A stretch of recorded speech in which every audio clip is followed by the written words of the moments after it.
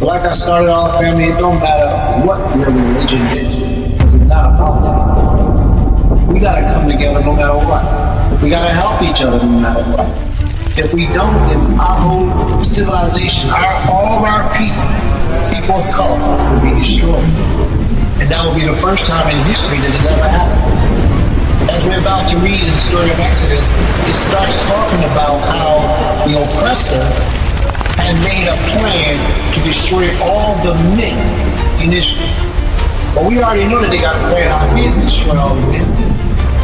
The story in the book of Exodus is very much like the story of today's time that we're going through today.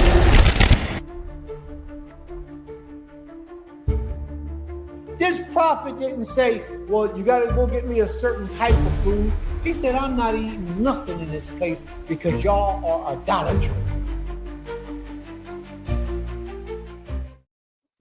What did he say? I'm not eating nothing in this place. Why? Because y'all are idolaters. May the Most High be praised. That's what I'm talking about. Yes. Shabbat Shalom. Cain. Shabbat Shalom, everyone.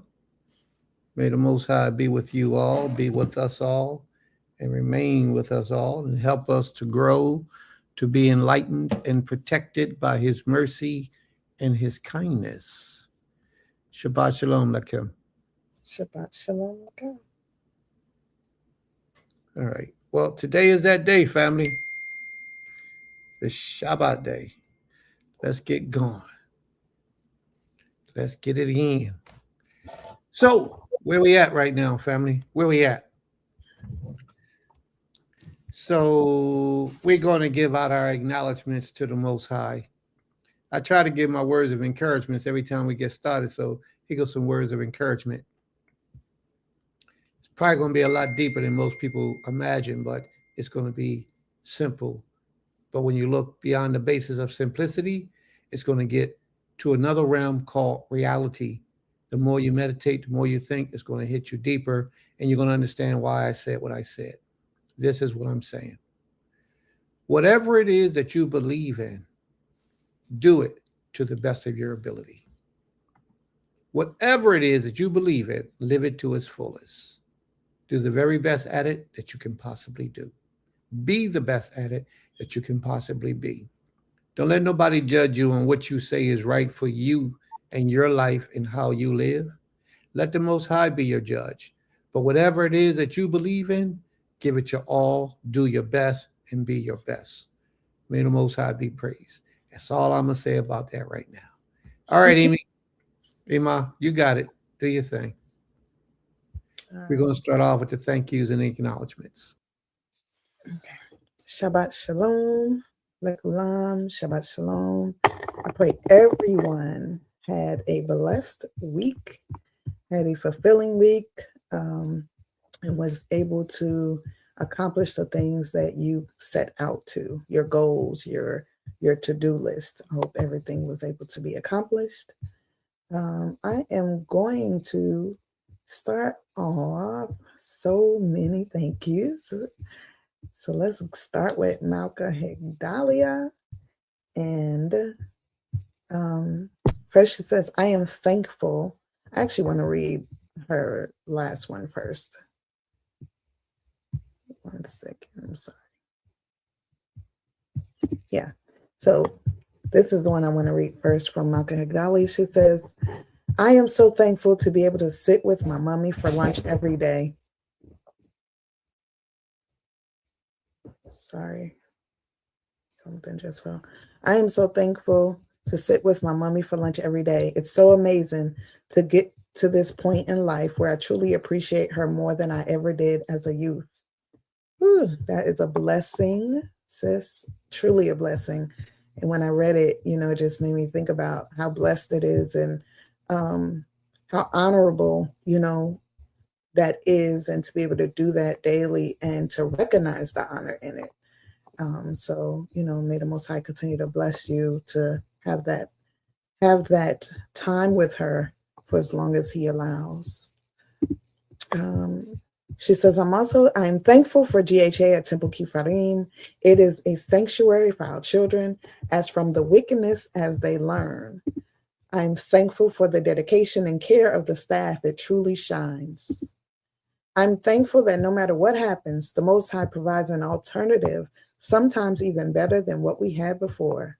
Selah, that is a word for real.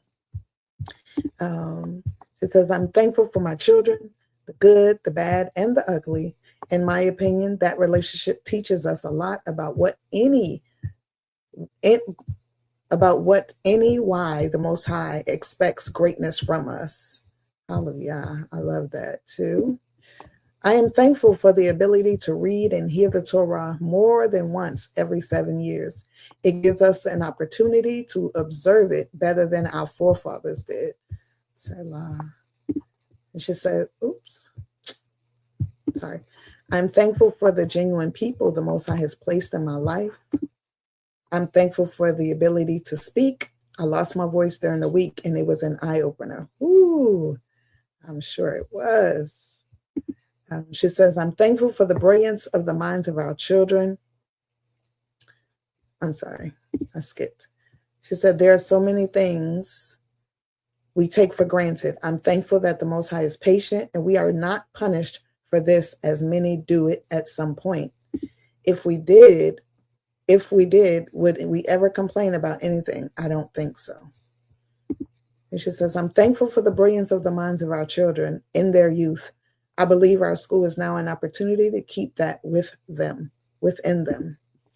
She says, the Simya Rishon said that the 2 sets of 7 years with Joseph or Yosef was like the 2 sets of 7 with Yaakov.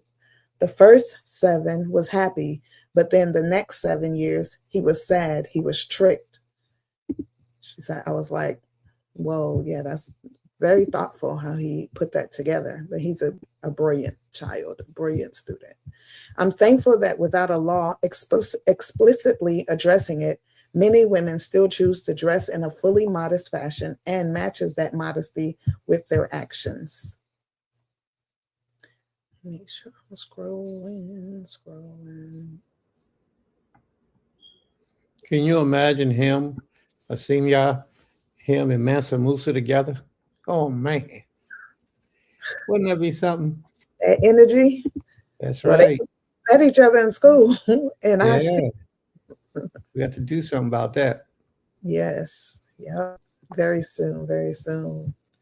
I didn't know if anybody else had a thank you or wanted to go before I go. But yeah, the two of them, amazing young.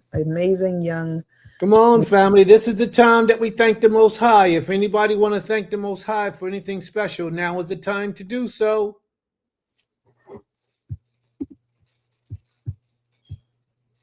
Now is the time to do so.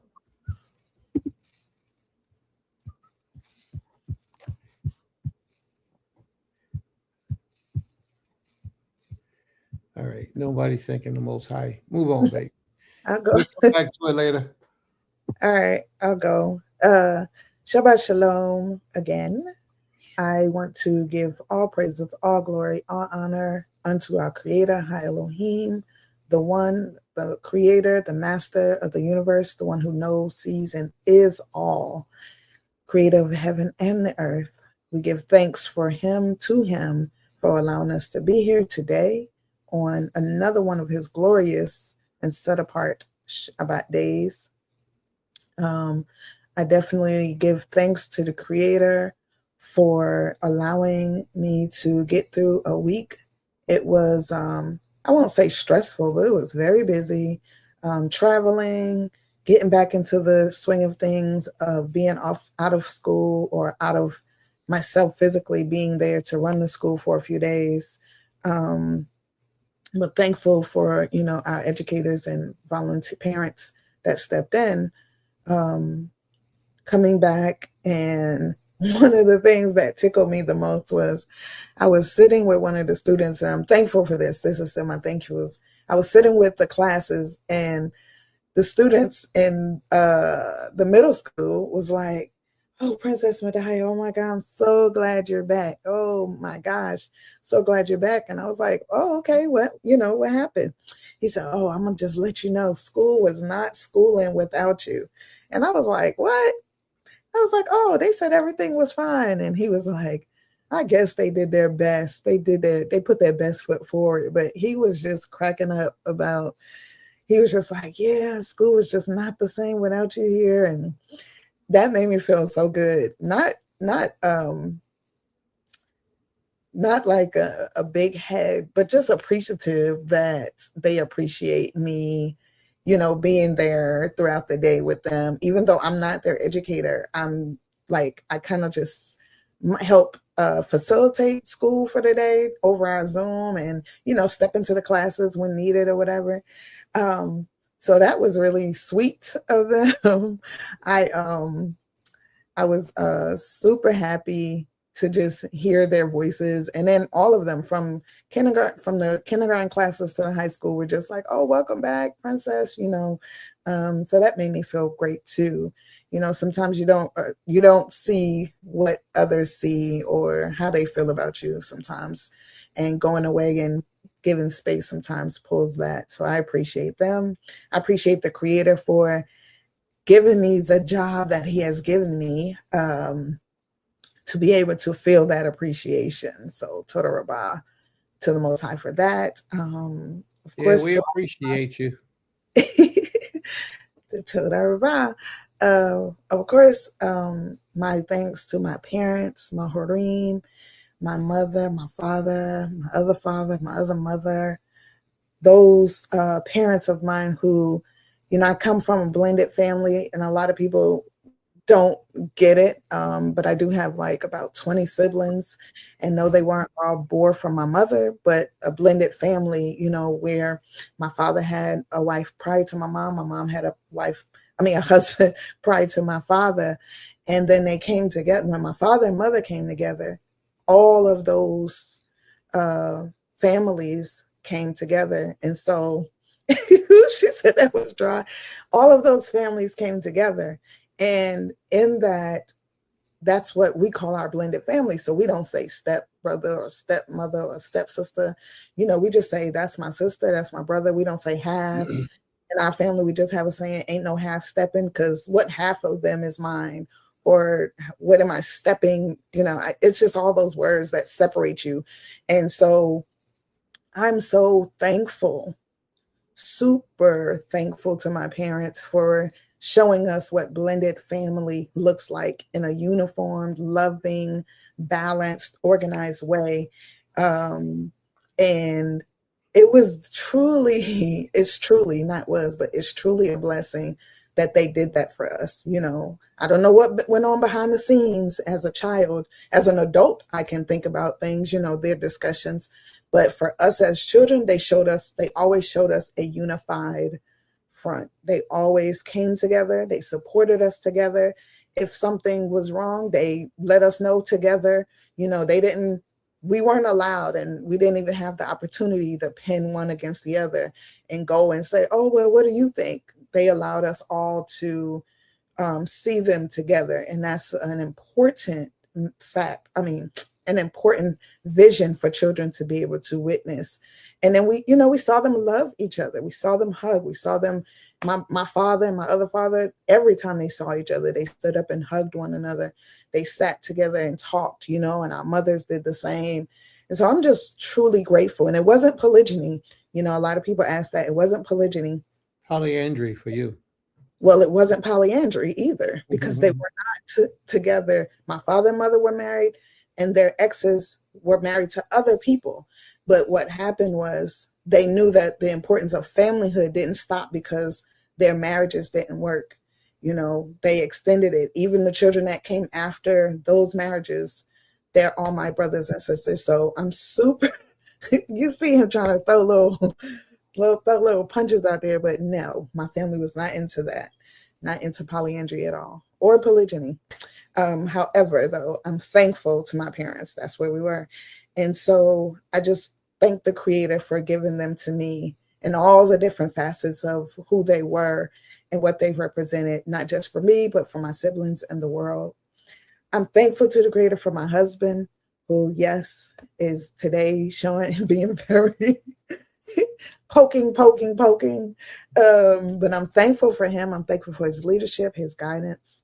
I'm thankful for his patience with me, especially during this time in my life where I'm going through emotional and um, changes in my life that that happen when you're a certain age of a woman. And so I'm super grateful for him, being patient in the way that he can be patient. I'm thankful to the Creator for allowing him to seek His word, to use His word in the most righteous manner, and keeping his family together.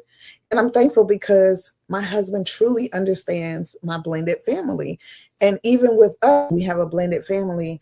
And I love the fact that he's open and allows me to pull in and use some of those same um, examples that my parents showed us to be able to be in the midst of our blended family.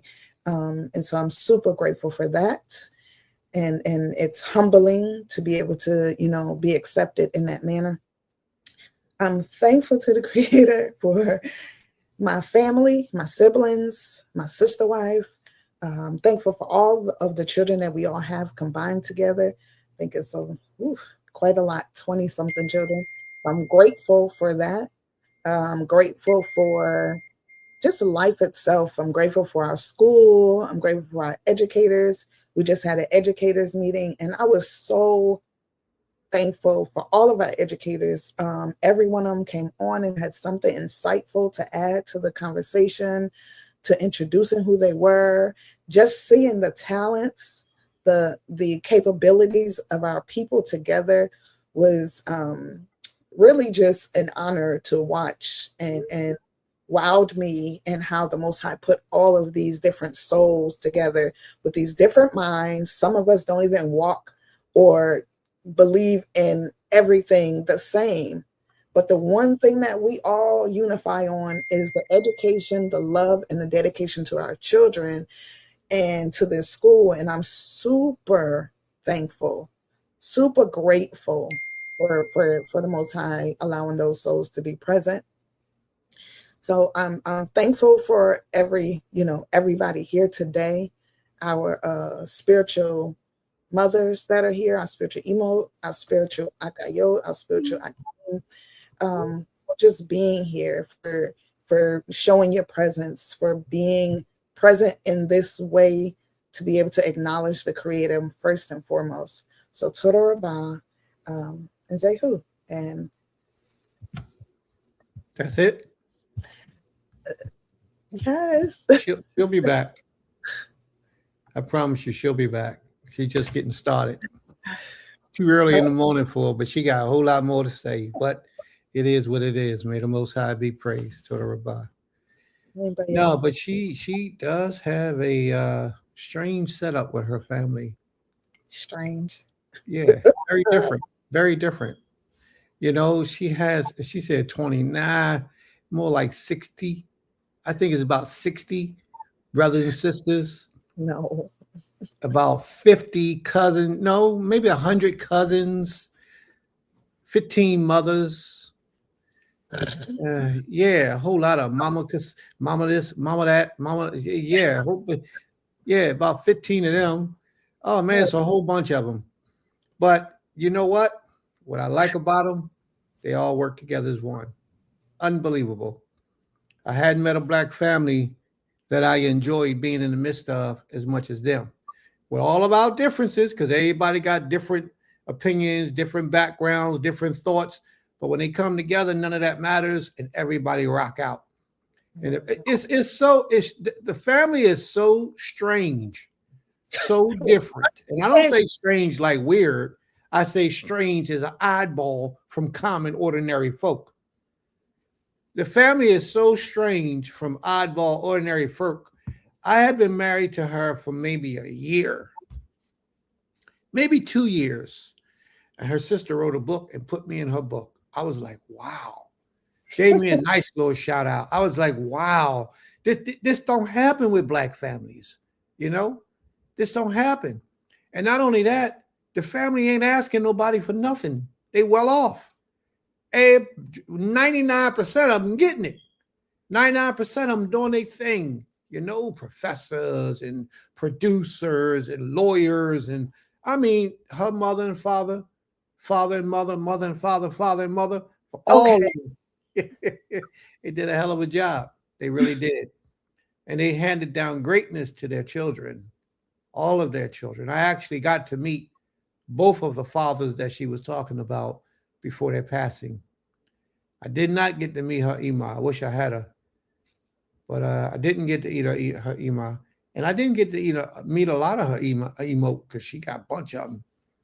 She had a whole bunch of them. Some of them still around. I got to meet some of them, but the ones that's passed, they gone. But the Most High, may He bless their memory.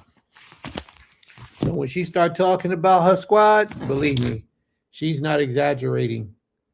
They big, they thick, they in the house, and they getting money, and they all spiritual in their own way, and they all getting paid, and they all black. I mean, this don't happen too often. And they come together and work together. They come together and work and help the youth. They got music studios where they, y'all know Ludacris. Y'all know Ludacris, that the dude, that's her family. Tupac, that's her family. Okay. These people are all her family. I tell you, they big, man. They got it going on. Don't look at that smile and be like, she just all right. She just average. No, that girl got a background behind her. Whole lot of powerful people, famous people, influential people. Her brother named Shaka Zulu. Shaka Zulu. Now, what kind of name is that for a nigga? What? That is the name for a black man. One of the most powerful names for a black man. You go into a room, you say, what's your name? My name's Shaka Zulu. You demand attention just by your name alone. And then when you got the power and the authority to back it up like Shaka Move, oh, man. Unbelievable. So that's enough about her family. I don't want to get up here and start getting all teary-eyed because that squad is, they something special to me. So I'm going to leave it alone and got to talk about something else. But I'm grateful to the Most High. The Most High has been very, very, very, very, very, very, very, very good to me, my family, and my loved ones. The Most High has been very good. Sometimes the Most High do things, and at that moment, we don't understand why He did what He did, and it hurts a little bit. But after a few, we learn to accept the decisions of the Creator, and we move on, and we make the best of what has been left and the best of what we can do that the Most High has entrusted in our hands. So I'm very grateful for all that the Most High has done for me in my life and our family lives and in the life of Yisrael throughout the boards, because I don't know if a lot of you realize this, but the Most High has been doing some tremendous things for the house of Israel, for the nation of Israel. I seen somebody put up something today talking about, if you're from Judah, why are you talking about you from Israel? That just shows me the logic in how people think. We understand the northern kingdom and the southern kingdom, but collectively, they're all the house of Israel, all of them. But the Most High has been good, and I'm grateful. But what He's been doing for the house of Israel lately is that we have been, I would like to say probably the largest growing, and I'm going to put it in layman's terms, the largest growing religion, just so that people can understand, in the United States for a long time. We've been doing it. So many people are reclaiming their nationality, their birthright, their heritage. So many people are putting out there who the black man in America really is. And we ain't even got to do the work. They are doing it for us now. They're going into Ethiopia. They're going into Russia. They're going into Asia Minor. They're going into all those places all around the world to verify who we are as a people. And this is some powerful stuff. The Most High said that He will make your enemies your footstool. And that's what He's doing. He's making them our footstool. We are gradually growing to a level of prestige world renowned. And now when you say you're Israelite or Hebrew, you don't have to say you're a black Hebrew Israelite. You don't have to, you can leave that word black off now because the people understand that the Hebrews were black, people of color, So the Most High is doing his great works in our lives as well. And a lot of us don't see it. He's uniting us together in different areas, in different places that before we wasn't there. Or we was there, but we didn't know.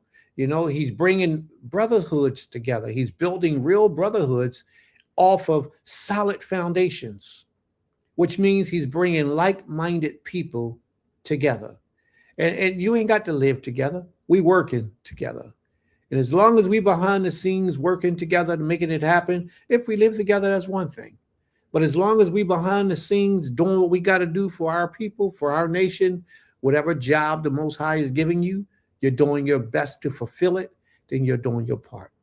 And congratulations to my brother Asa. I thank the Creator for his life. He's just had a baby boy. Brother Asa just had a baby boy. May the Most High be praised. I was waiting for him to come in so I can give him that shout out because it's a beautiful thing. And Brother Asa, when you get a chance, tell the people that divine name that you gave your son. Wonderful name. I'm going to let Brother Asa tell it to you. I don't want to tell it to you. I'm going to let Brother Asa tell it to you. So how are we going to celebrate the birth of Brother Asa's baby? I don't know. Once he sends me some information, we'll get right to it. So those are the things I want to thank the Most High for, the progression of our people and how he have been blessing our people and doing the things that he's been doing to elevate us in righteousness and truth.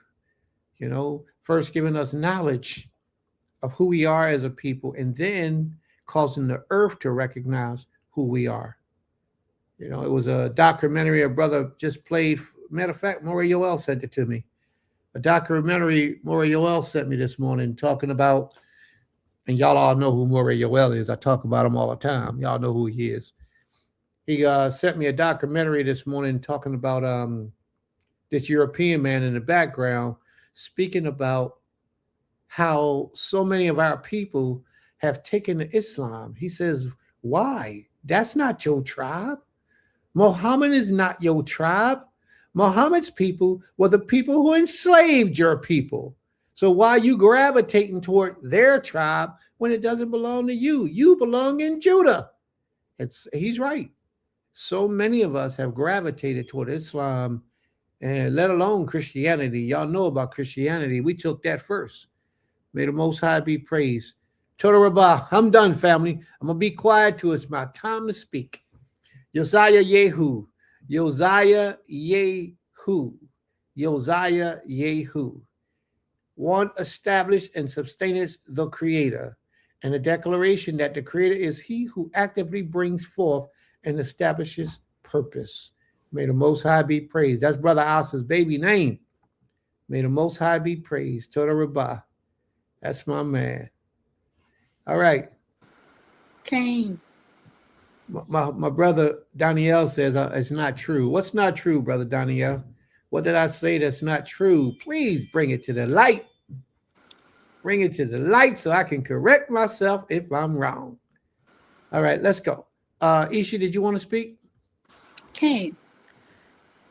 Something is going on with my computer. I can see myself on like the YouTube on my phone, but not on this screen. So hopefully this will fix itself. But as long as I can be heard, that's fine. Excuse me. Shabbat shalom lekulam.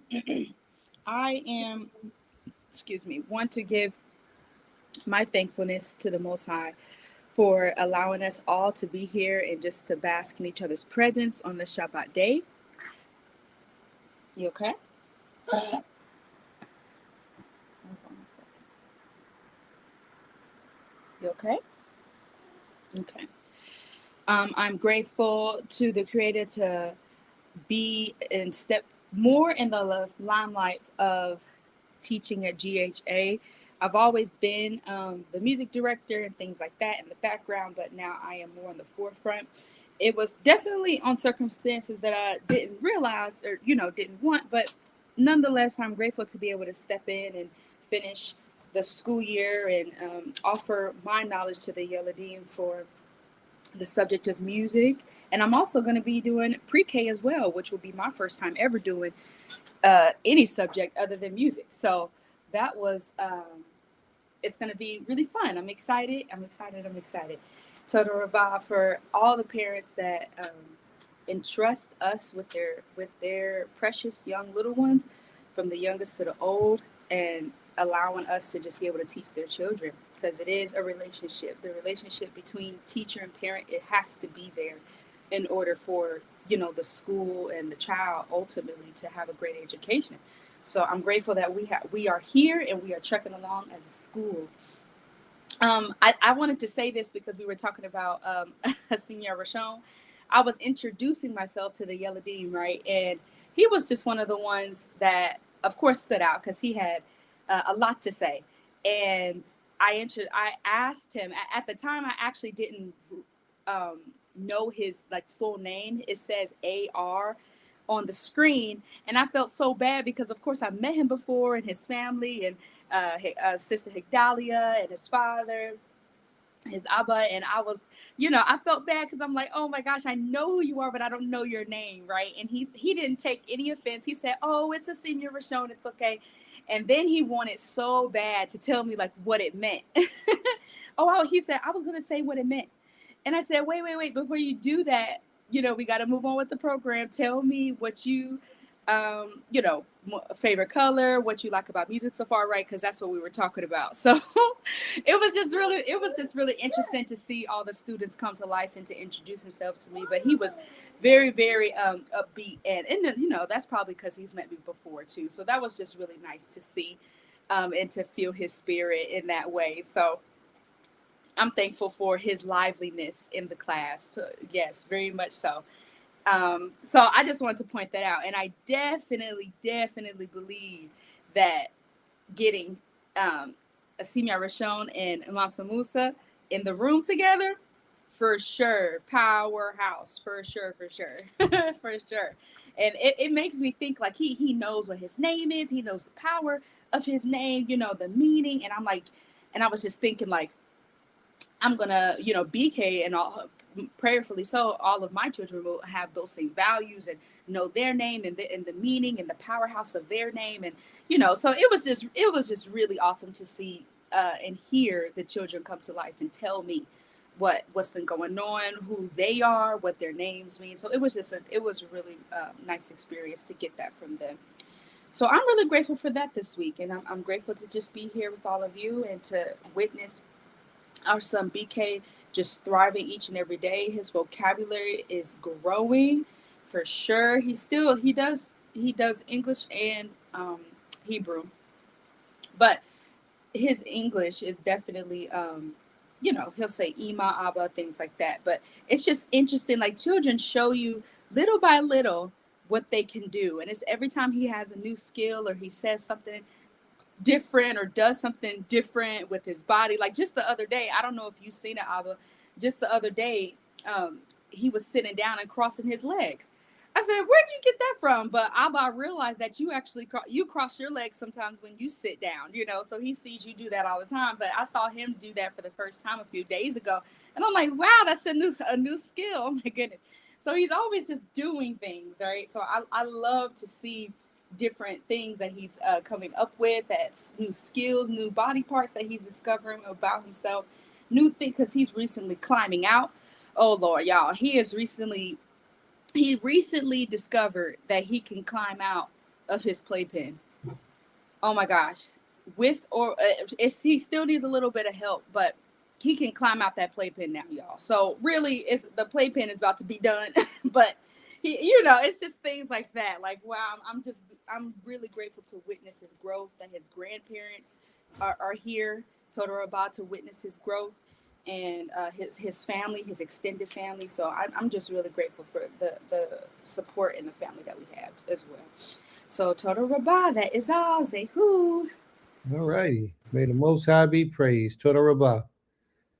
May the Most High be praised.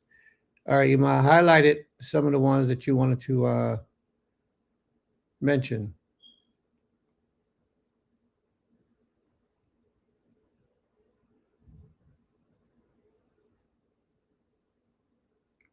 Can't hear you, Emma.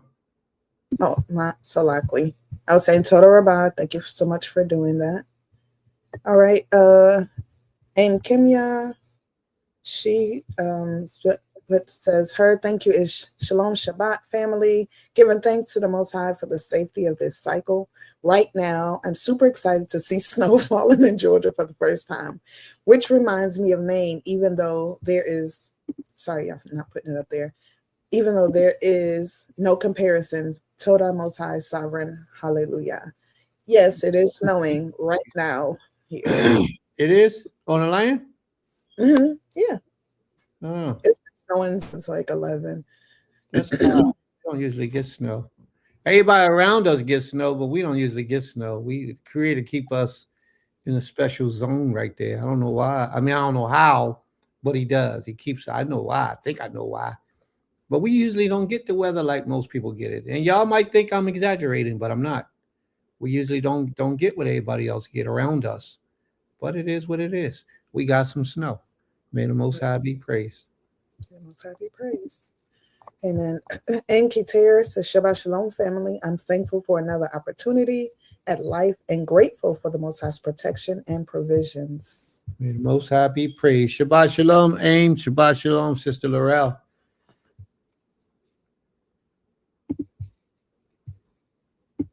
See, Aim said the same thing. We don't usually get no snow. We don't usually get nothing. It be pouring down, thunderstorm and raining right down the street. And it don't be happening to us. I'm surprised. True. All right. Was there anyone else you wanted to mention? Anybody else want to thank the Most High for anything special before we get moving? All right. My niece says Shabbat Shalom. Dia in the house. Shabbat Shalom, dear. Shabbat Shalom. Well, while you're looking, this one comment I did want to mention. My brother put up a post. He commented that Islam never enslaved us. Islam enslaved us is a false statement. And let me correct myself. It wasn't Islam. It's the Muslims. Islam is the religion. Muslim are the people who gravitate toward Islam who enslaved our people. And matter of fact, they still are enslaving some of our people to this very day. They're still enslaving, going into different parts of Africa where our people are and taking us as captives, as slaves, and taking us to different places. So yeah, he's right. It wasn't Islam, it was the Muslims. And then the Muslims, a lot of them sold us to the what's that guy named Yift. So this is what happened when you get 39 3/4 a little bit. They sold us to Ashkenaz, Shem, Ham, Yafet. They sold us to Yafet. And Yafet took and sold us here in America on their slave ships that they paid for, that they purchased. They brought a large majority of our people over here on them slave ships. But we don't know a lot of that information. Not my brother Daniel. He can get up here and teach a whole lesson on it. He knows a lot of stuff. I've been trying to get him up here to teach for a long time. Maybe one day he'll bless us with his knowledge and come up here and do his thing. But yes, Islam, Muslims have enslaved our people for centuries. It's been a very long time. And if you think about the first time, and they're still doing the same thing they did in biblical times with Joseph. It was the Muslims who got him into Egypt because they sold him into Egypt because they were traders, merchantmen, and they sold him into Egypt under the title Ishmaelites. So it's deep, man, but that hasn't stopped since then. Matter of fact, that was one of the first subliminal messages of the Atlantic slave trade that would be taking place. When they sold Joseph, they sold Joseph into captivity. Then they sold all the children of Israel who come from Jacob and all the rest of his children were all sold into captivity. So let's move on. May the Most High be praised. Toda Rabbah. Yes, they're our cousins. Muslims are our cousins. Don't they derive from the sons of Abraham? Yes. The one that wasn't chosen? Yes. May the Most High be praised. Somebody got a little knowledge up in there. Sister Kaza, Shabbat Shalom. Iman, you want this to do this? Sure. All right. Sister Kaza says, I'm thankful for the energy and spirit to keep moving. May the Most High be praised. All right. He said, not true. Okay. Well, you can always present the information whenever you're ready, bro. I can hear you, get you the screen, and you can come on and present your information whenever you're ready. You know, that's how we do here. Easy to type something. It's better if you came on the screen. You ain't got to be seen if you don't want to, but just speak your part and correct the situation where history has led us astray. May the Most High be praised. All right. Sister Anit says, Torah Yah, I'm thankful to the Creator for setting aside this beautiful Shabbat day. I'm thankful to be alive and present. I'm thankful for my family and all of you. May the Most High be praised. Shabbat Shalom, Sister Anit. Shabbat Shalom, Sister Shemaya and Ima Yahudith. Shabbat Shalom. And tell my little man I said Shalom too.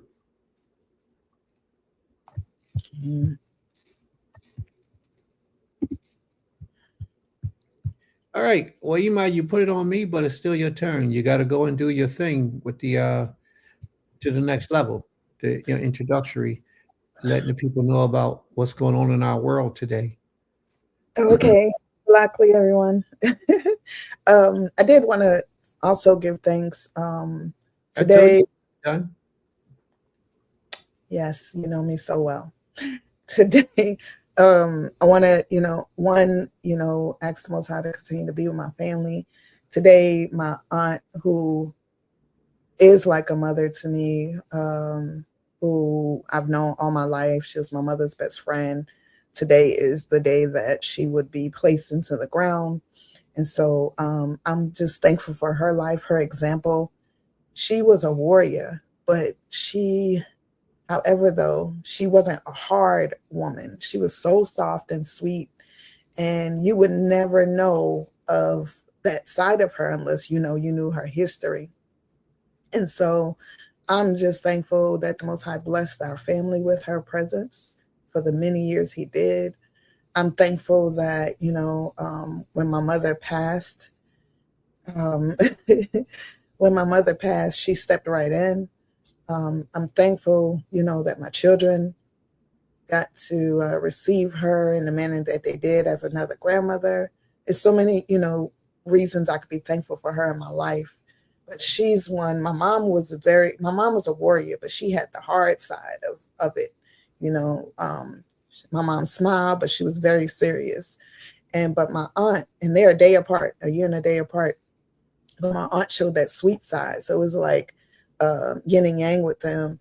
And I'm grateful for her because she showed me some of those things that I could still be as a strong woman, that I could still, be sweet and be kind and not be so hard, but that it's a balance and that it's okay to have both sides, and to present that and she was so regal. Like, there was rare times I didn't see her with her head wrap, her tavul wrapped so elegantly and high, and she stood like on who she was. Even she was a teacher in a public school system for over 40 years, and she brought culture to them and taught them, different things about who we are as a people.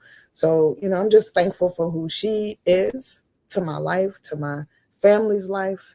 And, I just pray that if it be the Most High's will, that, her spirit was reconnected in a divine way, and that all the things that she did in her life were deemed righteous in his eyes, as they were in so many others. But we know his eyes is what judges on that level.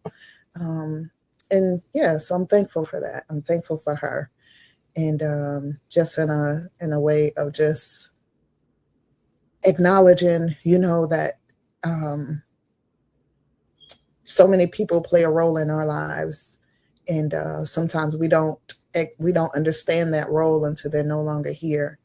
And so I just pray that we all can be acknowledge those who are here while they're here, thanking them.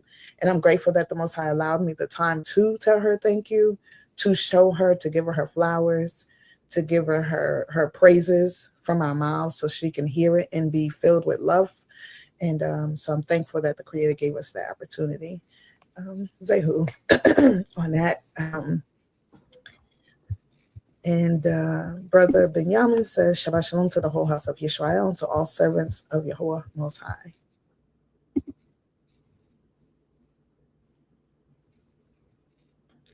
All right. May the Most High be praised.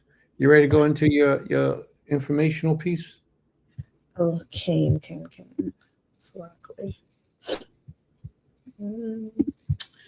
All right, you guys. I did. I had different thoughts on what to do, but a post that was up on Facebook the other day by one of my sisters, Alina, talked about mental illness, and it was very specifically really about schizophrenia and about how when we see a person acting quote unquote insane or crazy, the first thing we do is say, we just point the finger at them, like, how couldn't they get it together or something? We don't show a form of empathy, and then we don't try to figure out why or what could have caused them to snap. And we were talking about that in one of her posts on Facebook, and I was saying the biggest thing with mental illness is majority of us have mental illness in our family. But I think if we don't know our families, we don't know our history, then we don't know. And we're left wondering why, like, well, why am I feeling like this? Or why do I have these thoughts? But a lot of times it comes from genealogy.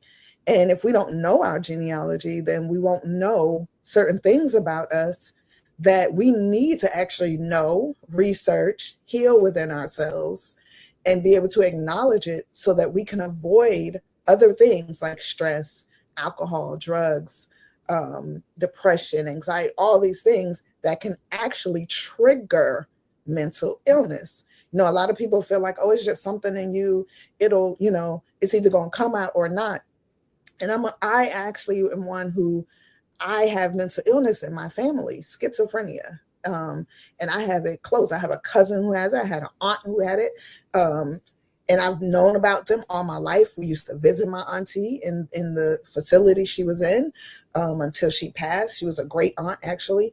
And so what I started to do once I found out about that mental illness being in my gene, because it came from my father's side, I started to research what triggers mental illness and what specifically triggers that mental illness. And so when I did the more research I did, I was like, oh, I don't need to do those things. So when I researched schizophrenia, for one, just as an example, it said excessive alcoholism, excessive drugs, stress are three of the main reasons why schizophrenia can be amplified in a person, because those things they affect your brain. They cause your brain not to work at the capacity it's supposed to, and it switches to something else, which is an illness, which is mental health.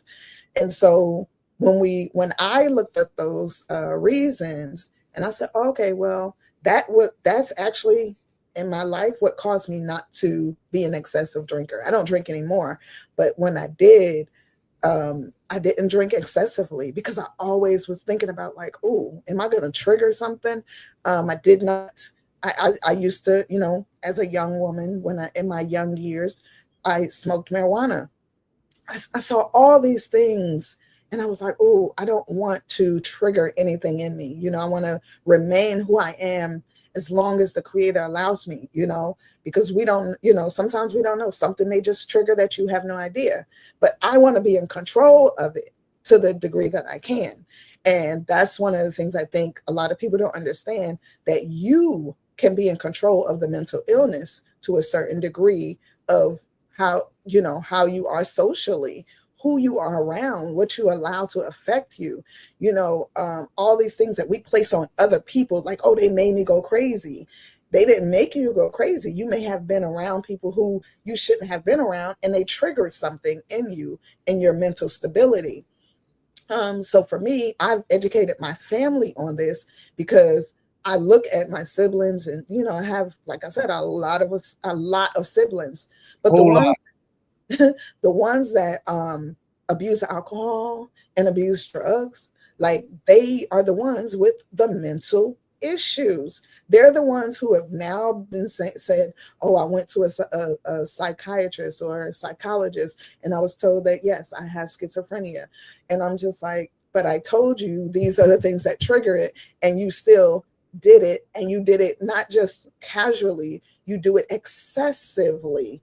Not saying that doing it casually can't over time, but excessive abuse to your body, man, like, we truly have to understand, even if it wasn't mental health that is triggered, your body itself is triggered.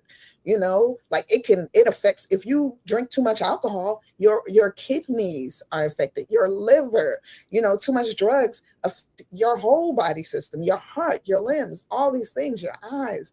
And so, but what I discovered mostly was the brain is what is triggered most with mental illness. It's something in the drugs and the alcohol and stress and anxiety and depression that triggers in your brain, that causes your mental illness to then take over at different times. Part of it, I researched and also recognized, it's also a safety mechanism for some people. The brain goes into this other place to protect them for some reason, because that's where that person has found safety. So, we truly have to research this and take that power of who we are, like, understand who you are. Like, I tell people, when I hear people say, oh, I'm not African, I'm not Native American, I'm all this, but you're a mixture of all these. And I'm not saying just people, I hear Israelites say it mostly. And I try to tell, yes, that's why your thoughts are so powerful. They are, because even your thought process, like, I'm gonna get back to that, sister Shadia. Thank you for bringing that up, though. But Shadea, I'm sorry. I tell people all the time, like, you truly have to know who you are. If you don't know your genealogy, if you don't know where you came from, it's harder to diagnose what's inside of your body. And it's not a curse, like, in so many ways. Some things are just there because of the trauma that our ancestors have gone through. It becomes now your trauma. It becomes now your illness. But we do have certain powers to rid ourselves of those traumas and those illnesses that now people are labeling all these different things: bipolar, schizophrenic, depression. All these are some, let me say all, sometimes these things have come unto you because of the pressure, the trauma, the things that we actually can figure out how to heal ourselves from it. So, but yeah, I wanted to speak on what Shadea put up, and she said, that's why your thoughts are so powerful. Truly are. Like, and I might, be excessive with it within myself. But when I start having like crazy thoughts in my head, that's when I truly just try to like calm my mind and ask the creator to remove those thoughts, because those thoughts can trigger. I could be like, now why am I thinking that? Is that another person in my head speaking those thoughts? Or what did I watch on TV, or what did I hear that is causing me to have these thoughts? Like, I have dreams, and when I'm dreaming, I wake up, if I remember my dream, and I'm like, now why would I have a dream like that? And a lot of times it's because of whatever I was doing in that day. may have been talking about something that triggered me in a bad way, especially if it's a bad dream, I'm saying, that triggered me, and now it's causing me to dream about it. And a lot of times those dreams aren't good. It's like nightmares or bad dreams and outcomes that you don't want to happen. So, those are the things we have to be careful of too. And then, yes, I like what you said. It starts in the gut and your environment. That is key. The food that we eat, because that's where, that's what sits in our gut, is the food that we eat. The gut holds a lot of that energy, a lot of it. For about a month or so, I've been doing like a gut cleanse, and I've noticed different things that are coming out because I'm purging myself. I'm really doing my best to purge myself from what's in my gut, and also eating better provides that.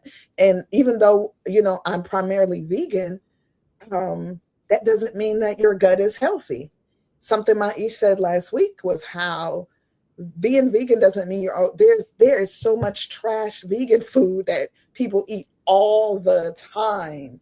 When you're eating processed foods, no matter if it's vegan or not vegan, processed foods in itself hold so many chemicals that bring imbalances to your body. So we have to be mindful that it's not because I'm vegan that I'm super healthy. It's not because I eat meat I'm super unhealthy. It's one, what's in the foods that we're eating, how it's made, how we cook it, the oils that we mix in with our food. I mean, it's so much more. And of course, this is beyond what I was talking about, but it all fits in. Shadia also says, what you eat, see, hear, the people you're around, the things you speak, because words too are energy as well. We have to watch what we speak. Absolutely, sis. Todoraba for everybody's input. Aim Keter says, I know of someone's schizophrenia that was triggered by gunshots to the head. Wow. See, and that's the gunshot itself is a trauma. It caused the gunshot caused something to trigger, or in that brain from that trauma, from the damage it has done. So thank you for even bringing that out, Aim. It could be physical, the physical trauma of things. So I definitely appreciate everybody's input. I wanted to Shabbat Shalom, Sister Dominique. I want to also, because I wrote down quite a few things, but I'm not going to do it all because my husband said try to keep it at 45 minutes. So I'm going to do my best. That ain't going to happen. So mental illness, and the definition, mental illness is a noun. The definition of mental illness is a condition that alters a person's behavior or thinking, especially in a way that has an undesirable impact on some aspect of their life. That is the definition, of course, from a westernized book, but that's where we are. So that's the definition we will give today. And I do have a word in Hebrew that I'll bring up later. Statistics on mental illness that I bring out, and I'll put in my links also for you guys if you want to do more research. Yep, the greatest conflict is within yourself. I can agree and disagree with that, but I do agree. I don't know if it's the greatest because there's yes, it's by far the greatest. Okay. Most of us can't get past the weed, the cigarettes, the smoking, because we struggle within ourselves. I'm sorry. Do your thing. Okay. I'll bring my part up later. Go ahead. Do your thing. All right. Millions of people are affected by mental illness each year. Across the country, many people just like you work, perform, create, compete, laugh, love, and inspire every day. However, they're battling mental illness. We don't know what someone else is battling inside of us because a lot of times we mask it. Especially in our culture and our people, we mask it because it's a taboo to admit that you're having some type of mental breakdown. And in truth, it's empowering to admit it. You don't know the support that may come for you from the village that you surround yourself with. This is why it's so important to surround ourselves with empowering individuals, those who will encourage you, who will enrich your life with righteousness, with righteous thoughts, with actions to be able to show you, okay, you could do better because they know who you are. So, so I say this to say that we have to get out of the hiding from others, what's going on with us. It's not easy to share it. It truly isn't, especially if people look at you as this strong person. You always got it together.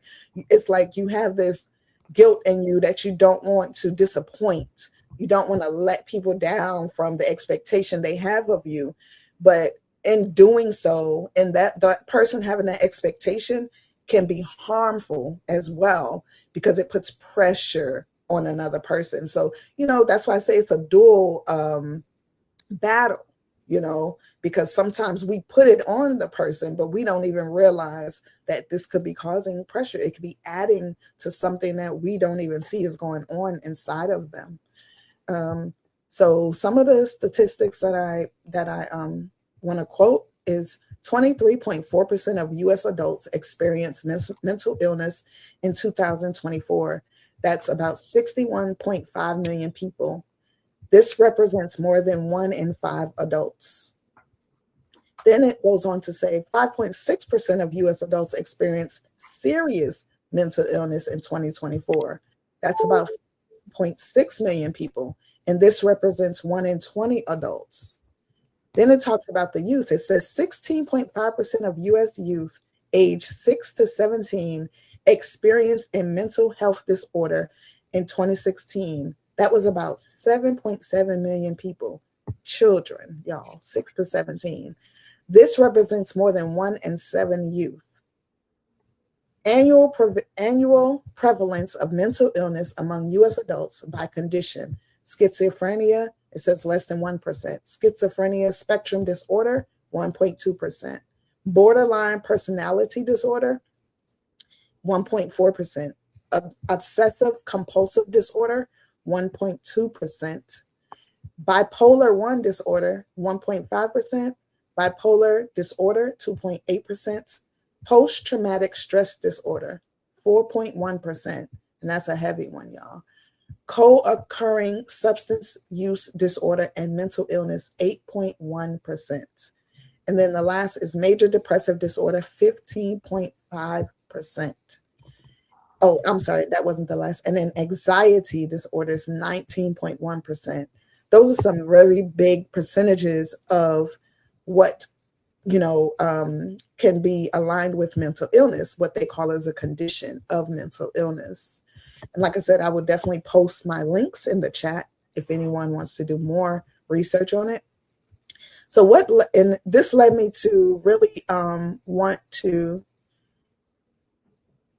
which is rampant right now, very rampant. What I really wanted to look more on the substance side of it, because I see, I won't say a lot of it, but just, I guess my association more, what I've seen is due to substance abuse.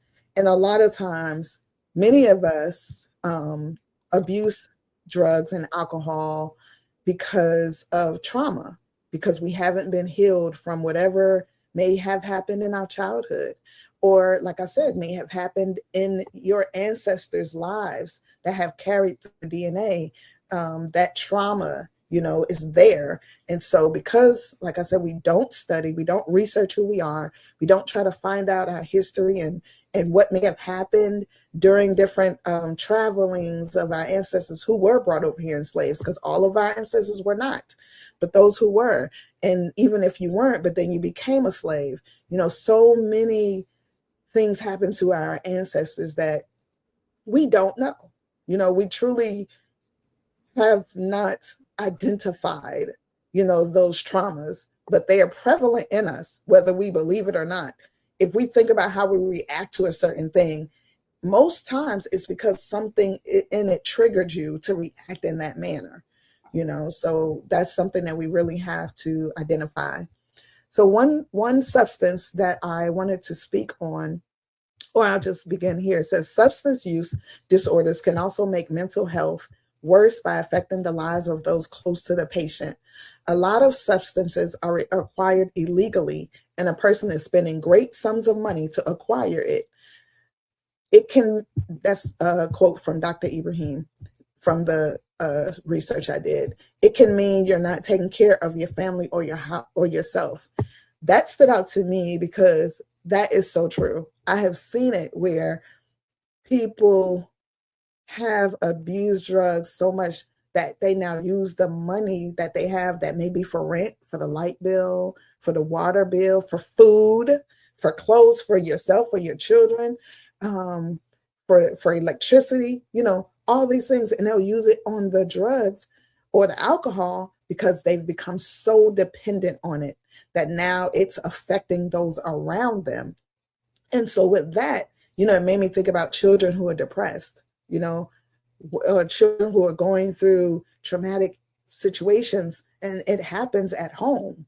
Those could be the reasons why that triggered that child to, hey, go steal or go and, sell drugs, anything. We have to be mindful, especially if we're parents, what our habit or what we've decided to do or become affects our children and what that may do to their mental health and their mental awareness. Substance use can lead to changes in some of the same brain areas that are disrupted in other mental disorders such as schizophrenia, anxiety, mood, or impulse control disorders. We definitely have to realize that that's what I was saying earlier. Those substances can lead to disrupting our brain function. It can lead to us making decisions based off of the effect of that drug that has altered our brain function. So this is a touchy subject for some. However, I wanted to bring it out, and I'm going to talk about it because in my family, that's one of the main uses of drugs or a substance, because it's not always a drug. I will admit to that. But I see the effects, and it always concerns me, and I'm always talking to them about it. So it says marijuana risk. Brain health. Marijuana can cause permanent IQ loss of as much as 8 points when people start using it at a young age. These IQ points do not come back, even after quitting marijuana. And this is what they're saying. I always feel like there's other things that we could do to strengthen our mental health, strengthen our brain, strengthen our body. But it says these IQ points, mental health studies link marijuana use to depression, anxiety, suicide, planning, and psychotic episodes.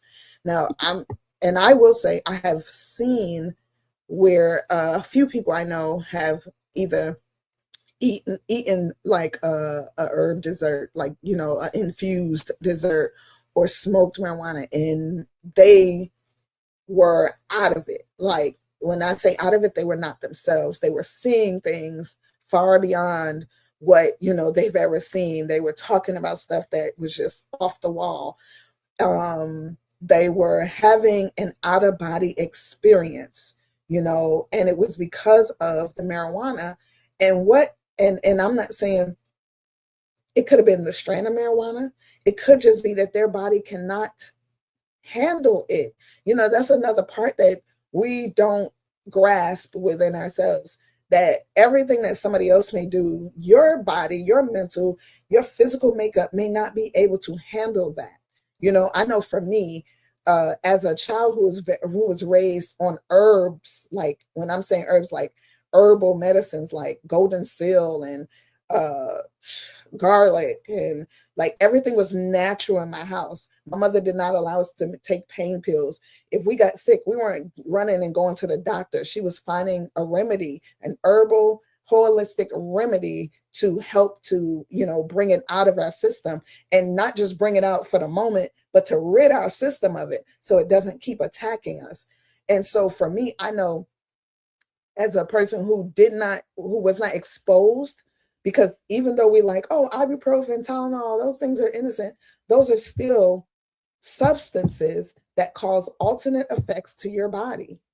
And I can like I have a story, you know, it's not it's not a nice story, but I had a past relationship when I was very young, in my early 20s, and you know, we separated, we broke up. And this person decided that they didn't want to break up. They wanted to stay in a relationship with me. And instead of having a conversation, this person laced my water with ecstasy. Mind you, the most I've ever done in my life was smoke some marijuana.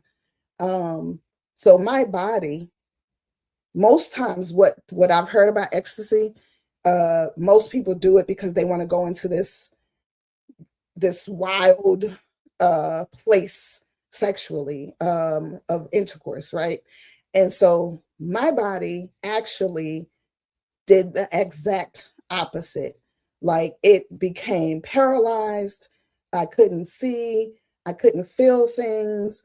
I was feeling like I was floating in a space, not just healthy, but like in a space where I could not just operate. But then my certain parts of my body remembered how to. So I was able to find my phone, and I used to have, I don't know if y'all remember, there was Nokia phones, but it was easy to kind of memorize the pattern on your phone. And I memorized my patterns. I was very key on doing things like that. That was something that my parents trained us to do. And it called my mother. And immediately my sisters was like, no, something's wrong with you. Like, that's not natural. You know, this is not normal. So they called the ambulance. Mind you, this person didn't admit to what he did for a long time. But when I got to the hospital and they did the X-ray, the CAT scan, and it was like, did she take drugs? They're asking everybody. They was like, no, she doesn't take drugs. But what the ecstasy did to my brain was it started causing it to swell. And he said, and what ecstasy does is like, it's almost mimicking to where a person can put a pillow over your face to smother you. And the effects of what that is, when it causes your brain to swell and you know you can pass, ecstasy has that same effect. And so, you know, of course, you know, once we found out what it was just like, whoa. And then the after effects of it can cause you to have long-term memory loss. Your brain can lose certain functions, especially if it's something that's done over and over and over again.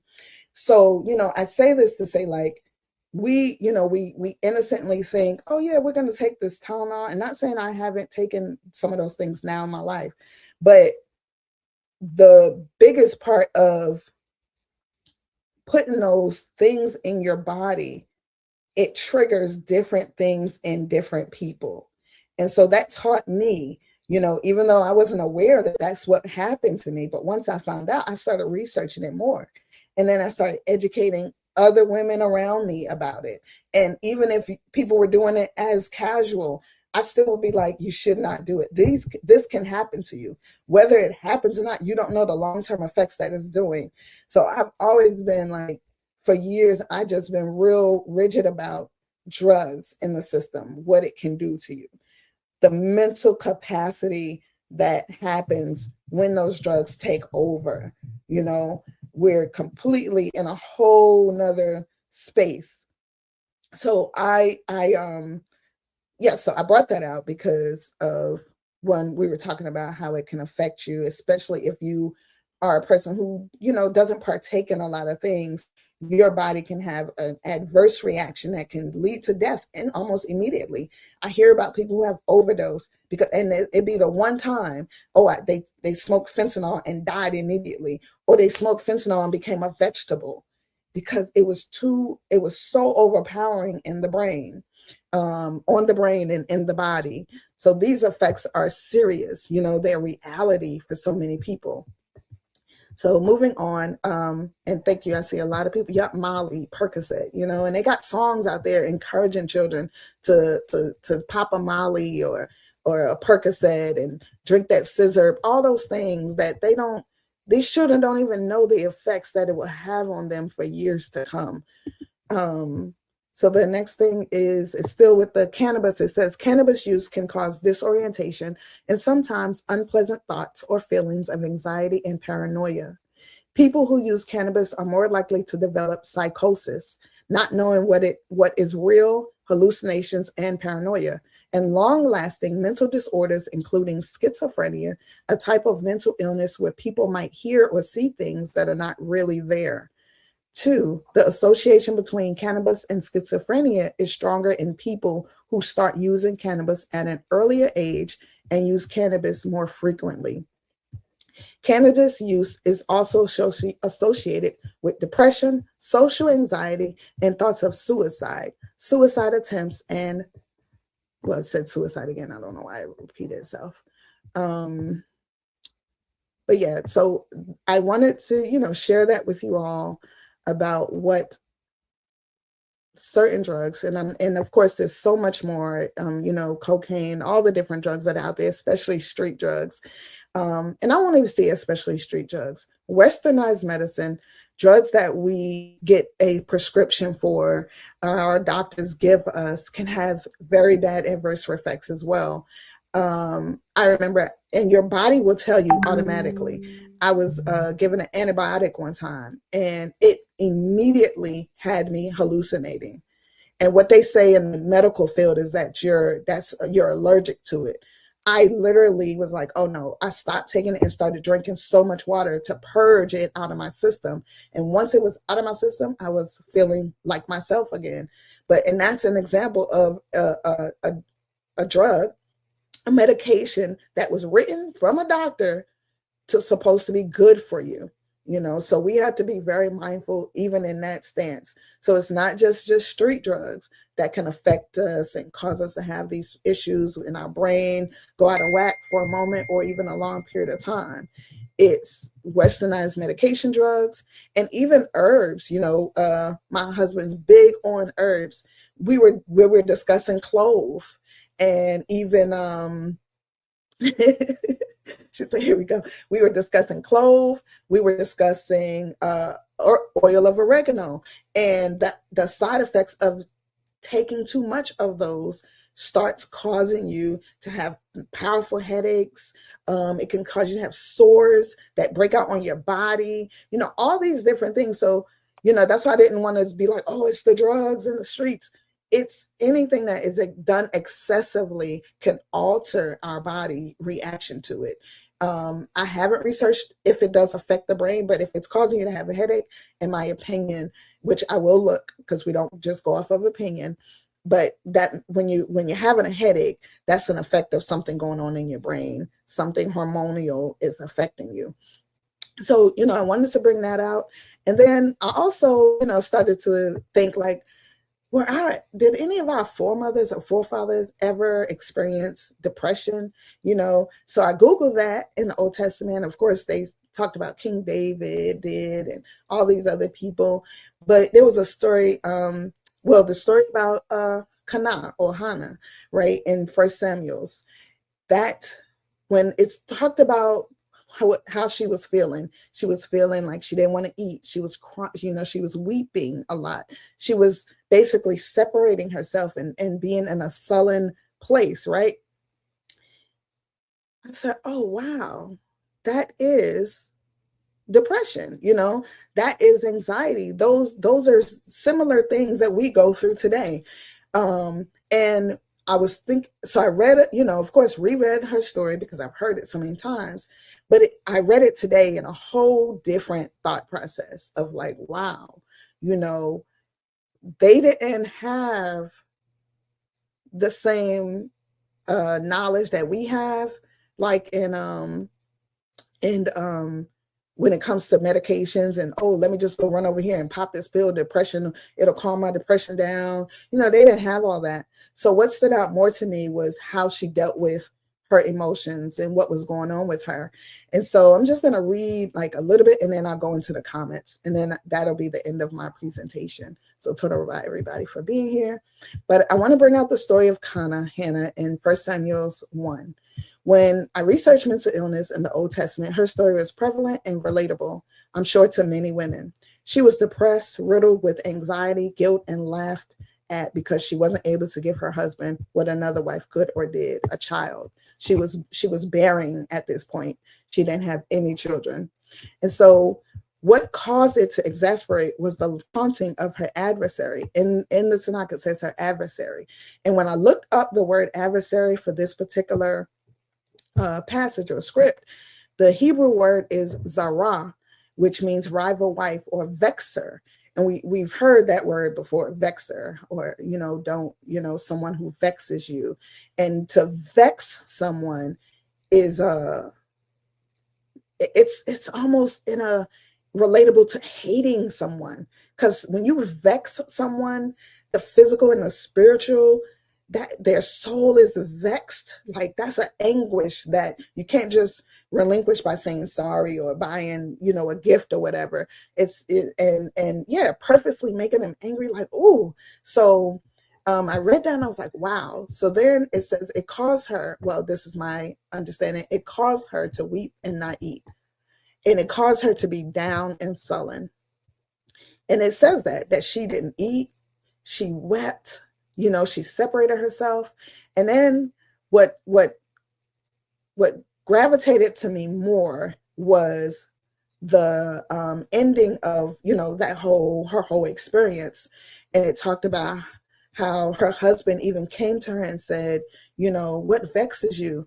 Like, I give you more. Like, it talked about even he loved her more, even though she did not bear him a child. But he gave her more, even though the other wife had the sons, 10 sons. He said, what vexes you?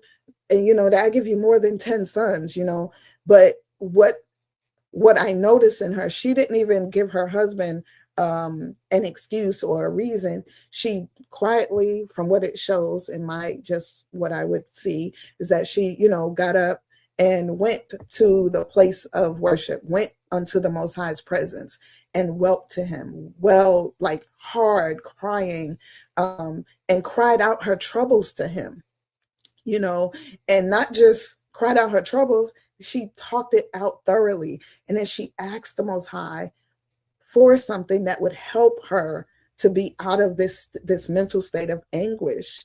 And in her prayer, she vowed to the Creator. We know this story, right? She vowed to the Most High of if he gave her a son, she would make that son's life be all dedicated to the Creator and the Creator alone.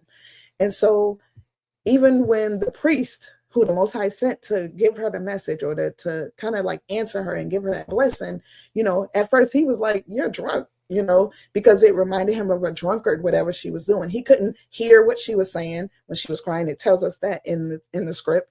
All he could do was see her mouth moving. So he thought she was a crazy lady. And she even said, I don't drink. I don't, I didn't dwell in none of that. I'm going through this because I'm anguished, I'm in sorrow, deep sorrow. And what I loved most about it, like I said, was she went to the Creator. She sought out the Creator, and the Creator gave her answer. The Creator sent the priest back to her in a different space, and he allowed her to give birth to a son. She kept her word. She said what she was going to do to the Most High for this gift, and she kept her word. She did right by the Most High. What I also loved was, of course, it's the scripture, so it doesn't break everything down, right? But I just thought, like, it's so important that we look at the dynamics of what people are going through, to understand why they may be anguished, why they may, walk around sullen, why you might see someone happy one day but sad another day. We just don't know what may be going on in the midst of them. And even if sometimes we got to think too, even if it's you're being nice, nasty type, that happens where, you're saying mean things, but you're doing it in a joking way or trying to be nice about it. And, that definitely can cause damage, because some people may have a more sensitive reaction to those words or that behavior. And then you can tell in the energy of how something is brought to you, if it's brought to you out of love, or they're just trying to, dangle something in front of you, tease you, taunt you. And it goes beyond just, because this story is talking about, two sister wives, right? But it can be a friend, it can be a sibling, it can be a husband, a wife, all these things. And it made me actually really think my own thoughts and behavior of what I may put on another person, what I may say that can trigger them. And then I'm sitting there looking like, well, why you mad? Or why you this? Or why you that? But now I'm like, okay, what did I say that caused that trigger, that reaction? And it made me think about, how we grow up. If you've come from a home where the aggression was so prevalent, and as a child, you weren't taught how to deal with that. As an adult, you definitely haven't dealt with it in most cases. So when somebody brings that energy to you, it triggers something in you. And that's something that we have to acknowledge in ourselves and say, you know what? Yeah, I am triggered by that tone, or I am triggered by that activity of what somebody did. It reminded me of being shamed, or being treated badly, or just in a state where I had no control, especially as a child. So, I just wanted to definitely talk about mental illness. Thank you, everybody, for listening. I pray that my message today, that the Most High is with me with my message, and I pray that tell us some of the ways to help. You brought the problem, right now. So, give us some remedies. Ta-da. And I gotta pull that up too, because I gotta get my links. I'm sorry. So some of the ways that, one second, guys, I don't chew gum and walk at the same time. All right, here's a couple of the links that I used today, or places I went today for research. So a couple of the ways, of course, the major way for me that I want to acknowledge is prayer, is having a very profound relationship with the Creator, going to Him in prayer, asking for Him to help you to heal from whatever you may or may not know is going on inside of you. The other way I say is to research. Like if something is happening inside of you, but you're not sure, research. Start to identify. Write down different things that are triggering you. Write down things that you see are changing in you, and then start to research of what's going on, and then place by that same research why this triggered you, or what happened to cause this. And then once you do that, and this is something that I've been practicing more and more, especially now in my late 40s, is to figure out what I need to do for myself to heal, to or to even not allow those things to be in my presence. So one thing is, if you are, drinking alcohol, look at how it affects you once you're finished drinking it. And if you notice that it's affecting you in a way that it shouldn't, then you should stop. Truly, like in my life, that's what I feel like. You should just stop. It's not a place of, oh yeah, I'll just do it a little bit. Because what happens is, and this is happening all over, when you say, I'm gonna just do it a little bit, something triggers you, and then you're back to doing it a whole lot. And then comes the mental illness exasperated once again. Now we have access to, therapists. We have access to others that we can talk to, outside of just praying. So seek therapy, seek healing, find herbs that help build your mental strength, find herbs that combat the alcohol abuse or the drug abuse that you may have done in your past, to help start to balance out your hormones, to help to start to bring your brain activity. There's a doctor named Jewel Pookrum, and she has a whole slew of herbal medicines that she sells, that she educates people on brain activity, how to build your brain, how to make it, if you had brain surgery or stroke and have drug abuse, she has a whole method that she teaches, and she's researched, and she has been acclaimed, throughout others and testimonials for her research. And her name is Dr. Jewel Pookrum. Another source of healing, acupuncture. In the 70s, I have an uncle, Matulu Shakur, who he started studying acupuncture. He went all the way to China and studied acupuncture. And when he came back to the United States, there's a 5-point program. And my mother actually trained under him. My father, I have a slew of uncles, and there's actually an organization still present today that he started, and it's called Acupuncture Detox. And so basically, there's a 5-point program that he developed that can cure people of drug habits. He's cured people of fentanyl, back in those days, heroin, crack, cocaine, all these things. Yes, prayer and fasting is a part of it as well. But we have so many resources at our hands now. And I don't believe that our ancestors didn't either. We just don't hear about it to the degree that, or have so much exposure about it to the degree that we have now. And so I say seek out, truly, first, foremost, research who you are. Research if you are partaking in any of these things, research why, and then research or actually identify within yourself the effects that these things are having on you. Because a lot of times too, we think, oh, well, it's not a westernized medicine, so it's not causing me any effects. But truly, I mean, like I said, I indulged in those things when I was younger. When you smoking because you're depressed, it does not heal or cure your depression. It actually, sometimes it succumbs it, just like a lot of medicines today.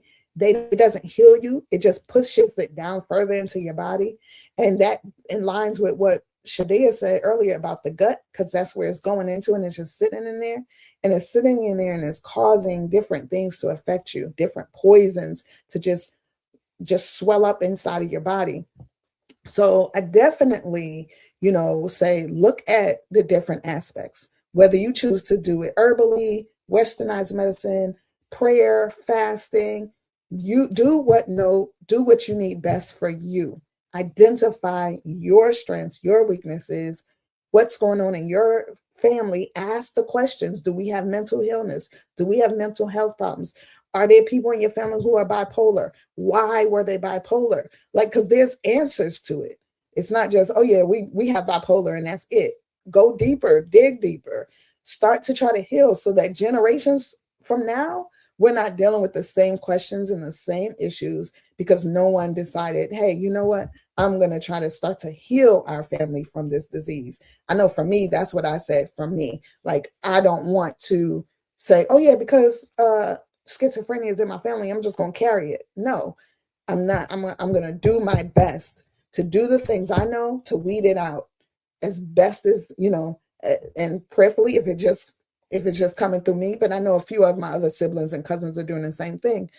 We're starting to heal ourselves, which will heal generations to come. So, say who? Toda bye, everyone. But there were a lot of comments. I don't know if you want to go. You're on mute. May the Most High be praised. Toda Rabah. What I did was I took some notes for some of the things that you mentioned. Mm-hmm. You don't like to be interrupted when you got that flow. Yeah. So I took some notes about some of the things, and I just wanted to talk about some of the things that was talked about. You can go and you can discuss some of those comments if you want, and then I'll just come right back when you're done. Wow. So Anki Tier just put up a study that reports that allopathic medicine is the third leading cause of death in America. So we definitely need to research, you guys. We need to study. We need to, if you don't want to go that deep, Google it. Google. My dad used to tell people all the time, Google. My mom used to tell me get a dictionary or a thesaurus or encyclopedia, because it's information in there, and information, knowledge is power. So we have to inform ourselves to be able to arm ourselves with what's going on. My sister wife Autumn says, if I'm not mistaken, ecstasy and fentanyl are the common drugs used for trafficking. Yeah, SCX or yes, and a lot of people don't realize it. Some people just now people are just taking it as a social drug. Like it's truly used to manipulate the mind to cause you to become limp, non-defensive. We have to look at what it's doing and know that this is not something you should just be casually doing because it sounds good or somebody made a song about it and now you want to do it, or hey, I just want to experience or experiment with it. Some of those, that there's a lot of people who no longer are alive because they just wanted to experiment with a drug. Sister Ornise says clove tea also prompt a woman's cycle to come on early. Anything that makes my cycle more earlier than my regimen isn't good. Absolutely, sis. I feel you. Like I look at that too. Like, woo, what is this gonna do? I try to always look at the side effects or what it may cause before I partake in it. And a lot of times, especially with the natural herbs, because they have so many different powerful aspects to them. And for a woman, I feel you, because yes, we never want our cycle to come on when we don't want it to come on, So of course there's occasions where you're like, oh, I need my cycle to come because I want to be able to, participate. Then you know what to do, because there are things like we see here, clove tea can help facilitate that, right? But yes, that's a prime example of researching and understanding what that herb particularly will do to a woman.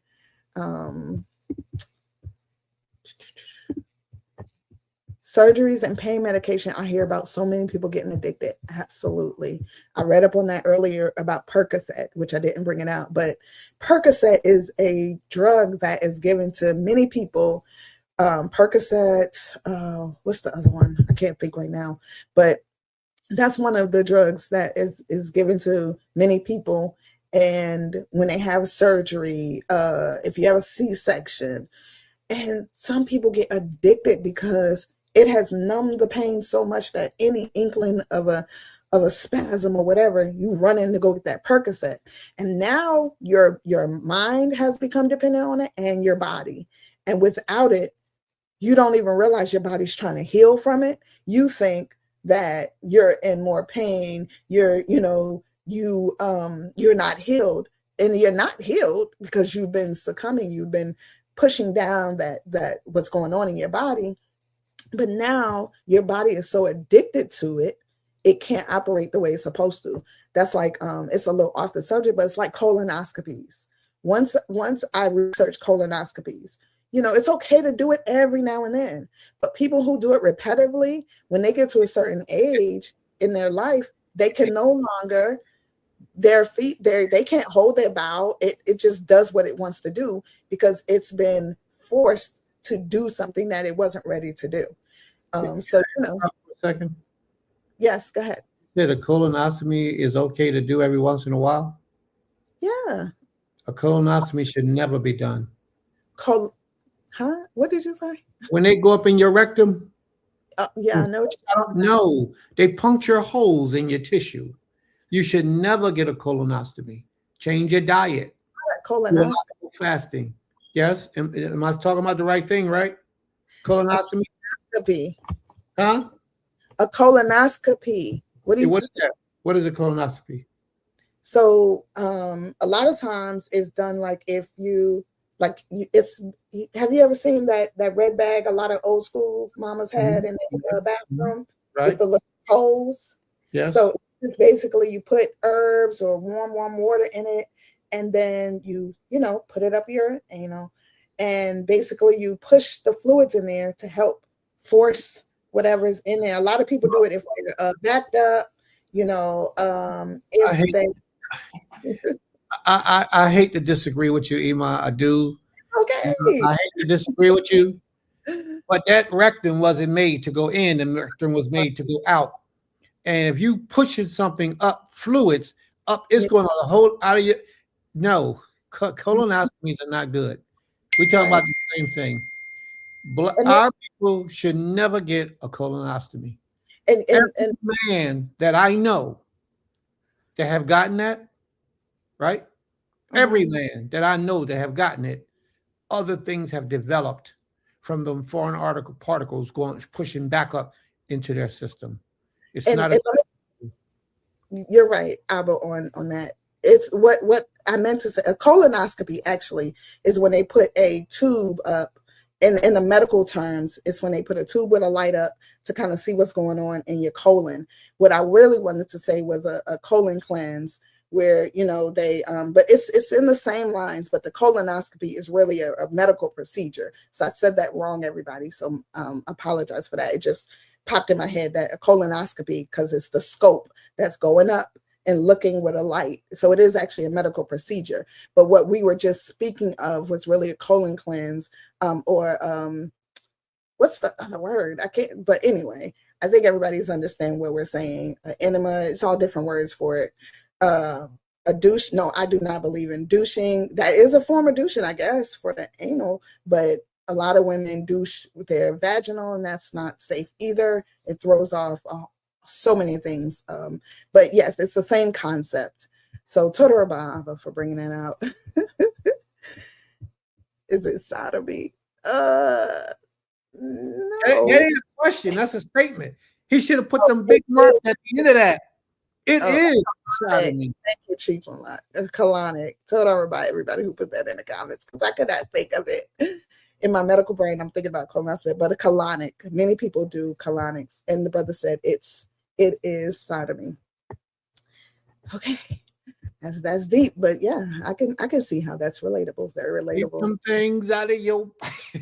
All right, so it was a couple of things you talked about, and it will probably need a little bit of conversation further. Okay. You did a wonderful job, and I greatly appreciate what you've done, the information that you bring forward for the family to be aware of. We did have some new people who spoke up today. Zarada Yahuda, may the Most High be praised. Toda Rabah. And we had a brother, who, I guess is a brother, Kingdom Burnell. May the Most High be with you as well. Okay, but y'all was absolutely correct. Absolutely correct. Absolutely correct. He must say enemas and colonics are ancient methods of cleansing. Yeah. All right. God be praised. What's not what it's called? I don't. Okay. Well, he'll find a name. Believe me, when he say something ain't right, he go look for his evidence. So he'll come back with the correct name in a minute. Did you want to say something? No, good. I'm sorry, but no. Yeah, I did. I wanted to. No. Yes. Go ahead. I was like, what Aim Keter was saying about the enema and colonics. It is so ancient. Like, I know I grew up, even though my mom didn't do it with us often. I think maybe once I did it, but every household in my family had the enema bag in that bathroom. I think I have one now just because it's here, and yeah, that's the red bag with the white tube, water. And I know, and I will say, when I was pregnant with my last child, I had to, because I was so backed up. They said like it helped. Truly, it did. I got an enema, and within the next 30 minutes, that baby was down. I was delivered. I birthed that baby. So I do see, and that's why I said I do agree with having them done.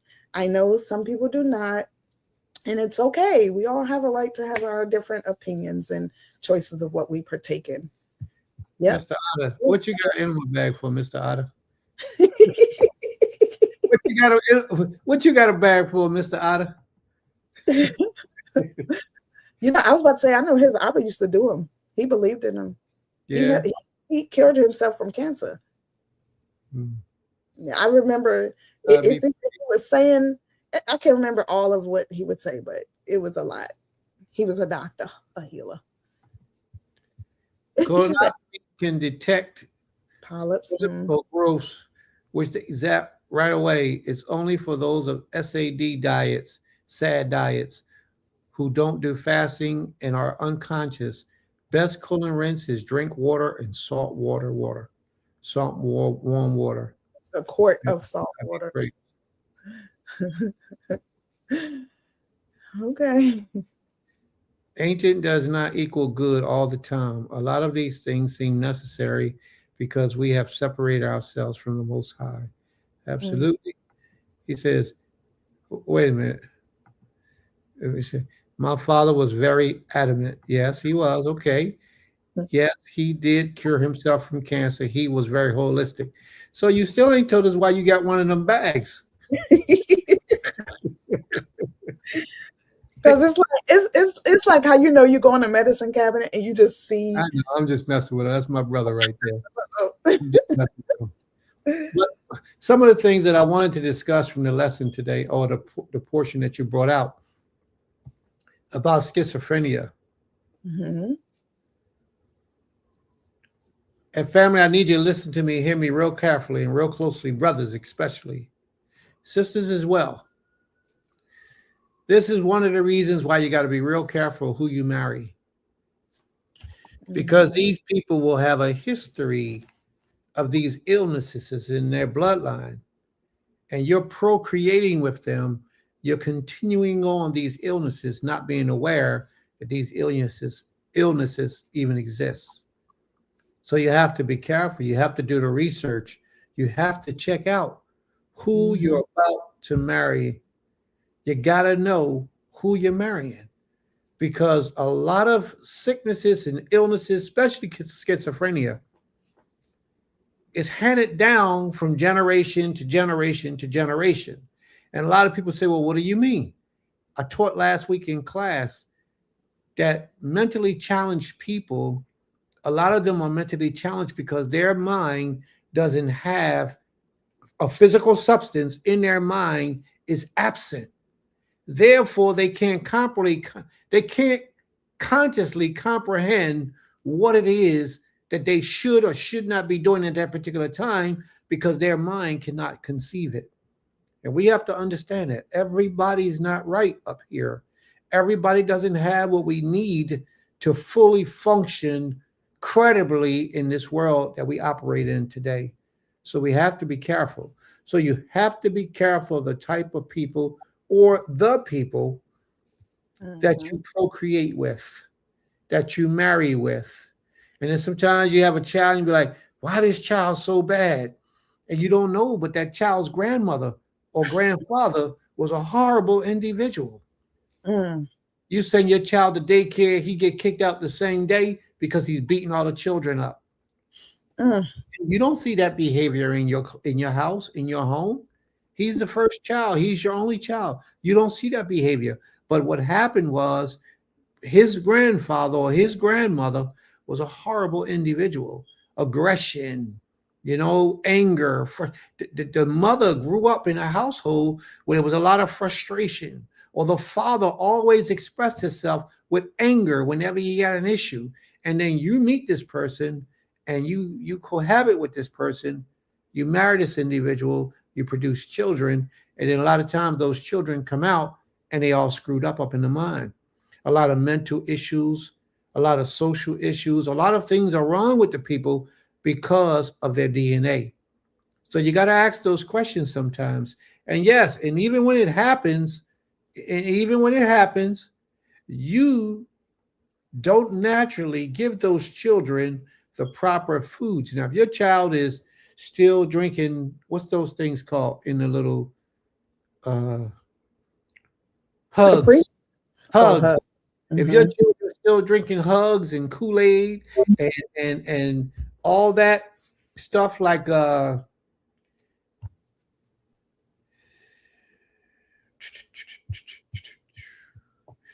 fructose corn syrup, all those things, if your child is still consuming those, a lot of that mental illness is only going to build up within them.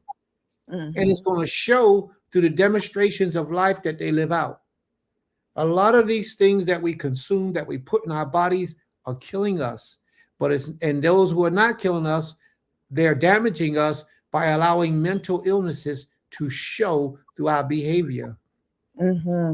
Now, this is deep, and I'm going to leave it alone on that part. A lot of us don't know, but back in the 80s, it was a whole lot of murders going on in Philadelphia, all through the streets, all in New York. I mean, crazy murders. We lived through it. May the Most High be praised. He brought us through it. Some of y'all wasn't born back then. We going back. For you is ancient times. But there was a whole lot of killings, especially in Chicago and in California. And what we didn't know was that our neighborhoods at that time was being flooded with poisonous chemicals in our food being sold to us from our supermarkets. Yeah. Poisonous chemicals being put in our waters, giving us schizophrenia, giving us all these types of things. I got a brother to the day, Raj. A lot of you know Raj. Raj was one of the ones who was affected way back then. He hasn't gotten over it today. He can't travel too far because if he does, he begins to feel like he's under pressure and his body can't function properly. He's one of the brothers that was affected. And just so happens that they caused us through the chemicals and the chemtrails that they was putting in the sky way back then. Those chemicals, Pookrum, Dr. Pookrum speaks about these things. Those chemicals that they put in the sky that came down and showered that they still use today, but back then it was bringing about violence within our people, having us show symptoms of schizophrenia and paranoia and all types of other things that eventually hurt our minds in the way we reacted and how we dealt with each other, and we began to kill each other. So y'all got to watch it. You know, you got to watch what you feed your children. What's that they say a lot of children have today? Dyslexia. Autism, dyslexia. Autism. Mm-hmm. Now, autism is another chemical born disease or infection in the minds of our children. And it comes from a lot of the foods that they eat, the shots that they get, the chemicals within the shots that they give them, the foods that they eat. And there's one more thing that autism comes from. But you got to be careful of all these things. You got to alleviate these things from your children's diet, the medications that they give them. You got to stop giving your children these store-bought, over-the-counter, doctor-prescribed medications because the doctor have no good in your mind, in their minds for your children. Mm-hmm. They don't. And for any parent that every time something happens to their child, oh, we got to take them to the dentist. Oh, we got to take them to the doctor. Oh, this is just going on too long. Look at my son. He got to go to the doctor or the dentist. You're not a good parent. I just have to tell you like that. You're not a good parent because these doctors will kill your child. I remember I was married to a woman many, many years ago. Yeah, she ain't my wife no more. Many, many years ago. And she had a son. And for some reason, this son felt no pain. I mean, I would take him and stick him with needles and show her, look, watch this. And stick him with needles. And he would just look at us like he felt no pain. He went to the doctors. He got some shots because she wouldn't listen. He got some shots. He came back. He was sick for 3 or 4 days. I mean, when I say sick, he was out of it. And when he got back to his normal self, he was never back to his normal self. When he got back to the self where he could function again, every pain he felt, his body was immense. Everything that took place with him, his name was Noah. Everything that happened to him, he felt. He was a whole totally different child once he got those medications. Those people are killing us, and we have to wake up. You're not a good parent if you take your children to them doctors the first time around as soon as something happens in these child's lives. And another thing that's causing schizophrenia and how they are affecting us, not just through our food, but they know what they're doing. And a lot of this marijuana you smoking today, a lot of alcohol today, these things are tainted intentionally to cause you to lose your mind slowly. Yep. And if you're a big alcohol consumer and you're a big marijuana consumer and you're doing good, just imagine how much better you'll do if you didn't do those things. Now, you've seen in the documentary that my wife presented earlier, she said marijuana kills was this you, or was it something else I was reading earlier today? But I think you brought it out. How marijuana kills your brain cells. Mhm. A lot of those brain cells that it kill will never come back. They never get, even if you stop smoking the marijuana, a lot of those brain cells will never regenerate ever again. They're gone. And you might get some different ones, but the ones that you killed off from the marijuana, they're gone. So you have to be careful. People think that they're enjoying these drugs and consuming them is making them feel good. What it's doing is masking the real problems and temporarily serving you with a need. That's it. But all of this is mental.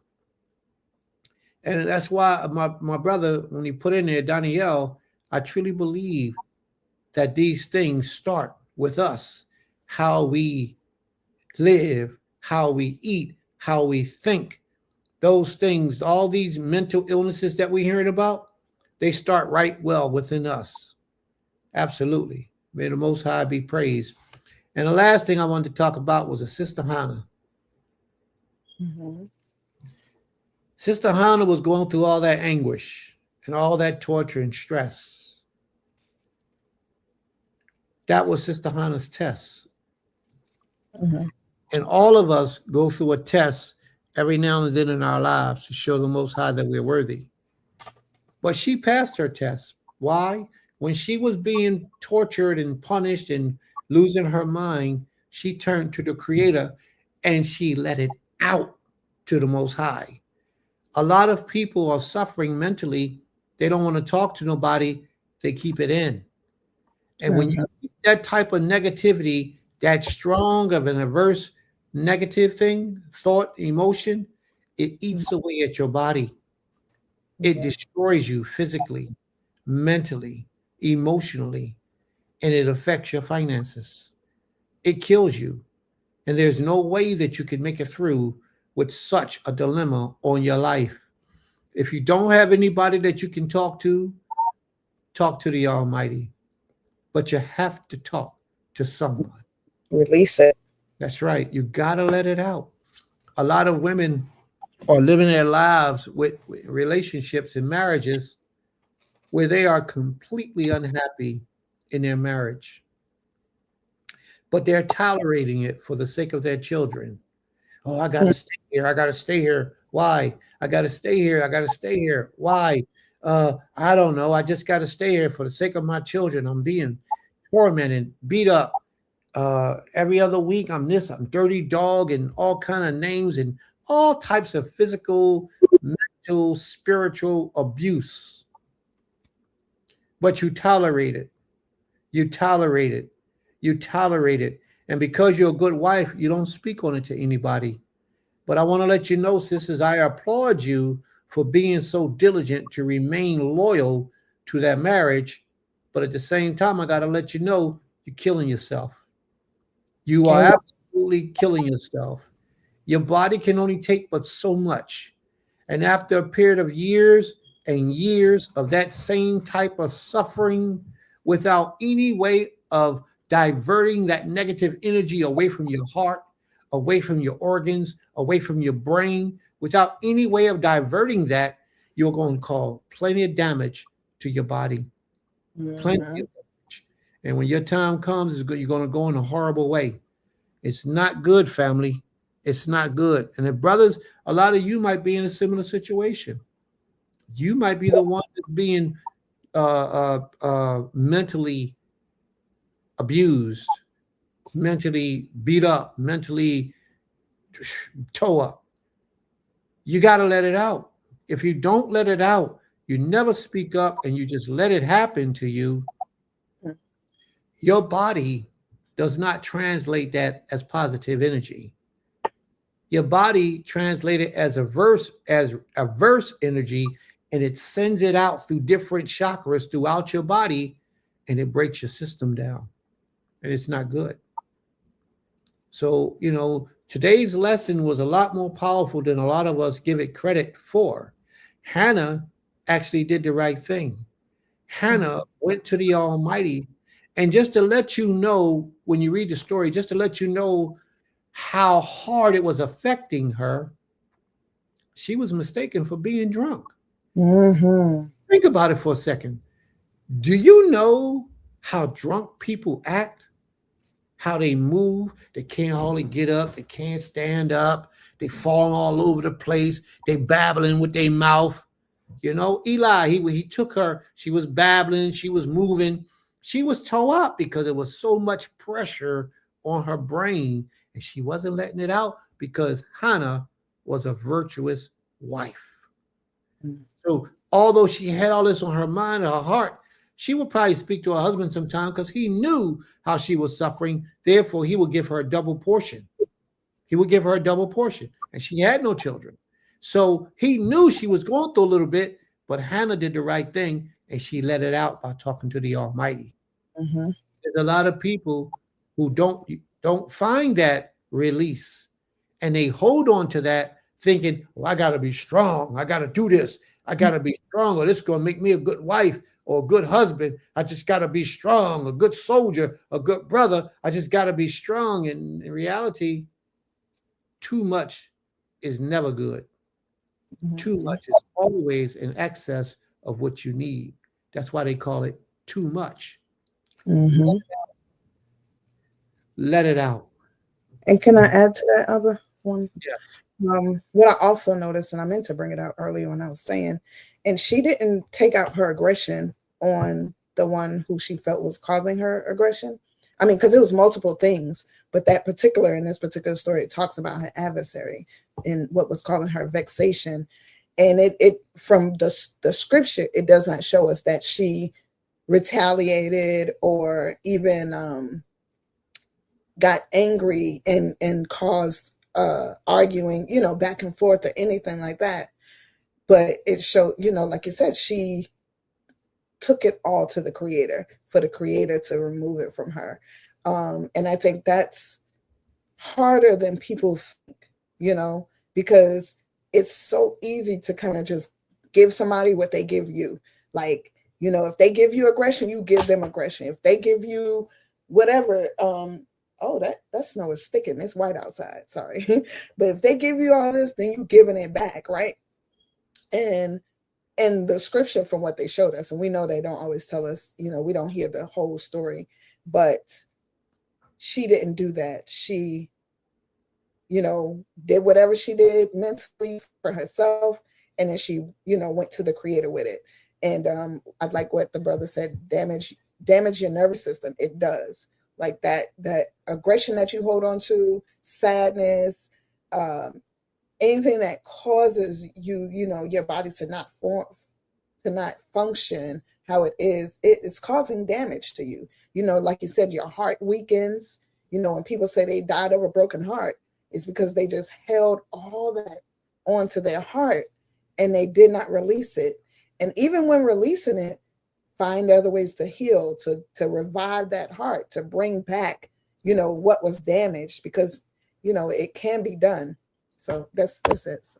Exactly. Well, sis says,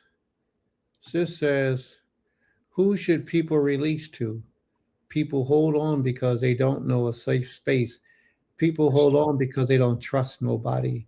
So to know a safe space, if you give your life over to a spiritual leader or a covering of some sort, they're there for that purpose. Use them. If you got a husband, use him. You know what I mean? If you got a father or a mother, use them. If they will allow you to freely speak without judgment. Because a lot of times that's what you got to do. You got to speak freely without worried about being judged. Yeah. Now there's another. Go ahead. I was going to say also, along with what Sister Kaza asked, was, sometimes having a sister or a brother, it's hard because, like, oh, I wonder if my business going to be put out in the street and all Israel is going to know about my business, or even if you're not in Israel, if the people at the church, wherever it is in your neighborhood or your family, when you pick a person and say, you know what, I need to kind of release this and talk. I need to talk to you. That be the thing too, because you think that person's safe, but then all your business is out there, and they didn't even help you. They just listened to what you had, what was going on with you, and caused you actually more pain by spreading your business. So I think too, as you know, Maisha was saying, finding that safe space, that also takes time. You have to vet people, you know, make sure that you could truly trust where you know, what you're sharing with them. And even, you know, the brother said you can seek out professional counseling. I definitely believe in that. But even in seeking out counseling, make sure you seek out a viable professional counselor, because even though they have that degree, that don't mean they're professional. That doesn't mean they're going to help you. You know, I know a lot of times now people have cheated their way into these degrees, into these jobs and positions. So they don't even fully understand their job. They're just there to get your check, you know, to get that payment from your insurance. So, you know, all these things have to be vetted. You have to vet all these possibilities, all these safe spaces. Okay. May the Most High be praised. All right. So now, was Hannah in a state of trauma and stayed in a relationship regardless? Yes, as she should have. Hannah was a beautiful wife, a beautiful woman, and she probably was taking care of those children like they were her own, because that's the type of spirit that Hannah had. You can see Hannah's spirit just in the way she cried to the Creator. Mm-hmm. So yes, Hannah was a beautiful gem. So she stayed in that relationship with that trauma, but she released it by going to the Most High. And her husband knew a little bit about what she was going through, but she still took it to the Most High, especially with the other wife. Yes, Hannah was a trooper, for real, for real. And it was a beautiful thing. Now, Sister Kaiser brought up a point, Mm-hmm. and it's a very interesting point, but you got to really think about what she's saying here. Why would someone release to a physical person who may not be able to do anything to elevate or improve the situation? Now, I'm going to say this to you, and I want y'all to hear me fully, because I see now that the lesson wasn't explained, the method wasn't explained appropriately. To be able to release that energy by speaking it, that person don't have to give you no answer. As I said before, they got to sit there and listen to you without being judgmental. They don't have to give you the resolution. The resolution comes in through the speaking and letting that energy out. You will be healed a whole lot better than if you didn't speak at all. So I'm not saying that that person has to be qualified and capable to tell you how to fix your problem. You just have to have somebody to hear you so you can push that energy and release it out of your flesh. Because if you allow it to dwell in your flesh, it can take you out. And if it takes you out, there's nothing pretty about that. Okay. So, you know, but you do have to have somebody that you can trust not to spill your business in the streets. Yeah. You know, that you should have, because you're obviously going to have a lot to tell them. But, you know, this is why the priest and doctor was the same person. You see that? You see what he said? This is why the priest and the doctor was the same person. All right. May the Most High be praised. Shifting our mindset through education can break pervasive generational patterns of adverse behaviors in the family. So today, for today's presentation at Princess Medaya, may the Most High be praised. We must be supportive to families who have Yisrael sons. Okay, shalom, sis. Members with mental illnesses. That's right. People with schizophrenia who are not medicated can be dangerous. Yes. Now she's talking some strong stuff right there. Yeah. I had a young brother that was with us. What was his name? I remember his name, but Ruben was his name. He was a good brother, young brother. But when he wasn't on his medication, he was dangerous to others. Not just to himself, but to others. He would hurt others if he wasn't on his medication. But what I came to learn was that he was just as dangerous on his medication.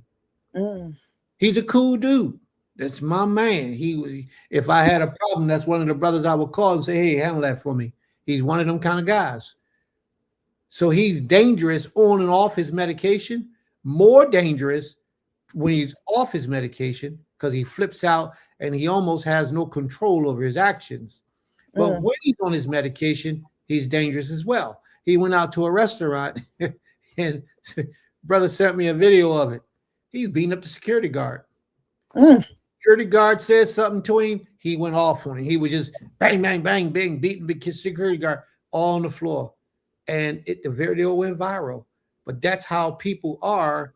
Now, I don't know if he was on or off his medication at that time, but that's how people are where they have medical issues that they need help with. The medication, if they don't take it, it could get to this level. Schizophrenia. May the Most High be praised. There are professionals who actually care and have the ability to help process and assist with working towards solutions. Yes, there are. At the least, a listening ear can be helpful. May the Most High be praised. Toda Rabbah. All right. My law. Oh, we're not ready for that yet. But yeah, thank you very much. Let me make sure I mark that. I marked it already. Oh, okay. A person can give a reference. Please explain that. Oh, yeah. They can give a reference. Okay, yes. Sorry. Uh, Am I out of? Yeah, I guess. I don't know which one has that. To that do danger to us mentally. Why would we Most High? Okay, is that all part of her commandment? No, she's commenting on what we're talking about. All right. Also, this more than likely applies for any substance that would put us under the influence in any negative way to stray your minds. Time has changed and we have even more aggressive substances. Oh, she's saying it is part of her commandment. Oh, okay. I started to explain it later. All right. Aromatherapy, music therapy, talk therapy, acupuncture, hypnosis, REM therapy are all whole health approaches. REM therapy is dream therapy. You know, they monitor your dreaming. REM stage is the stage that you get into after you've been asleep for about 90 minutes. REM is that deep sleep that, the body needs to regenerate itself. All right, very good. May the Most High be praised.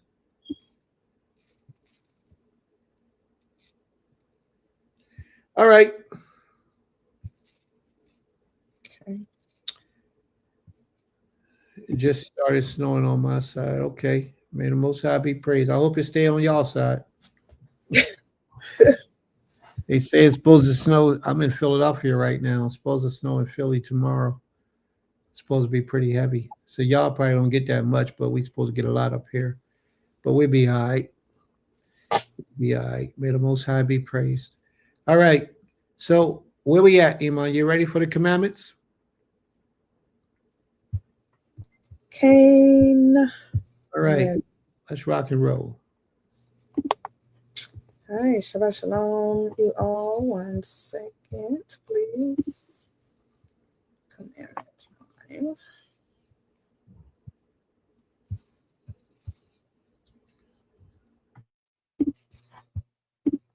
All right.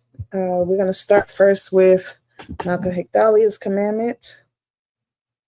It can be found in the book of Deuteronomy, Devarim, chapter 6, verse 8 through 9. And her commandment reads, "And thou shalt bind them for a sign upon thine hand, and they shall be as frontlets between thine eyes. And thou shalt write them upon the post of thy house and on thy gates." And her explanation is, sorry, I didn't put it up there, sorry. "In my understanding, we are not only to carry out having it on our door and gates physically, but also between the eyes and on our hands." And then another law that she wanted to bring out was Deuteronomy 6 and 17. And it reads, "Ye shall diligently keep the commandments of the Most High your power, and his testimonies and his statutes, which he hath commanded thee." And she says, her explanation is, it's not okay to be less than diligent. Our diligence in carrying out the law is commanded. Absolutely. And then Zakwena Kimia's law can be found in the book of Bamidbar, Numbers, chapter 6, verse 24 through 27. And it reads, the Most High bless thee and keep thee. The Most High make his face shine upon thee and be gracious upon thee. The Most High lift up his countenance upon thee and give thee peace. And they shall put my name upon the children of Yisrael, and I will bless them. And her explanation is, this blessing of shalom, protection, and favor is an instruction given by the Most High to Yaharon and his sons to place upon the chosen people of the Most High, the Israelites. All right, and this is what Autumn's law can be found in the book of Leviticus, Vayikra. I'm going to it, chapter 10, verses 8 through 11. And it reads, and the Most High spoke unto Yaharon, saying, do not drink wine nor strong drink, thou nor thy sons with thee, when ye go into the tabernacle of the congregation, lest ye die. It shall be a statute forever throughout your generations, and that ye may put difference between holy and unholy, and between unclean and clean, and that ye may teach the children of Yisrael all statutes which the Most High have spoken unto them by the hand of Moshe. And her explanation is, this law, even though it's specific for Levites, since we don't know who our Levites are in today's time, whoever is teaching should not be drunken while teaching the Most High's word. That do danger to us mentally. No, I'm sorry. Let me pull that. I think I got it in the wrong order. Teaching the Most High's word. Also, this more than likely applies for any substances that would put you under the influence in any negative way, to stray your mind. Times have changed, and we have even more aggressive substances that do danger to us mentally, as my sister wife and Abba talked about. Why would we teach the Most High's word under such conditions? Your spirit could lead you to twist the Most High's words, etc. It would be disrespectful.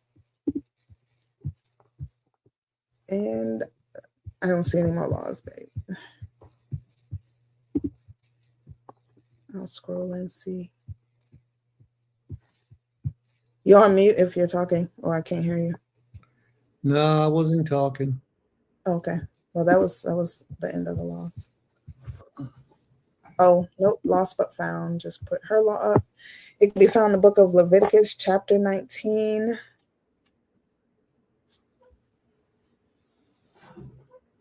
Verse 11. And the law reads, ye shall not steal, neither deal falsely, neither lie one to another. And her explanation is, you shall, self-explanatory, our nation needs this detox 100%. Absolutely. All right. And Keter's law can be found in the book of Leviticus, Vayikra, chapter 18, verse 1 through 3. And it reads, and the Most High spoke unto Moshe, saying, speak unto the children of Yisrael, and say unto them, I am the Most High your power. After the doings of the land of Mitzrayim, Egypt, wherein ye dwelt, shall ye not do. And after the doings of the land of Canaan, whither I bring you, shall ye not do. Neither shall ye walk in their ordinances. And Aim's explanation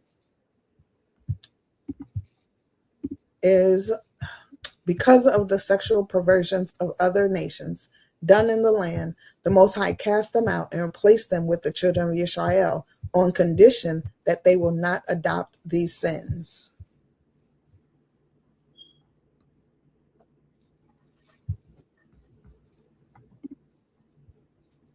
right. All right. I like this comment here. Mm-hmm. That's a big fact. Lying to each other breeds negative feelings between us, and that only grows into more toxicity. Absolutely. Very good. You know, I realize we have a very good group of people here. Mm-hmm. We do. We have a very good group of brothers and sisters who fellowship here frequently on the Shabbat day, you know, to discuss the Most High's word. Yes. And what I like about it, if something comes off wrong or with the appearance of being incorrect, the family ain't got no problem saying, hey, Prince, that ain't right. Here's the proof. You know, we hold each other accountable, and that's good. I had one brother who told me that I taught him something wrong, but he held on to that all these years and never said anything about it. Mm. He brought it to my attention under duress where he got angry with me about something else. You told us a long time ago that Hebrew was not the original language. That Aramaic was older than Hebrew. I said, yeah, well, brother, that's what's correct. That's true. No, that ain't right. That ain't true. But he didn't bring any facts to support his opinion. He just used his emotions to express himself. So it's cool. But I like the fact that you guys can bring out, express your agreements or your disappointments or your disagreements and whatever it might be. You have the freedom to speak, and you definitely utilizes it. So I'm grateful. May the Most High be praised. The Most High knows exactly what type of people we need. Absolutely. So here's a question. Today's lesson is, do your deeds speak righteousness? What does that mean to you? What does that mean? May the Most High guide my mind, my spirit, my body, my language, and my speech as I approach unto you, his people. May the Most High be praised. May the Most High be praised. What does that mean to you?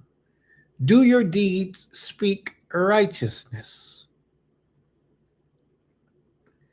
I met a brother the other day, but only over the phone. He's a young rapper. He's a young Israelite rapper. His name is Free. What's his name? The full version of his name, because I don't want to jack it up. It's Free Brew. Any of you know him? Free Brew?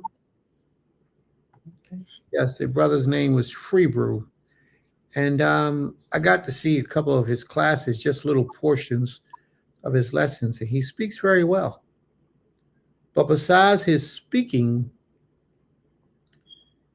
during our conversation, if he's half as good as the words he used to describe himself about the things, his disappointments, or the things he's approving of in this world that's going on with our people, and how he looks at things and how he views things, if he's half as good as what he said, he's a special breed. You know, a lot of people talk the talk, but don't be walking the walk.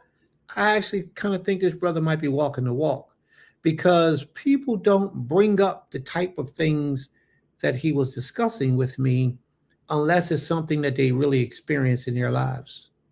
He did a really good job. Danielle, if you got a question, you could just pose your question. We got you.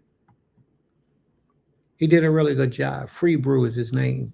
So if you're not aware of him, please look him up, family, and give him some shout outs and let him know that you support him, you're with him. Look at his research, his information, how he moves, you know, the spirit that he moves in. Now, I haven't done a tremendous amount of research on him. We've only had but one conversation, but I was impressed from the things that he displayed about who he is on his inward parts. So, you know, if we have, from what I gathered from that conversation, if we had a good 10 brothers like that, we can make some tremendous things happen in this earth. So we're doing our best to make it happen. May the Most High be praised. But do your deeds speak righteousness? Now, I say that because I say that about that young brother, because what he demonstrated through his words, and I haven't seen his actions yet, so I truly can't speak on his deeds, But what he demonstrated through his words was a type of deeds that definitely speak righteousness. You know, people are not going to like everything that you do. People are not going to like everything that you say. But one thing people can't say about you is that you're unrighteous, that you're wicked. You know, that's a different story. If your deeds are demonstrating your loyalty and your truth and your commitment to the Most High, then you continue to live in your deeds, your loyalty, and your truth before the Almighty. Not, like I said earlier, don't let nobody question you on what you do. From what you understand is true, you move all out in all of that with all energy to do what you understand is the best thing to do to please the Creator. It's not that you have to be 100% correct. It's just that you got to be honest and true with yourself before you're honest and true with another person. Therefore, you cannot be honest and true with another person if you're lying to yourself.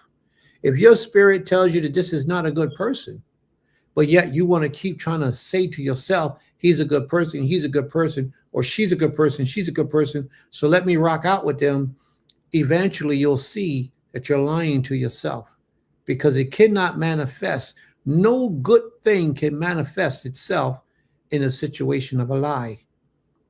The lie will always rise to the surface and cause you to question why you buried the lie so deep and for so long. It's going to find its way out. It just may find its way out at a time that you find most inconvenient for it to find its way out. It might be a time when that person that you was lying to yourself about so much, you really need it. Like your husband at your side when you was delivering your baby. But you knew all along this guy wasn't a good guy. You knew that. You knew this guy had nothing to do with the Creator in his mind. He just talked that stuff in the daytime, but at night he in the go-go joints. He's sleeping with other women. You know, he's not doing anything reflecting a righteous deed. Therefore, he's an unrighteous individual. But on Shabbat, you might see him up standing before the people, teaching and talking and pretending to be good. He's really lying to himself. He's lying to the Most High, but you are lying to yourself, pretending as if this guy is a good guy and that he's going to be there and you're expecting him to be there. And then when you're laying in a hospital bed and you're delivering that child and he doesn't show up, he's not there for emotional support, moral support, or in any type of way support because he's doing what he do. You can't get angry with him because you lied to yourself. So he didn't show up when you needed him most. So we all got to get out of that illusion state, being in these relationships with these people who are not really about what they say they're about.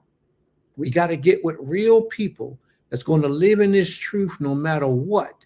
Your deeds must speak righteousness at all times. And a lot of our people, we don't do that. Our deeds do not speak righteousness. That part, too many people are righteous only in their own eyes, but they are not a light.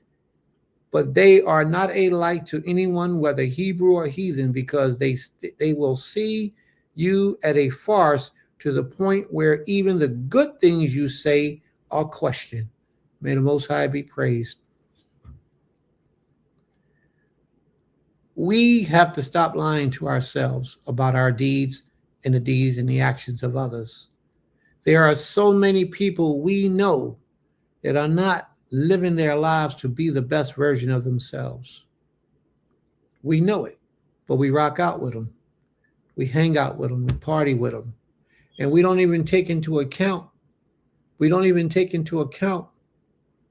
I'll get to your question in a moment, bro. We don't even take into account that our association with these individuals brings about spirits upon us that will cause us to reflect the behavior that we despise. Unrighteous behavior, because we are in association with these people to that degree. When we are in fellowship with brothers and sisters who are wicked, it brings about a spirit of wickedness upon us. And that's what we don't understand. So therefore, You have to really separate yourself from those who are not walking in the truth to the best of their ability. Notice I didn't say perfectly. I didn't say you got to separate yourself from people who are not walking in this truth perfectly. I didn't say that. I said to the best of their ability. And as long as we do our very best, every day it's a little bit more and a little bit more and a little bit more. So therefore, in a month's time, we have accomplished something great and we have gotten closer to our overall goal. We have to remember these things.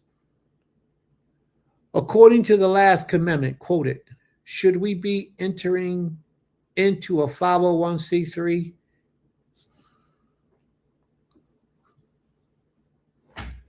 According to the last commandment, I don't remember what the last commandment that was quoted actually said, but I do know about a 501c3.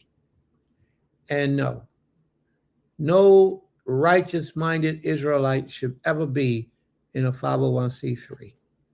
Never. You should not steal. You should not deal falsely. You should not lie one to another. Self-explanatory. Our nation needs this detox. What that got to do with a 501c3? I don't know. Oh, I was trying to see what law he was speaking of. I was just trying to. Seems like a loaded question. What do you deem wrong with that? A 501c3, a lot of people don't understand what a 501c3 does. A 501c3 actually puts you in the bed with the government. It gives the government supreme superiority over your organization. If there's ever a conflict or there's ever a problem with your organization, the government can step in and make decisions about which way the organization is going to move because you have voluntarily gave them a power of authority over your organization by establishing your organization as a 501c3.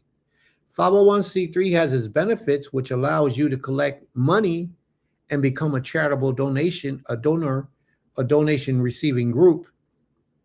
But at the same time, it robs you of your sovereignty powers. There was a church here in Philadelphia. They revoke your rights. There was a church here in Philadelphia that was a 501c3. And it's not that I'm in agreement with it. I'm not in agreement with it at all, what I'm about to say, but this is a reality. And the pastor was a female who wanted to marry another female. The church congregants had a problem with it, and they tried to oust the leadership, but the leadership owned the church. The leadership, the people who was trying to out the leadership went to the government. The government stepped in and removed that person from position because the people didn't want that person. Although the government is about that queer stuff, the government stepped in and removed that person from leadership.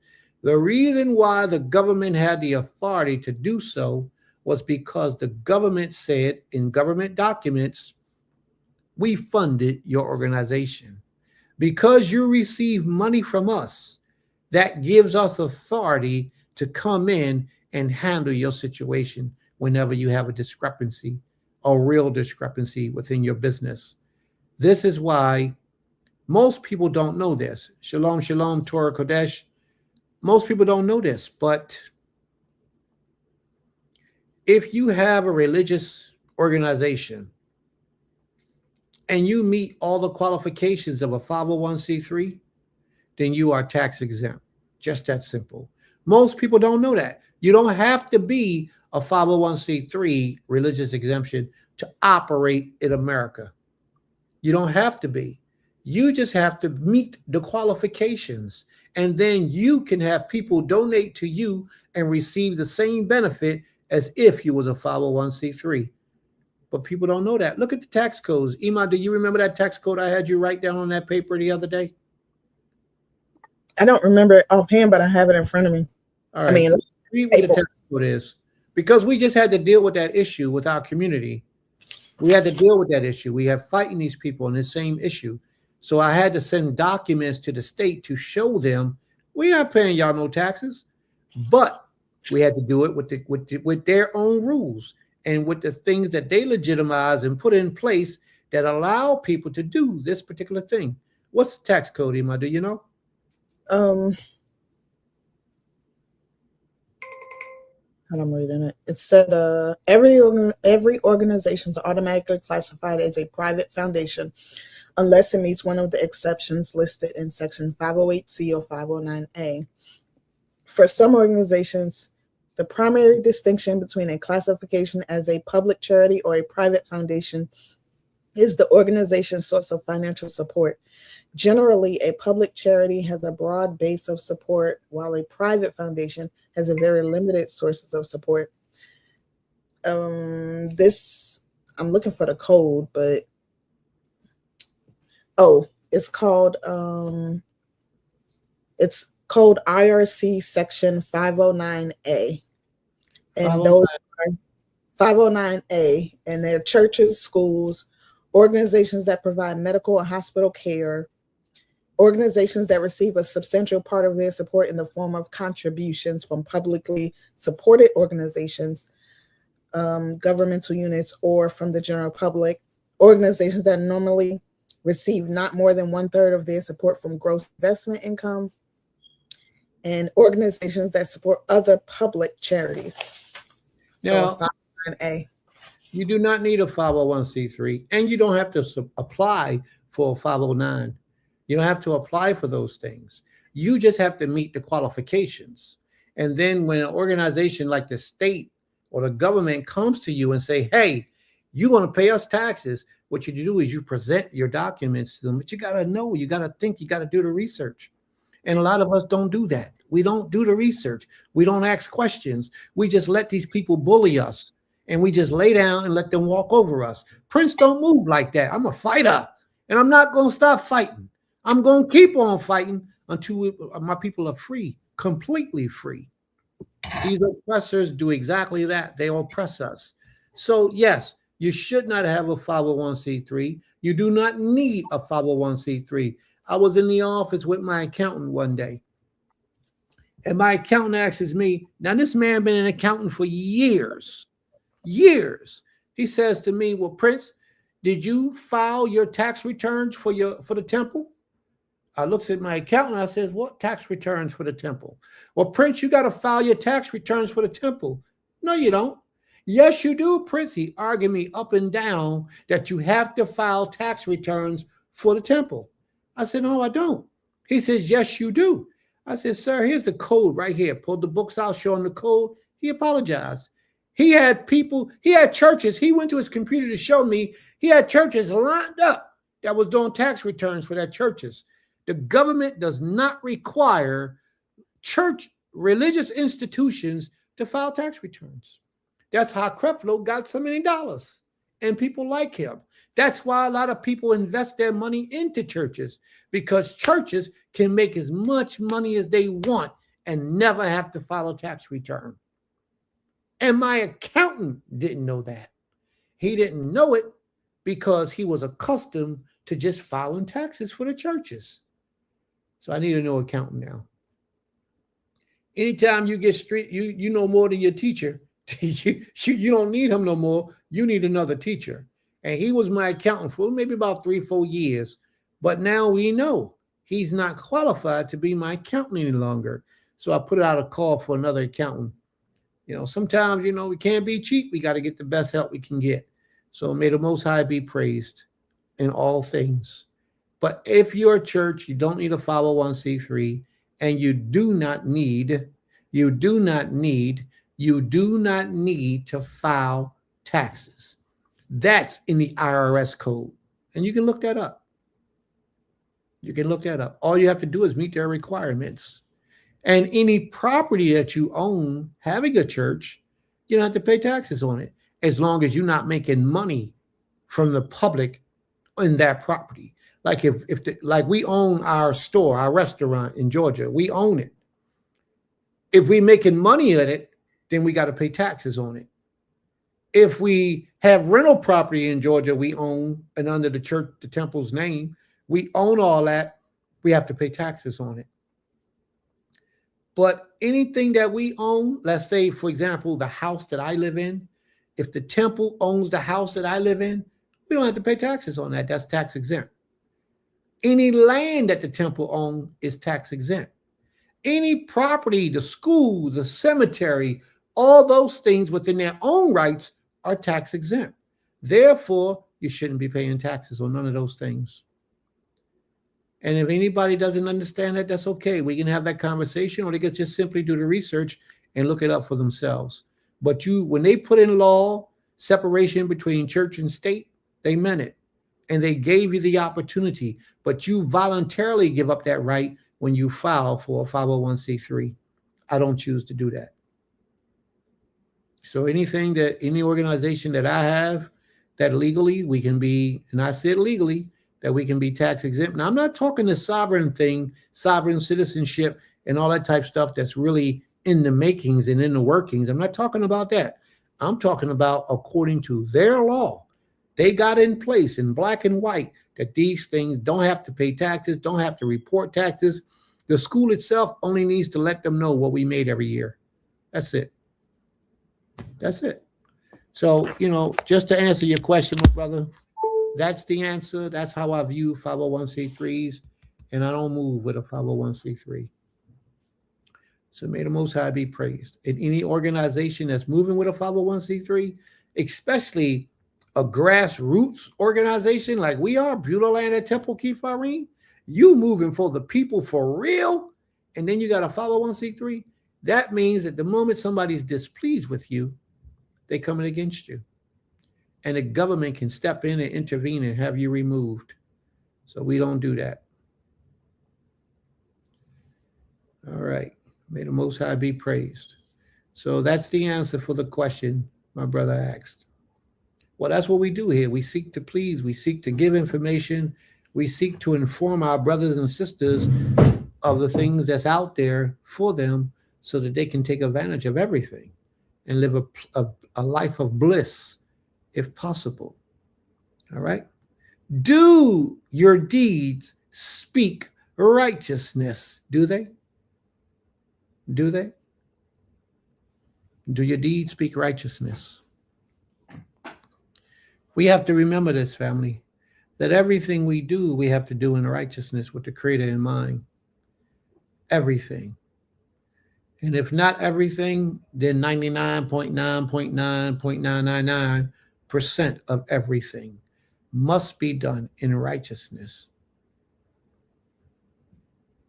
All right. Are there any other questions before we continue?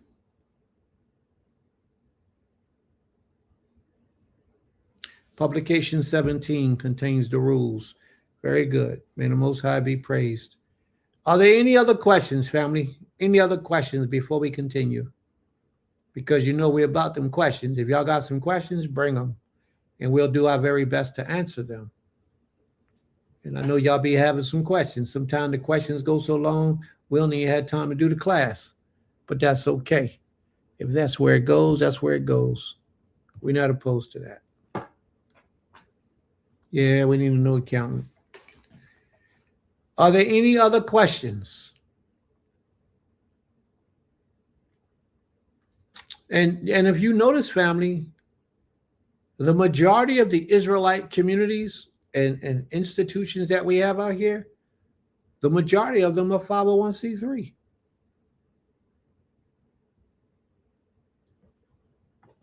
The majority of them are 501c3.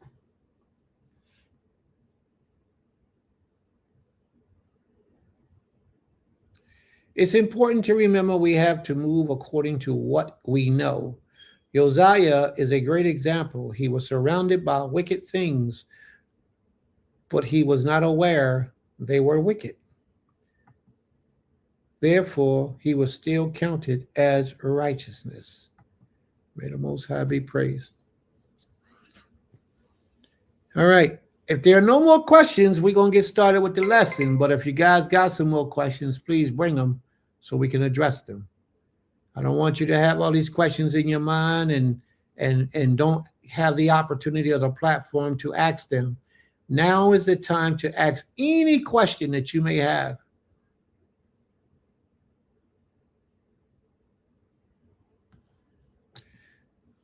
Prince Kaz, you are moving to the front of the line for Shabbat services. What does that mean, front of the line? In a follow-up, should men seek wives to help him with bills? All right. Question. Ima, Yes. do you pay any bills? No. I mean, What? not bills. I like pay my own like Netflix or something. Because that's just something I want. So sis, let me ask you, would you enjoy having a life where you married to a man, all you got to do is pay your Netflix bill? Oh, okay. May the Most High be praised, bro. I have never seen a service with this level of involvement and an interest. May the Most High be praised, because we for the people. We're trying to elevate our people. And a lot of people don't know this stuff. You know, a lot of people can't travel. We're able to travel in a whole lot of houses, in a whole lot of realms. The Creator has put within us a lot of information, you know, that could be helpful in the lives of others. Now, if we don't share that information, we're not doing what the Most High put us here to do, to be a savior to his people, to help his people, lead his people, guide his people, teach his people, to love and embrace his people and provide for his people. So therefore, we're here, and this is what we do. Oh, can I see Sister Kadasha's here. Can I say something to her?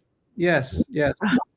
Shalom, Sister Kadasha. I just want to thank you for you using me as a reference. I mean, not a reference, but as a resource for the sister. I did meet with her when I got back in town, but I just want to publicly thank you for seeing that sistership in me and using me as the Most High saw fit. May the Most High be praised. That's a Kadasha. Okay.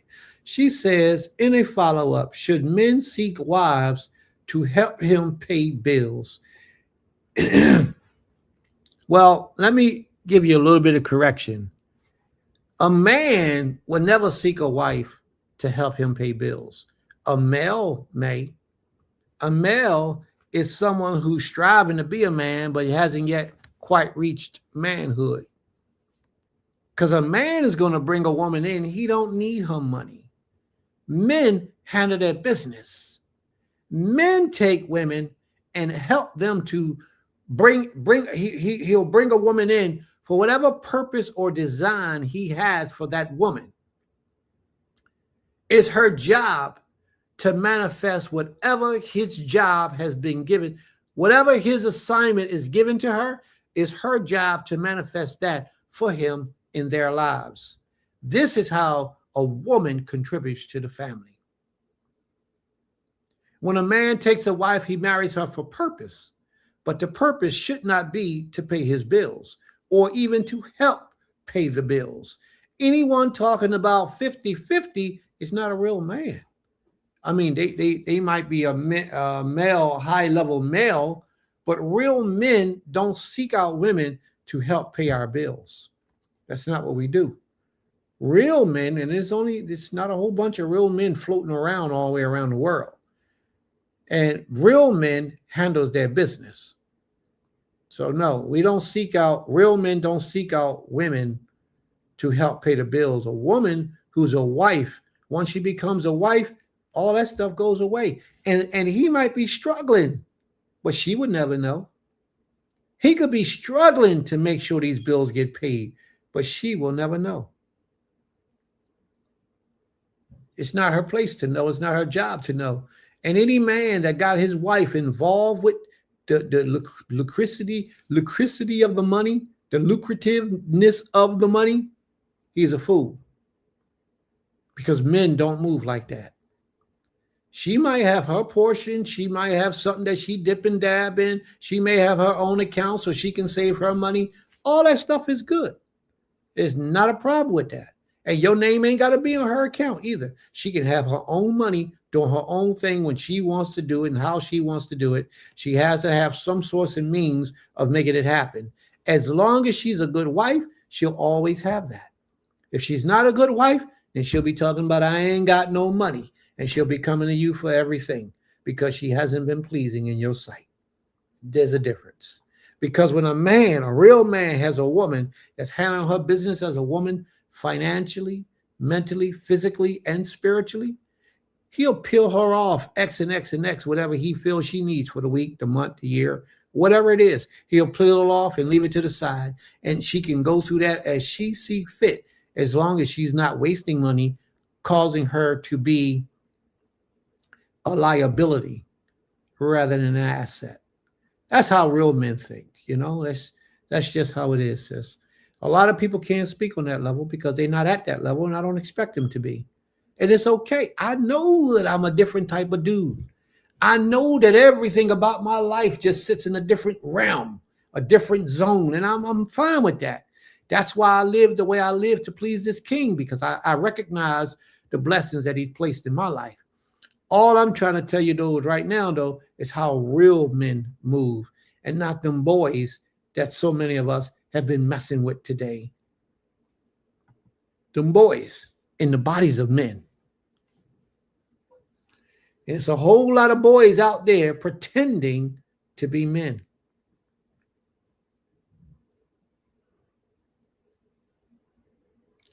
Believe me.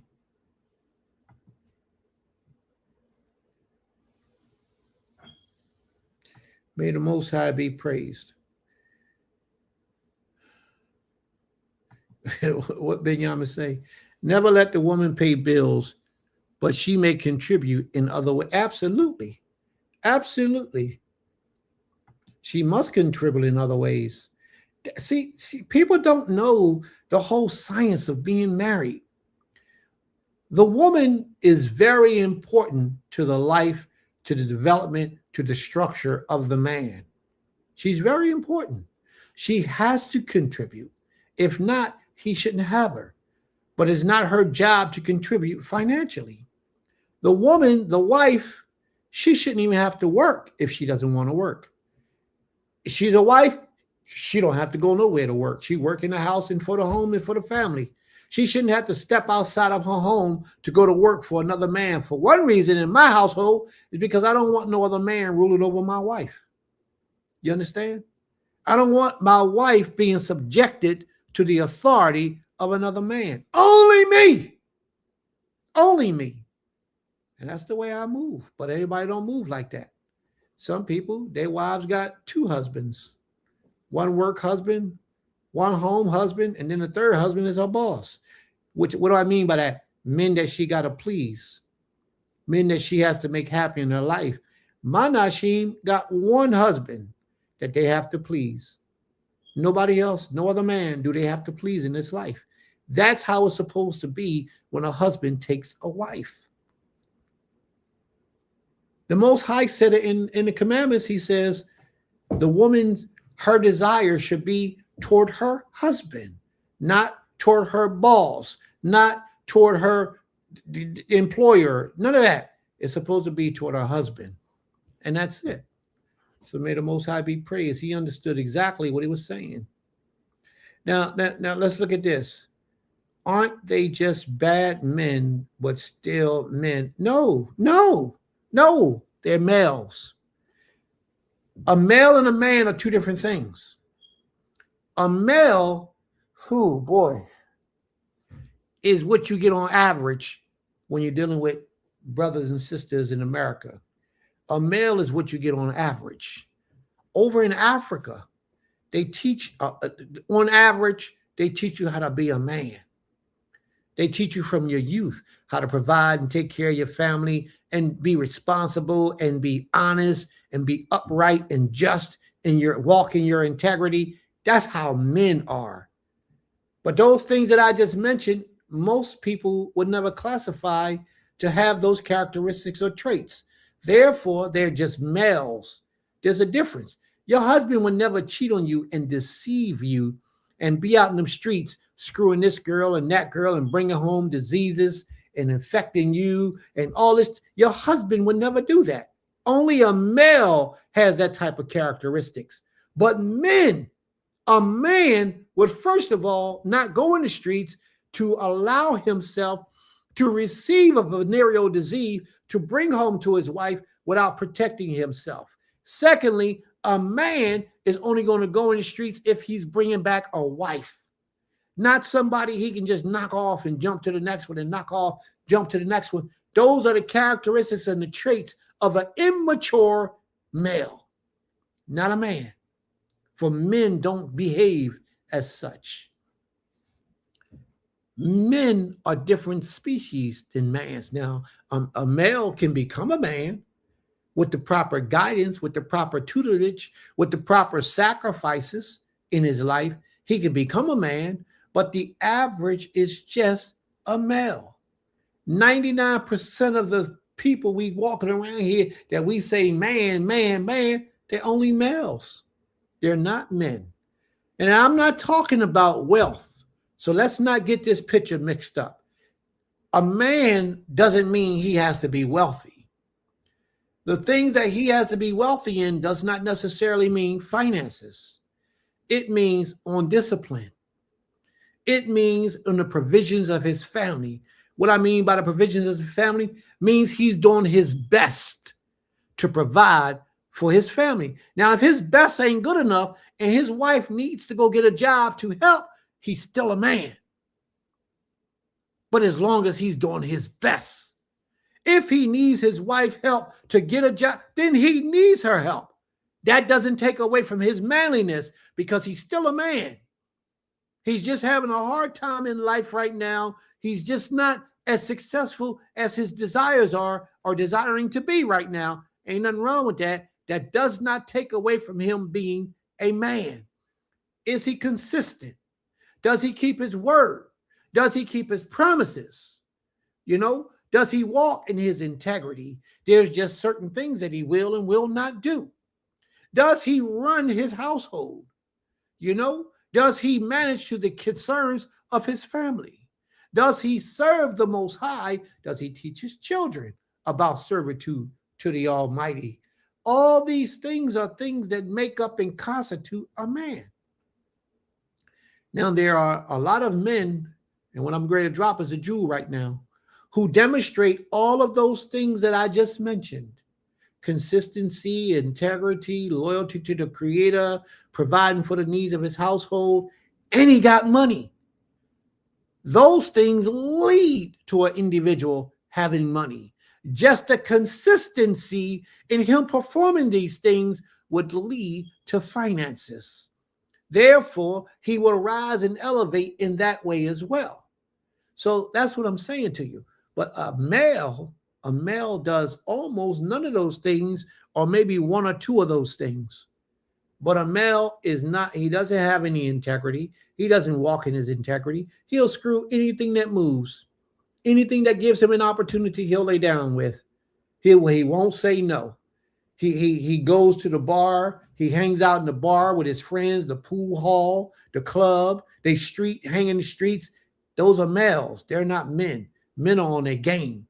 Men ain't got time to be hanging out in the party, in the club, in the street life. Men don't operate like that. So there's a difference, sis.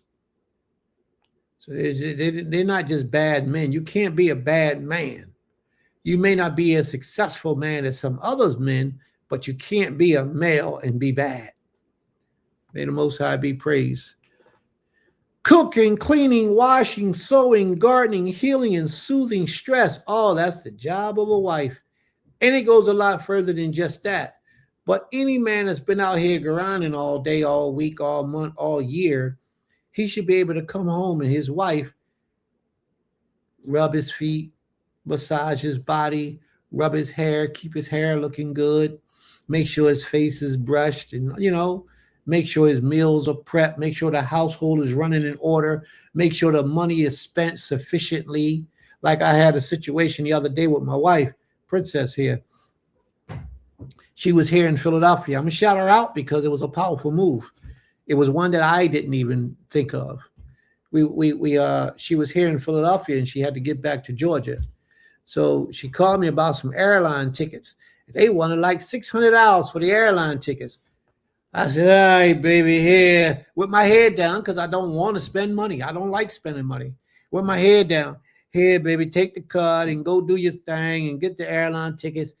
Fly home tomorrow morning back in Georgia and be cool with it. She calls me back and she said, well, she didn't call me. She looked up at me. She said, well, baby, we don't have to do this. We could rent a car and we can drive. And the rent a car was like $75. At the time, it was only $140. We thought it was going to be $170 something, but that was for 3 days. It took them 1 day to get home. We had an excess of money left over. And I had to tell her, I said, that was a beautiful thing that you did. And I had to bring that point out to her knowledge because that's what a wife is supposed to do. She could have flew on the plane and avoided all that long drive and whatever else was going to be uncomfortable with her on the road and just jumped in the plane and got home in 2 hours, hour and a half, and been cool with it. She said, no, I'm not going to have my man spend money foolishly. I'm going to take that rent a car and we're going to ride home. And I was happy. And I had to tell her, I really appreciated that. May the Most High be praised. Awakened Yehuda, Shabbat Shalom, Shabbat Shalom. I got that from Binyamin, and I have to agree. The definition of a man does not speak to how well they do in that role. Absolutely. May the Most High be praised. A good woman would always contribute to the household. Yes, but she doesn't always have to contribute financially.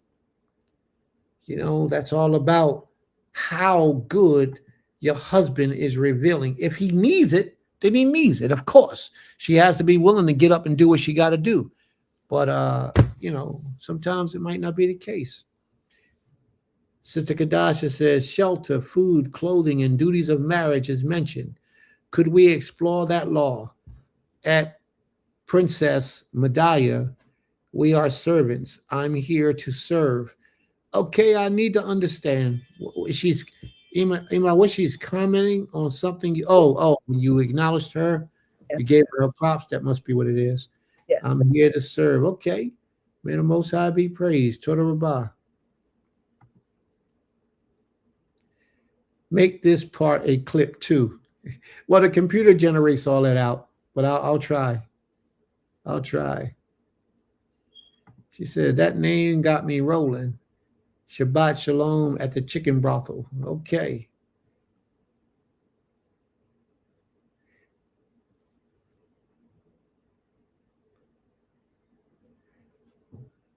All right. All right. Where we at now? Are there any other questions, family?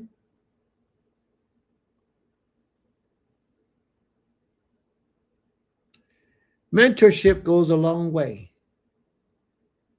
We need more opportunities to help develop our young males to become men.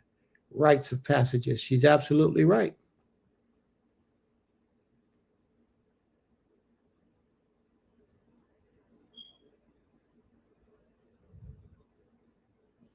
Now, this comment right here.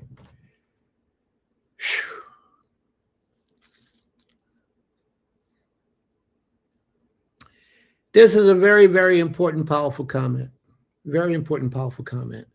And we might have had gotten into this today. If we don't get into it today, we'll probably get into it next week with Ezekiel 16. All right, here it goes. Brother Daniel says, and if you have to separate from her, you should leave her in a better position than you found her. I learned that from Prince years ago, and it's true. One reason why you leave her in a better position than you found her is because when you met her, you were supposed to increase her life. You're supposed to add to her life and take her on another plateau, on a higher level than what she was when you met her. Therefore, if it comes, creator forbid, but if there comes a time when the two of you have to separate, she should be increased in a better position mentally. She should be in a better position financially. She should be in a better position spiritually. In all these ways, she should be in a better position. And then yesterday, when I was speaking with the brother Free Hebrew, he reminded me of a saying that I used to always say. And Danielle, you tell me if you remember this one. If a man divorces a woman, his obligations to her doesn't cease at that time. He's still responsible. This is just my opinion. This is not the law. This is my opinion. He's still responsible for her until the time comes that she gets another husband or another man. As long as she's not married to another man, or she ain't having intercourse with another man, another man is not enjoying her pleasures, then you should provide for her and make sure she's cool. Don't mean you have to provide for her the same way like you did, but you should at least, at the very least, make sure she's living a decent life. Now, where's all that applying? One thing you do not want to do is have any woman that's been with you living a horrible life afterwards and she ain't got no man. Because that is a reflection of you. But not only that, you should never want anything that you put your time, effort, and energy into to suffer in life, ever. Now, if she gets with another man, she becomes another man's wife, or if she just do what she think and laying down and having sex with other men, she on her own completely. I ain't got nothing to do with you. But if I divorce you and you're not with another man, not laying with another man, not even interested in being with another man, I'll make your life all right. You'll be cool. I'm not going to give you what you used to get. That definitely ain't going to happen. But you be all right. And I'll make sure that you are all right. But you're not going to receive what you used to receive. So that's just to take that a little bit further. You know, in my opinion, that's how men are supposed to operate. One of the first things I learned from Prince, and I learned this, I witnessed it walking with him daily. And this is true. May the Most High be praised. It's true. And that's just my opinion of those matters.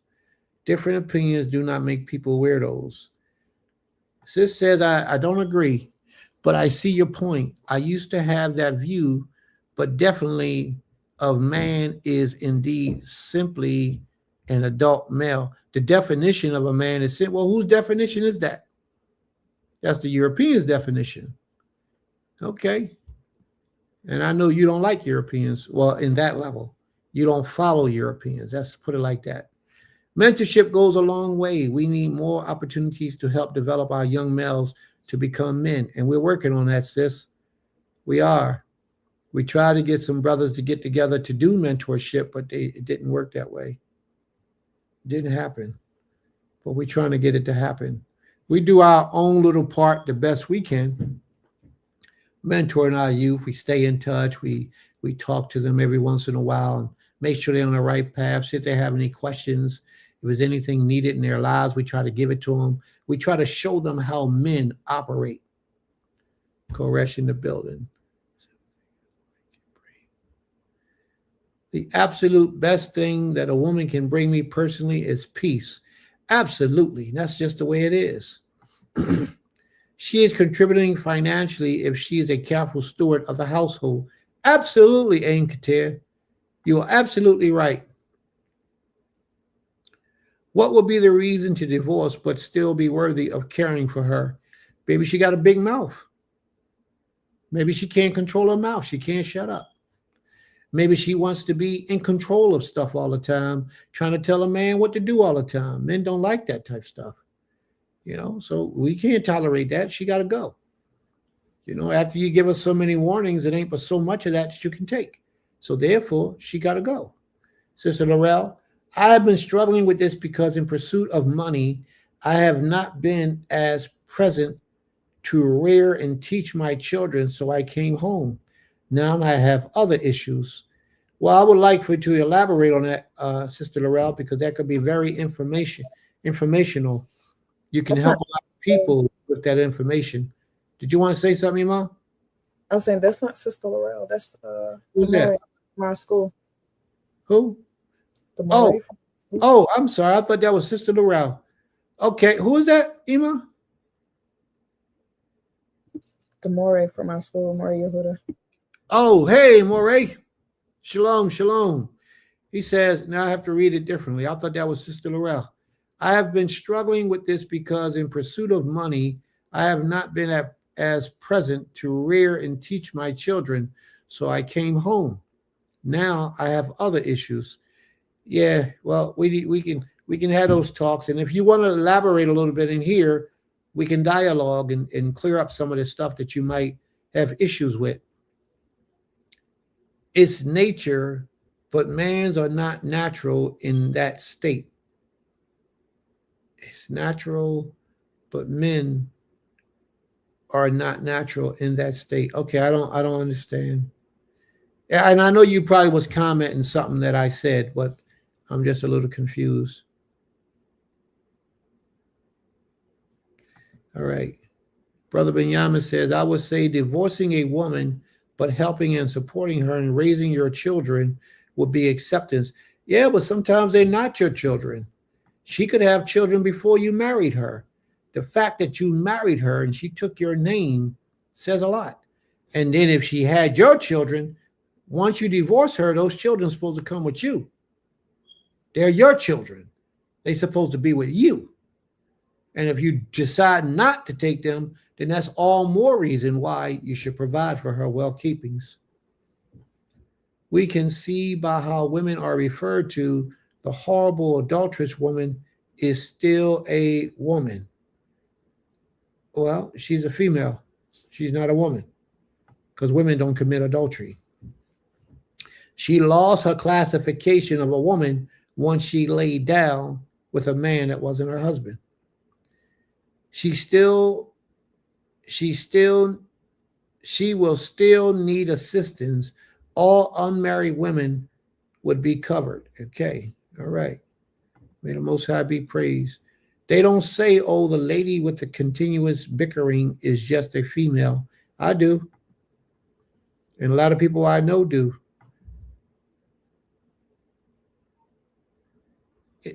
The brother says money. Money is your issue. Money is your problem. Well, maybe there's some ways that we can do things, but I've learned. Well, let me tell you before we move on, Ima. Let me tell you something, brothers and sisters. I was going into his explanation. I just was sharing the rest. Okay, let me say something before we move forward. What I've learned over the years, and this is key to our success and survival, it's not always how much money we make. That's the problem. The problem has become what you do with the money you have when you have it. A lot of us are too busy trying to look good, smell good, and taste good things. Because the little bit of money that we get, we take it and we allow it to be utilized in that area of life first, and then the things that we need, we beg for. That's scripture. The things we want, we spend our money on it, and the things we need, we beg for. And that's scripture. I don't live like that. And if I find any of my wives or my Nashim living like that, I try to speak to them in a manner that will deter them from doing that. They may have done it. When I speak on it, they realize it and they try to change their behavior. If it keeps happening over and over and over, then they get put on I like to say restriction, but I just look, I feel in a different manner like they're just wasting money. And that's not a good thing. It's what we do with the money that we have. So my brother said that his problem is money right now. And I would love to find out exactly what's going on as far as money in his personal life, because most of the time it's what we do with our money. And not only that, a lot of time it's the decisions that we make in life that causes money issues for us. You know, where we choose to live. We don't have to live in a big giant house on a mansion on a hill. We don't have to live like that. We can live in a little house in the corner. It's only me, you, and one child. We can live in a little house. We don't have to have a 9-10 bedroom house. What is the reason for that? You got 9-10 bedroom electric, 9-10 bedroom gas, 9-10 bedroom water. All that's extra money, 9-10 bedroom insurance. All that is extra money that we can consolidate and get rid of if we would just learn to live a comfortable life and stop trying to get and outdo the Joneses and everybody down the street and up the block and around the corner. We don't have to live like that. Even if it's in your means, you don't have to live like that. Most millionaires, most people with real money, or billionaires even, the majority of them don't drive and don't live like we think they do. Warren Buffett drove a Cadillac, I believe it was, for the majority of his life, and he was filthy rich. Oh, that's right. Many are not natural. Absolutely. May the Most High be praised. My children need my presence, but without the money I was making, I feel vulnerable and less than. Well, that's because you haven't learned who you are. You haven't learned the value of your children. And if you learn the value of your family, because family is first, when you learn the value of you as a man, and then the necessity of the value that you bring to your household, you will see that you're a wealthy man, and money will begin to issue to you. Excuse me. A lot of the problems that we have is how we view ourselves and how we view our relations in life, our reality.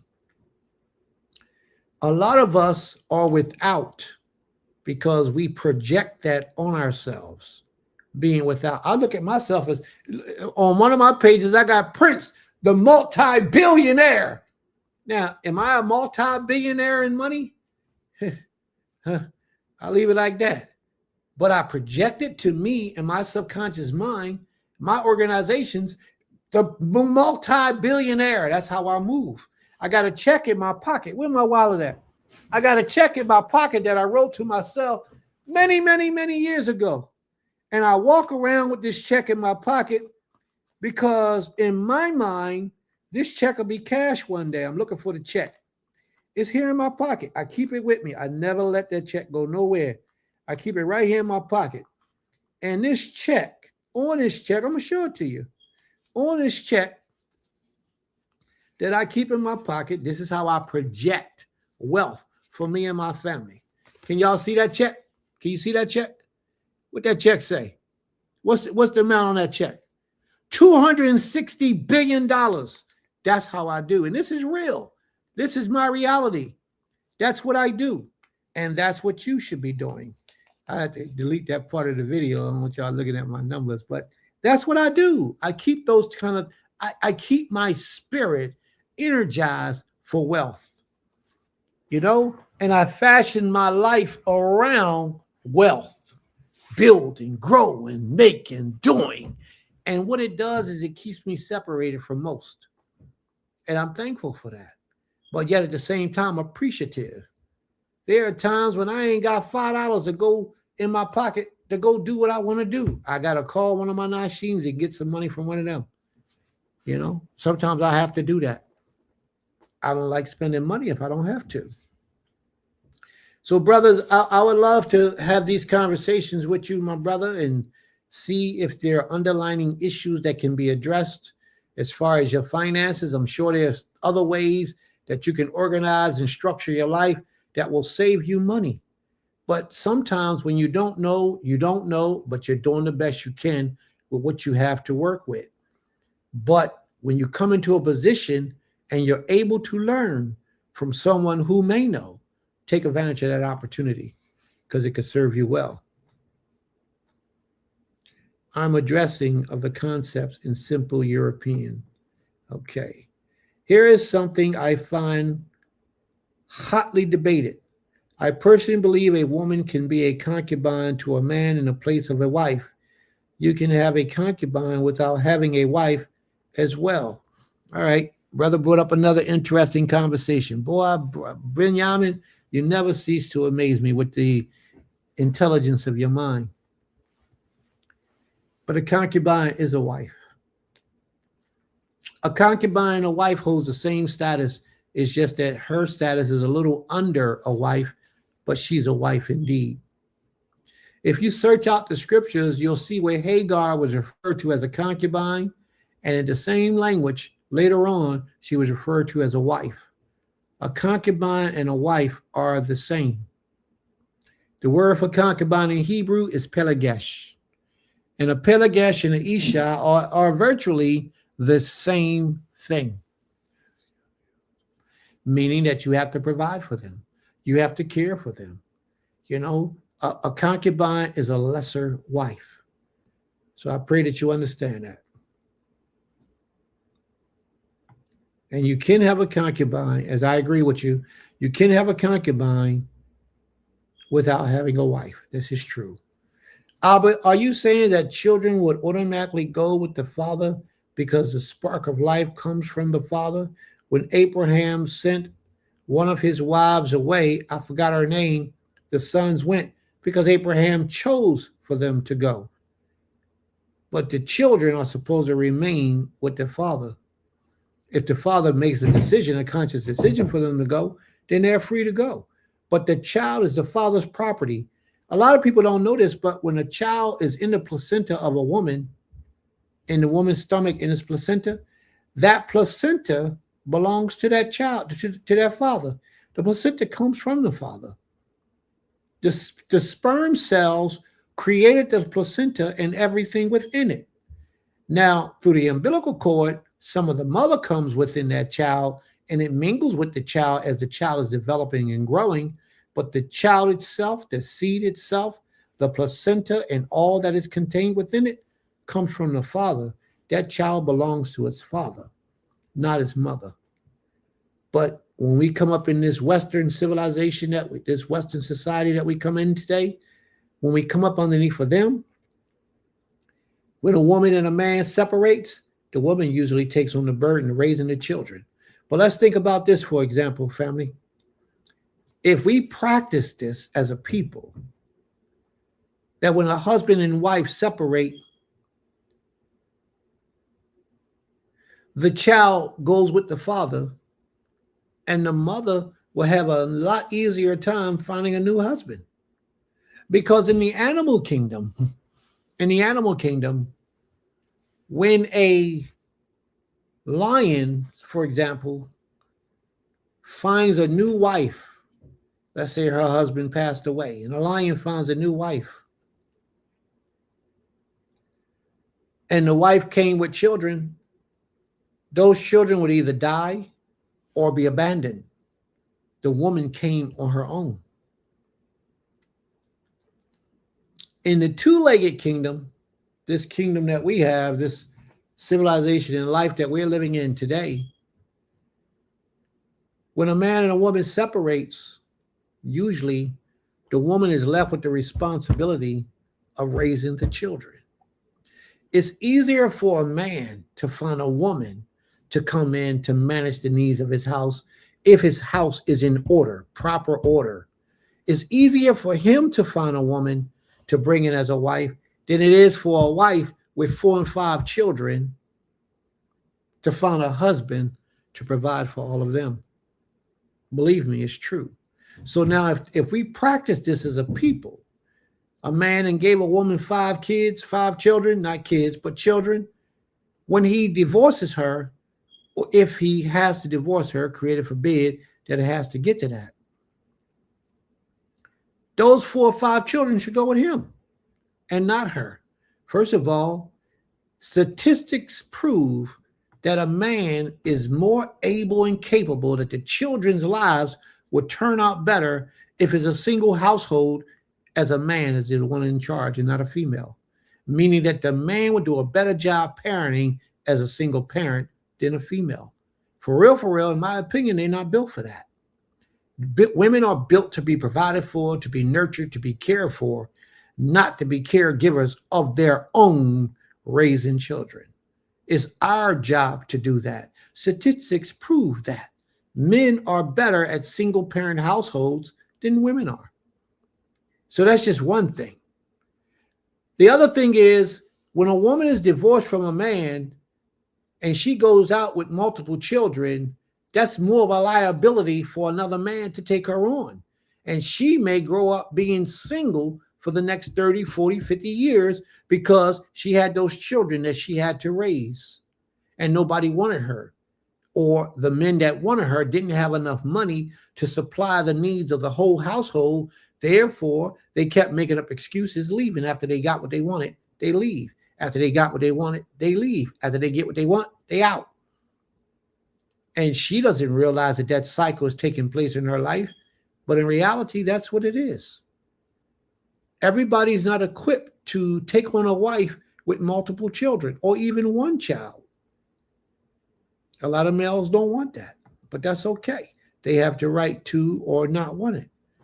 I'm addressing if the concept is simply European, the way we speak of bad women show its existence in our culture too. Yes, but that's not what a woman is. A virtuous woman speaks best about what a woman is, a woman of virtue. I may choose not to wife a woman, but offer her concubinage instead. That's great. Just protect my assets, property, and inheritance of my children, and offer her honor and a covering. That is 1,000% great. I totally agree with that. You can do that. But you can offer her a wifeage as a wife, marry her according to the Hebrew customs, and she still get all that. But her title to her would be a whole lot different. It will make a whole lot more sense. It will make her feel more important. And you always want to make your wife feel important in your marriage. Always. And sometimes the title you give her shows the importance that she has in your life. So yes, may the Most High be praised. A man that is really in tune with himself as a man and is in tune and honestly connected with the Most High is always going to stand on business. I agree. I totally agree. Living within your means is so important. Absolutely. Y'all got some strong comments today. All right. I have learned to be frugal. You know, I'm still trying to understand what frugal means. Kingdom Burnell. I don't know if frugal means wasteful or frugal means that you're real careful about what you spend. Now, I never looked the definition up, but I've heard it utilized many different ways, especially in these book lessons that I listen to while I'm driving around. They speak about frugal. Now, they make me think that frugal means wasteful, but I can't be certain because I see it in both manners. So if you can explain to me what frugal is, I would appreciate it. I have survived many years with children, so it's honestly multifaceted and more than money. It is familial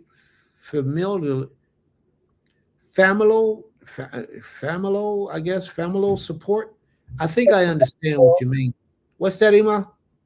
Familial. That don't say familiar. But that's what, not familiar. What? What is that?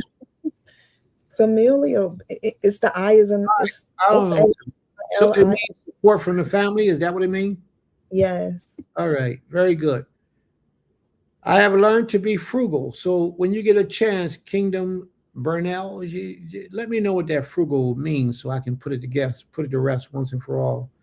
Money's solution is brotherhood. Absolutely. Second death. Be careful how you spend. Cost effective.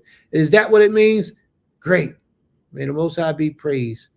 Be careful how you spend. Frugal. All right. Very good.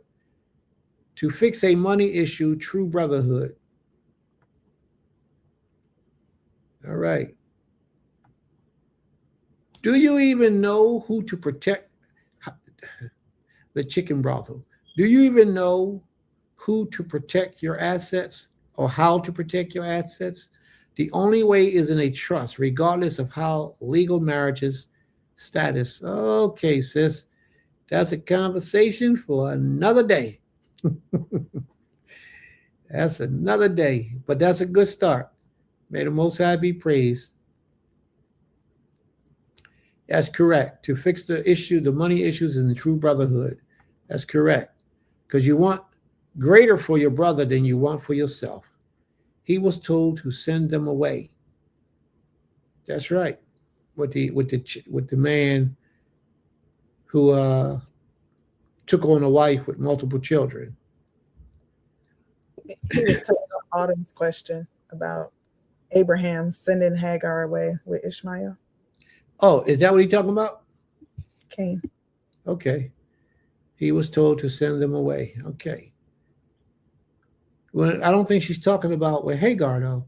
She's talking about with Keturah, because he has wives with Keturah, and then he gave each one of those gifts, and he went about their way. All right, let me see what this is.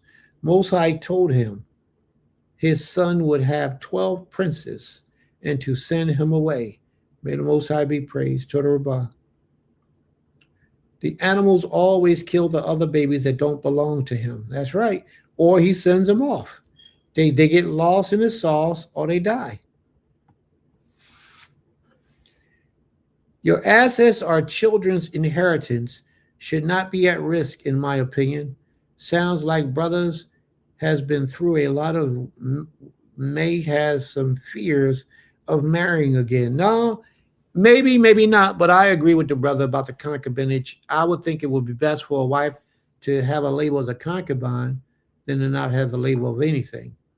But if he's going to do the woman right and expect things from her, she should be classified as a wife, in my opinion. But I would not suggest anyone to go out into this system and get a marriage license from this government to marry a woman. I wouldn't suggest that to anyone. That's a fact. Take your seed, sir. Kingdom, I agree. Daddy protection from the womb. That's right. All right, let's see what this one is.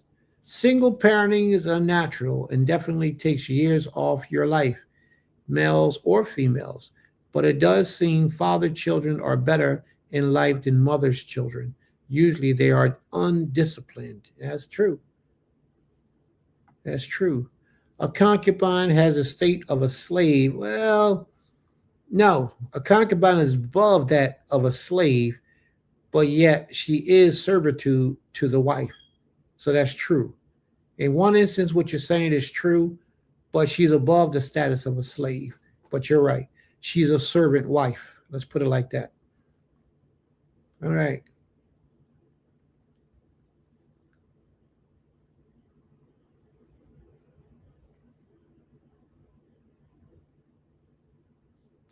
All right. He says that fluid is really made by both man and woman. I don't know what fluid he's speaking of. I guess you're talking about the amniotic fluid. I'm not talking about the amniotic fluid. I'm talking about the sac itself, and I'm talking about the baby itself prior to any fluid entering in. That fluid comes from the woman. Yes, it's a mixture. It goes from the woman. It brings her nutrients and it feeds the baby. It does all those things. Now, that fluid is built up in a different manner. I'm not talking about that. I'm talking about the man owning the right to those children, meaning that that sac that houses that child and the child itself, the seed, all comes from the man's loins. Therefore, it belongs to the man. Toda Rabbah. Frugality is carefully minded in spending. Frugal. I like that. Frugal. All right. Familal, dealing with family-related matters. Thank you for that knowledge there, brother. I appreciate that.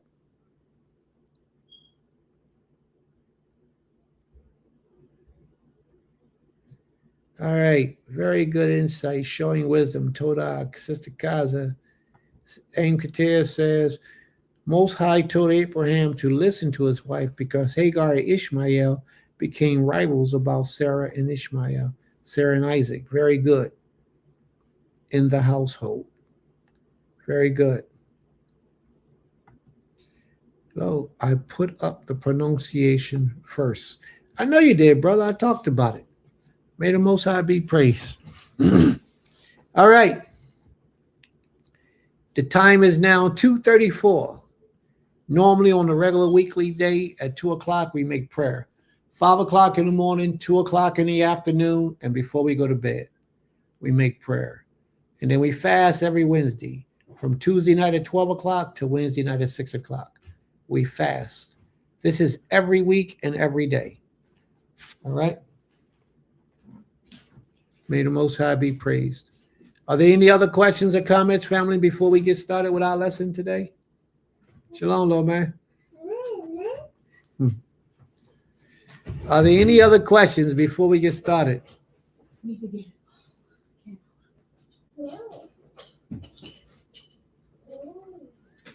No other questions. All right, we're going to get started. We're going to get started. So for anyone who is just joining us today in our class, and those who have been here for some time today, please give us some thumbs up, some likes. Please share on your social media the link to the class. Please share the platform. Please share the class so that others who may be in need of these lessons can hear it.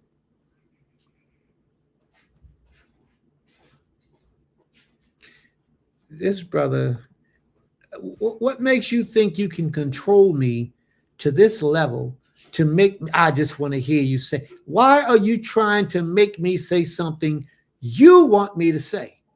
All right, I'm going to do it for you just this one time.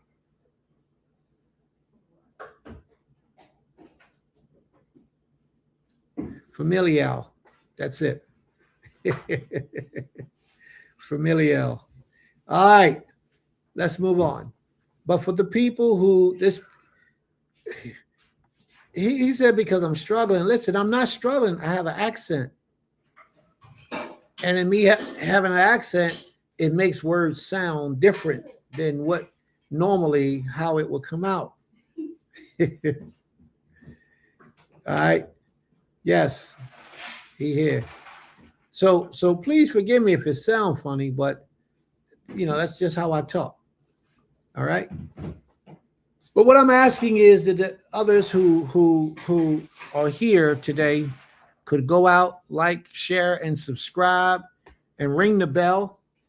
Ring the bell if you can, so that every time we go live, you'll get a notification that we're going live, and you can join in with us. Sounds like I'm speaking Spanish. Oh, that's interesting because I speak Spanish, Hebrew, and English.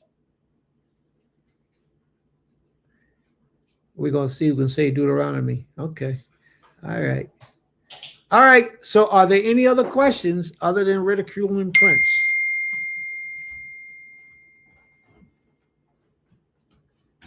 Other than ridiculing Prince, are there any other?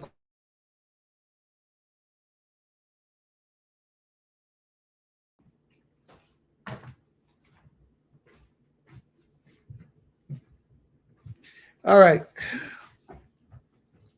Let's rock and roll. Spanish, Hebrew, and English. Yes, I'm familiar with both of those, all three of those languages. I try to learn as much as I can learn. And a little bit of Aramaic too. A little bit, just a little bit of Aramaic. Now I was trying to get that compliment right there, boy. That boy right there. Cohen Ben Lewi. Well, Cohen Ben Lewi is no longer with us. If we're talking about the same Cohen Hagadol, is that what we're talking about? Or are you talking about Mikhail? I don't know, but irregardless, whichever you're speaking of, they were both great men. All right, may the Most High be praised. Let's rock. We ready for the lesson. Indeed, rest in peace. Okay, Cohen Hagadol. May the Most High be praised. Toda Rabbah. Well, thank you for that compliment, brother. I greatly appreciate it.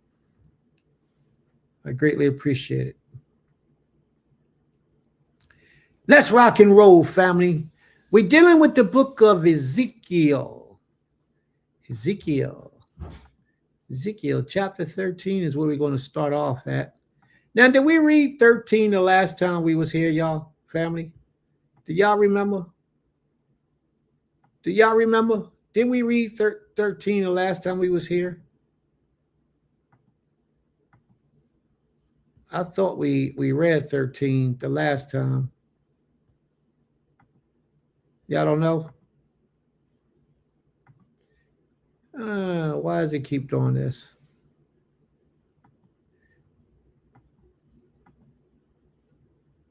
I thought we did 13 the last time we was here. I thought we did. And if I'm mistaken, then y'all let me know. But I thought we did Ezekiel chapter 13 last time we was here. So what I wanted to do was start on chapter 13, verse 20, just to give us a slight recap of where we needed to be. May the Most High be praised.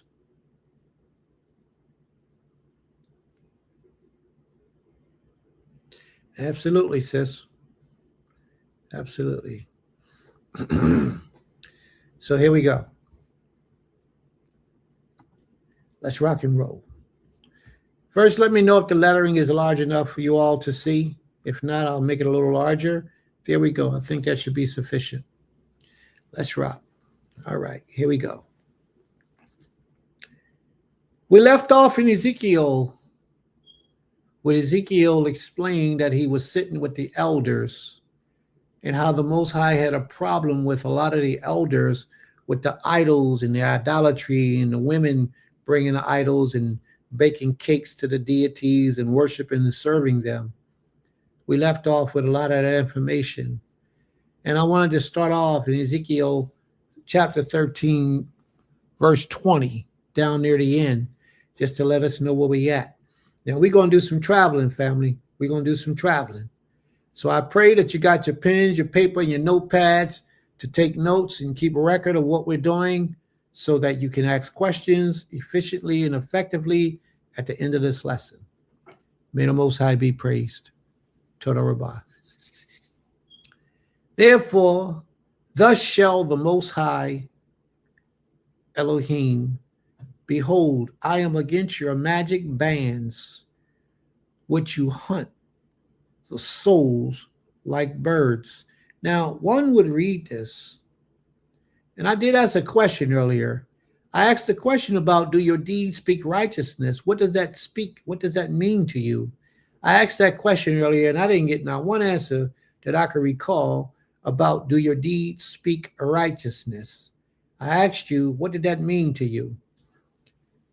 But one question, one comment here that I just read will slip past the minds of a lot of people, but I have to draw emphasis on it because it's extremely important. Therefore, thus saith Adonai Yohei, behold, I am against your magic bands, with which you hunt the souls like birds. Now, who are the souls? The souls are individual people. You hunt them like birds with magic, meaning that a lot of people perform sorcery, witchcraft, black magic on people to entice people, to get people to do what they want people to do. A lot of us today do this thing and not even know what we're doing. And then there are some of us who intentionally do it, who knows what they're doing, and it's wickedness. It's considered by the Most High to be wicked. There are two doors to gain access to the Creator. One door is through the front door, by being his servant, submitting yourself to his will, living your life to please him. That's the front door. The other door to gain access to the Creator is through the back door, by practicing the secret arts, living your life any way you want to live, but you know that 1 and 1 equals 2. Therefore, you perform the 1 and 1 equal 2 ritual to bring about the results that you desire to see in life. Only the Most High can cause good and bad, or good or bad, or evil or righteousness to exist within a person's life. Only the Most High could say that.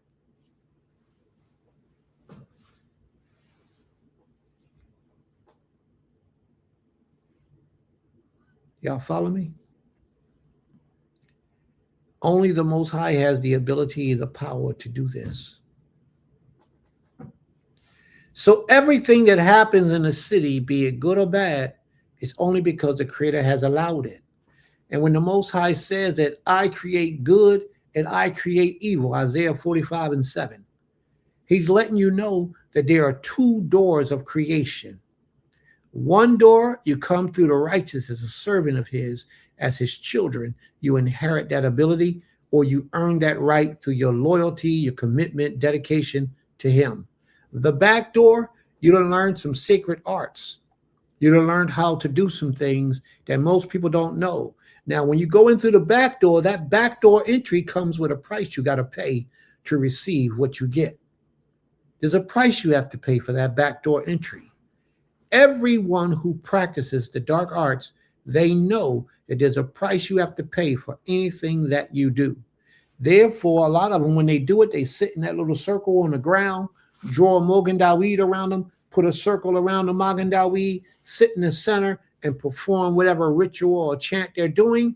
That circle and that Mogan Daweed working together, that energy that it generates is supposed to protect them from any negative force or energy that's trying to come in to penetrate. It can't penetrate because those symbols hold a manifestation of power that was created by the Most High. This is a form of ancient wisdom.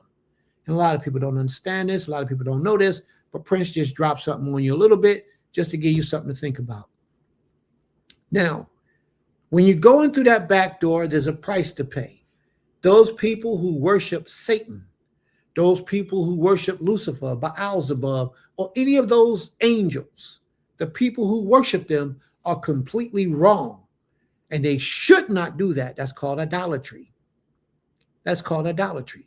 But we have a lot of people who don't know that they can gain access to the Most High through the front door. Therefore, they go through the back door and they worship these entities and these deities. And along the practice of them worshiping that, they learn what we call the sacred arts or the secret art or dark magic, as some would say. Magic is never good in that instance. It's never good because you're going through the back door to get it. You will get it. It will come from the Most High. It will take place, but it's not the prescribed method of those who are righteous. Righteous people go through the front door, but the problem with the people who go through the front door, they have forgotten the proper path to the powers of the Most High. Let me say the magnificent, extraordinary power of the Creator by going through the front door. They have forgotten because people have taught them through our lives that we live. Well, if you dream dreams, that means you're doing something wrong. You ain't supposed to be dreaming dreams. Why? The Most High speaks to us in dreams and in visions. If you're prophesying, ain't no prophets out here today. So they make you think that what you're doing is wrong and what you're doing is wicked and evil. And it's not wicked and evil. If the Most High is giving you the gift of prophecy and you dream dreams, you have visions, please contact me because we need to hook up. But you have to be a servant of the Most High. As long as you're a servant of the Most High, we good. Because all that means is that you're a prophet or a prophetess. That's what it means. Don't let people scare you off when you say, well, the Creator visited me last night in a dream. The Creator ain't talking to nobody. Get out of here with that. That's a lie. And the problem is that the Most High is not speaking to them. Therefore, they try to make you feel bad about the gifts that the Most High is giving you. These are the days where those things that have been prophesied are going to be fulfilled. We will have prophets running to and fro in the streets today like we had in the ancient days. But these are true prophets of the Creator. Let's pay attention because all these things that I'm talking about right now is going to reveal themselves later on in this lesson today. If you are one that you have a certain spirit that walks with you, certain feeling, certain vibration that speaks with you, get in tune with that spirit, that vibration. It's the Most High trying to get your attention. Do you remember Prophet Samuel? When Prophet Samuel first received the gift of prophecy, he didn't know. He was in his room laying down. Eli was in the other room. And the Most High spoke to Shemuel. He said, Shemuel. Shemuel, yes. He gets up. He runs to the priest. He says, I need Poe. What, you call me? What can I do for you? And Eli said, no, man, I ain't call you. Go lay back down. He gets up again. He heard the voice. He gets up again. He runs to Eli again. Abi, you called me? He says, no, I didn't call you. What did Eli tell him to do after that? Eli didn't say that's a ghost. That's something scary. That's a demon. Run from it. Eli said, embrace it. He said, embrace it. And from that day forward, he blew in the Most High's way and he became great. Eli said, the next time that voice calls to you, say, I need Paul, Creator. I am here, Creator. How may I serve you? And that's my advice to anyone here today that has any type of spiritual endowment, spiritual blessings from the Creator. It's the Creator trying to get you to utilize you for the service of his people. But because this European man has infiltrated our way of thinking and taken us so far away from spirituality that anytime something unnatural happens to us, which is really natural, but because it doesn't happen to the majority, they classify it as unnatural or supernatural. Because something like that takes place with us, we have been programmed to separate from it. But in reality, what we should be doing is gravitating to it. Saying, Most High, I'm here to serve you. Whatever you will have for me to do, so be it. Let me tell you something. If let me share this with you, and I got to share this with you. If Prophet Ezekiel was a chump, if the Prophet Ezekiel was living in today's time, if Prophet Ezekiel wasn't familiar with the spirit realm, when he had his visions at the river Kebar, wherever he was at, when he had his first vision, he would have been afraid. He would have been questioning whether it was the devil or something evil or something wicked. Something evil or something wicked can't come unless the Most High send it. So give that authority back to the Most High. Most High, I'm here to do your work, your will, whatever you have for me to do, I'm here. Surrender yourself to his will. Please surrender yourself to the will of the Creator and let him know that you will be of service to him wherever he needs you to be and whatever he needs you to do. And you watch how your life transforms in your face, how the Most High's glory begins to radiate in you, and he begins to fill you with a presence that you did not even know you had, and how you will grow, and how you will walk amongst men, and they have to respect and honor you just because of the aura that the Most High has placed within you. This is a fact. Don't allow these people to scare you out of your destiny. Don't allow them to make you afraid to embrace who the Most High has created you to be. And if they don't understand you, separate yourself from them. It only means that you wasn't sent for them. Come on over here. I got something for you. Come on over here. See, I'm not afraid of the Most High.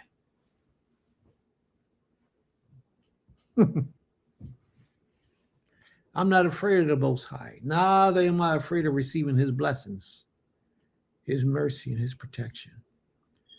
But there's a way that people enter in through the back door and receive things from the Creator to do harm to others.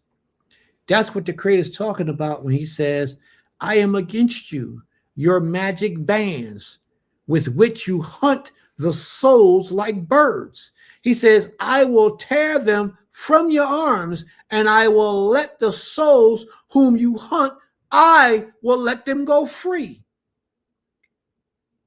The souls like birds, he will let them go. He won't allow you to keep them and hold them hostage. Watch this next part. Your veils also I will tear off and deliver my people out of your hand, and they shall be no more in your hands as prey. You shall know that I am Yod-Heh-Wah-Heh. This is deep. But if you're not traveling in a spiritual realm, you really don't understand what he's talking about. I told you some weeks ago that this society that we live in, this government, practices black magic to keep us in a dumbified state that we're in today. That's why they're able to say, shut your doors and stay in the house and wear a mask when you go out in the public, and people obey because they got our minds. They got a curse upon us. They have captured the souls of so many of us. And most of us don't fight back. Most of us don't resist. Most of us allow them to have this power and control over us. The Most High is just like I was with a husband. I don't want nobody ruling over my wife but me. That's what the Creator is saying. But you have to know that if somebody was able to do this, they had to go through the back door to get it from the Creator to be able to do. So he's the author of that. He allowed this to be because they knew the sacred arts to get it done. You follow me? But the Creator is letting them know, no longer is this going to be. I'm not going to allow this to happen. Why did the Creator put a halt to this evil, wicked person's doings? You know why he did it? Because they was not serving him. Had they been in proper alignment, then the Creator would allow them to do it. But the only way they can be in proper alignment is if their deeds spoke righteousness. And if their deeds spoke righteousness, when they captured the people's souls like birds, they would have been leading the people to righteousness. They would have been leading the people to the Most High. They would not have been leading the people astray for their own benefit, for their own goals. He's speaking about people like those people in the Christian churches who have taught for so long, capturing the souls of the people and only using that to gain more gold in their pockets for themselves, not to service the needs of the people. The Most High is exposing them, though. The Most High knew that a lot of us would be running to and flocking to those people. The Most High is saying right now, right today, let my people go. And guess what? We popping up all over the place. Israelite over there, Israelite over there. I just learned I'm an Israelite. I just learned this 10 years ago. I learned this 2 years ago. I learned this yesterday. And they're waking up because the Most High is saying, free my people from the curse that you got them under. Let their souls live. That's what the Creator is saying. Your veils also I will tear off and deliver my people out of your hands, and they shall no more be in your hands as prey. Matter of fact, we're going to become the prayer. We're going to become the one who destroys. And ye shall know that I am the Most High, because you have disheartened the righteous falsely. People put their trust in you righteously. They come to you. Listen, y'all, this chapter and the next chapter is going to reveal some powerful things about how we're supposed to be living. And right here is one. If you have a righteous spirit where you want to learn about the Creator, one of the mistakes that we make is thinking that we can just go to the Creator ourselves. That's one thing that we make as a mistake, because that's not how our ancestors did it. You're going to learn how they did it back in here. But that's one of the mistakes that we make. It is true, the Most High resides within all of us. But if you go inside yourself searching for the Most High, you just may find a demon that has been placed there in a way to prevent you from having access to the Almighty. And that's real. They're placed there. Remember when Adam and Eve was in the Garden of Eden and the cherubims, after they sinned, those cherubims was placed around the garden with the flaming swords? What was they there for? To protect, so you can't have entry. Well, they exist within you.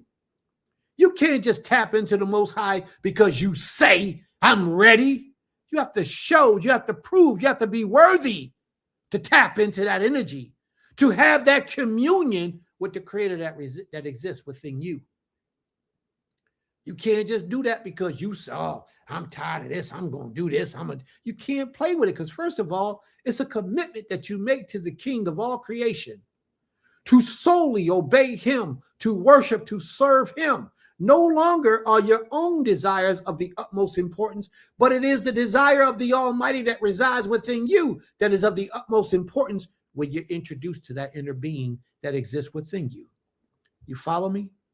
You just can't do that of your own. So therefore, one day we asked the Most High, we was at the mountain, and the Most High was revealing himself to the children of Israel.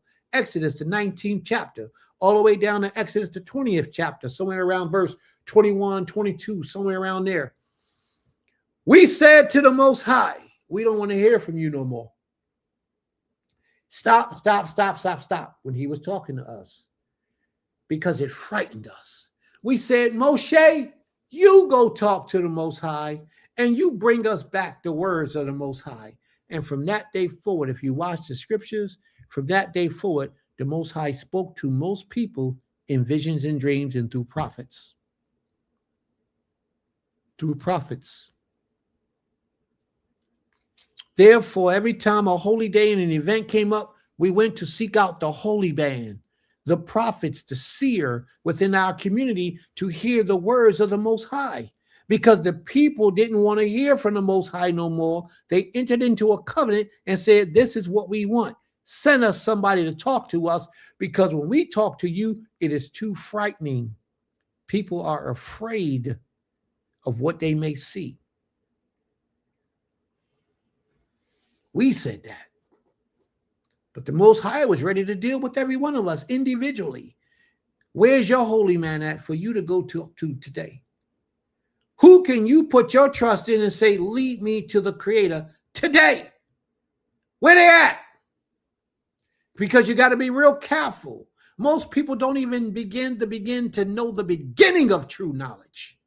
All they know is what they heard, what they heard from somebody who heard from somebody who heard from somebody who was heard from somebody who was told by somebody 100, 200, 300 years ago. All the way down the line, it got watered down. Ideology got into place. People's interpretations, they forgot what they heard. They mimicked what they thought they heard, and the information is not accurate. Therefore, we think that every one of us, we think today that I could just go before the Most High on my own, not even understanding that you have to be physically, spiritually, mentally clean before you can approach his throne, before you can just go to the Most High. This is why we always ask the Most High for permission before prayer to approach him. Because it just may be that we're not in that condition. And when you're not in that condition and you go before the Most High, you know what happens. If you know anything about super energetic power, you will be destroyed, or you could be destroyed. If the Most High accepted you to come before him and you don't approach him properly, you can lose your life. And if you don't lose your life, at the least you can lose your blessings. And none of us don't want to lose our blessings, correct? None of us wants to lose our lives, correct? Then you need to learn how to approach the Father. And a lot of us don't know how. A lot of us think that we just get up, open our mouths, and start talking. No, it's a whole ritual. It's a whole lifestyle. It's a whole conditioning that you must be in to approach the Creator. Let me give you an example of what I mean. Small example.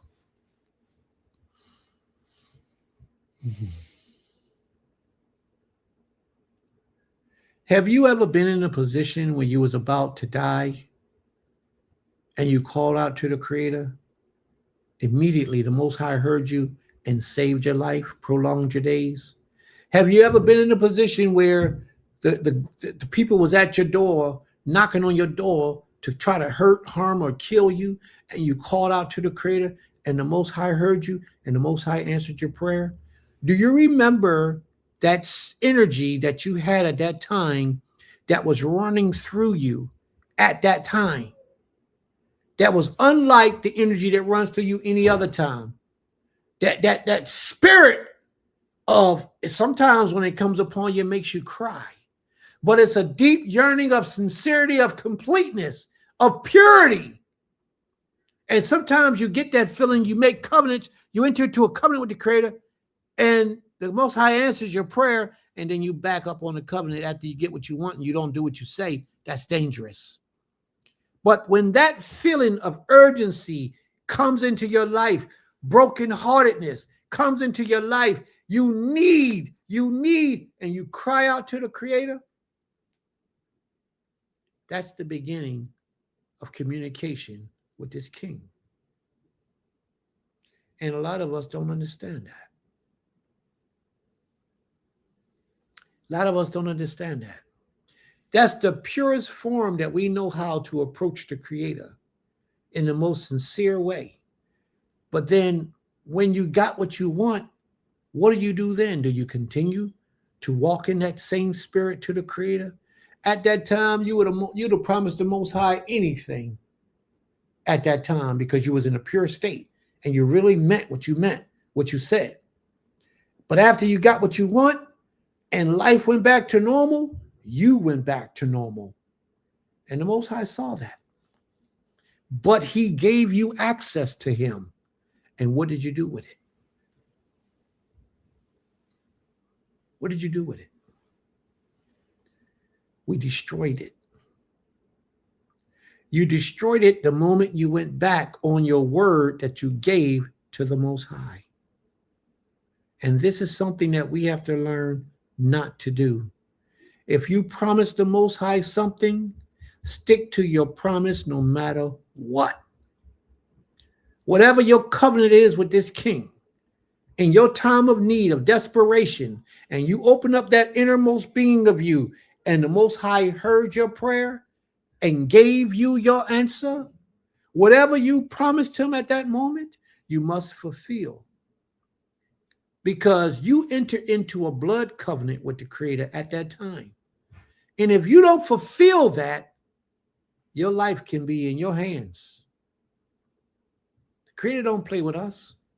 He's real with us. You are his child.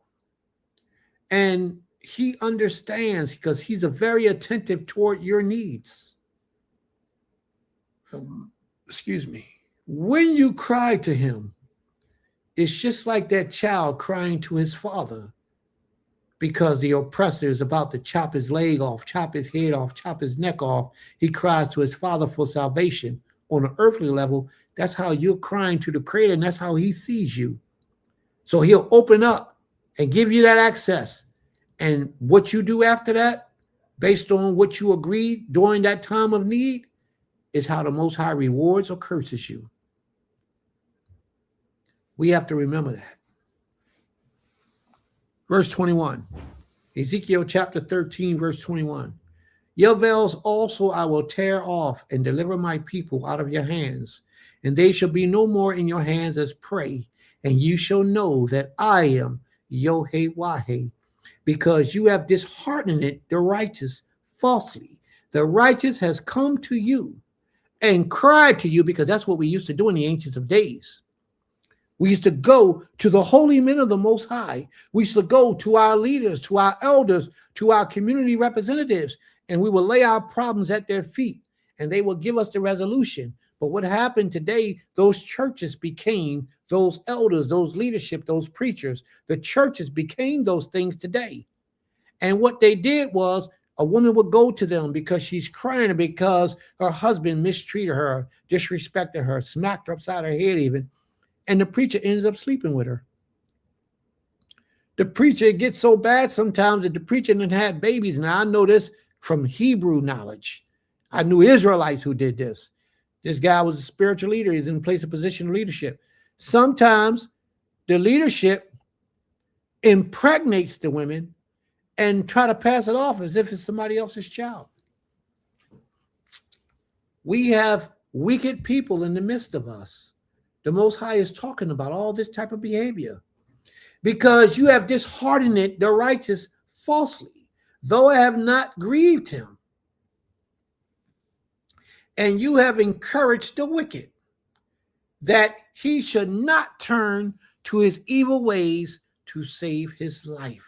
You don't talk to him about not doing righteously. You make him turn to become a wicked man.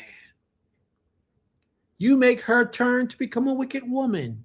She has lost all hope and trust in righteousness and leadership and people speaking and representing the Most High. She's lost hope. She's lost trust because you, who stood as the example, who was supposed to have been representing the Creator, she put her trust in you. And what did you do with it? You had your way with her, and then you put her out. That's not righteousness. That's wickedness. The Most High sees how we treat his people, and the Most High will hold us accountable first, the leadership. Therefore, you shall no more see false visions. Those visions that you saw, although they was false, you ain't going to see them no more. Nor are you going to practice divination. The Creator saying, I am now cutting off all access to you. Even from the back door, you will not be able to enter in to have things take place. He says, I will deliver my people out of your hand, and ye shall know that I am Yod-Heh Wah-Heh. Now, I want to bring this to your attention, family.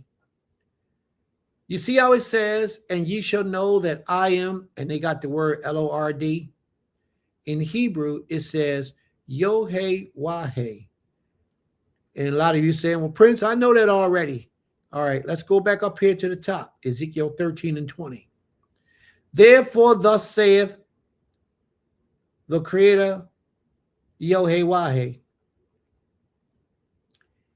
In the book of Ezekiel, they begin the process of changing from the word Lord being Yod-Heh Wah-Heh in English or Hebrew to the word Lord meaning exactly what it means in Hebrew, which means master or a power, you know. And then the word God, G-O-D, is actually Yod-Heh Wah-Heh. In the book of Ezekiel, some places they begin to break it down that way. Why? I don't fully know, but I do know that you're dealing with different powers through this whole conversation. Different powers who the Most High will put in charge of the nation of Israel for certain tasks. That power will speak under the authority of the Creator. Only the Most High gets credit for all of this. You don't worship that power. You don't deal with that power. You deal with the Almighty. But the way that he gets the message to you is through his heavenly hosts. And his heavenly hosts have certain ranks and orders. They have different positions of authority in how they deal in the heavenly hosts. All right. So now we're getting down to the bottom, and you see where they ended up. And you shall know that I am Yod-Heh Wah-Heh. They ended out that way. If it had said in English, Lord God, then it would actually say Adonai, my master, or master of me, Adonai. And then when they got God, it would say Yod-Heh Wah-Heh, the supreme power. Then certain of the elders of Yisrael came to me and sat before me. And the word of Yod-Heh Wah-Heh came to me. The word of the Most High came to me. Now, let me break this down for you, because I already know. A lot of people don't know, so Prince going to tell it to you so that you can know. When you read the scriptures, and it says things like, the word of the Most High came to me, that meant that this word, the one that they got word, is a servant of the Creator. It's not saying that the Most High spoke to me himself. It's saying that the word or the servant of the Most High presented a message to me. You won't find where the word of the Most High came to Moshe, because Moshe dealt with a different servant of the Creator. I think you found it one time in the scripture. I think it was only once, where it says something about the word of the Most High. Usually, Yod-Heh Wah-Heh speaks to the Most High, but he does use messengers, but he uses a different messenger. He doesn't use the messengers that he dealt with when he dealt with the prophets or any other person on his earth when he was dealing with Moshe. He spoke to Moshe himself. A higher ranking official carried the messages with Moshe, just so that you understand. And when you learn Hebrew, you'll learn the answers to a lot of these things will lay itself out. This is how it was so easy for the people to dupe us with Christianity and put JC in there and have you practicing idolatry. Because these secret things that you did not understand, you can easily interject. Well, see, that's JC. See, this is JC. And it ain't got nothing to do with JC. When what's his name? Yahashua was walking after he just got finished with the war. He was walking and an angel met him along the way with his sword drawn. Yahashua, who understands the heavenly order, he asked that angel, are you on the Most High's side or you on the adversarial side? He had to ask him, what position are you coming in? In what authority to me today are you coming? And the angel told him, on the side of the Most High, I am coming as a protector for you, Yahashua, as a protector, as a defender. He could have came as an adversarial energy to destroy Yahashua, but he did not. He came as a protector for Yahashua. The Most High told Moshe, behold of my messenger, my angel that I send to you. Beware of him, for my spirit is in him. Him you shall obey. He ain't say me. He said obey him. Why he didn't have to say me? Because the Most High was speaking through him to Moshe. See, we know all this. Those who have that spirit, that understanding, we know. But the average person who doesn't understand will be glad to grab a JC character and say, see, that's where he fits in, and he doesn't have nothing to do with this. Nothing at all. This is the Creator. And the Creator assigned those who are worthy of different positions in the heavenly realm. Those who are worthy. And we, each individual, deal with different Elohim, different powers of the heavens.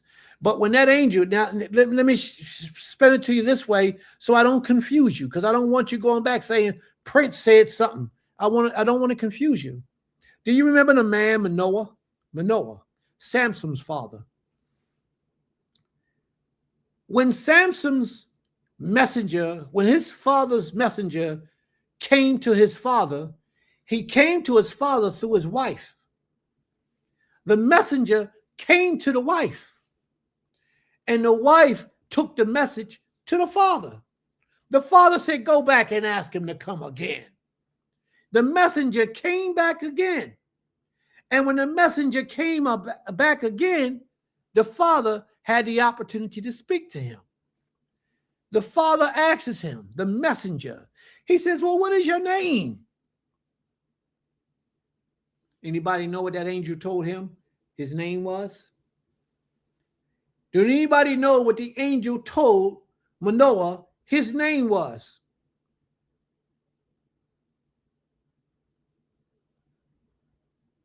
Does anybody know?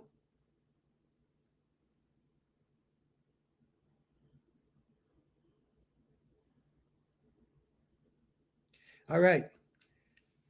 The angel told him, why are you seeking after my name? You don't need to know my name. You only need to know the name of the Creator. That's it. So anytime some fictitious character pop up on the scene saying you're supposed to worship me, then automatically you know that they're a liar. They're not working for your good. You're supposed to honor me. I am the Creator. I'm your power. Do you know automatically that that individual is not worthy, and that you should never call upon that name of that deity or that power or that energy at all, because there is none worthy of praise but the Most High, just the Most High.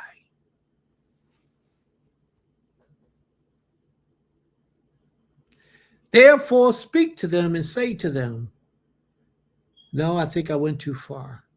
All right, let's move on.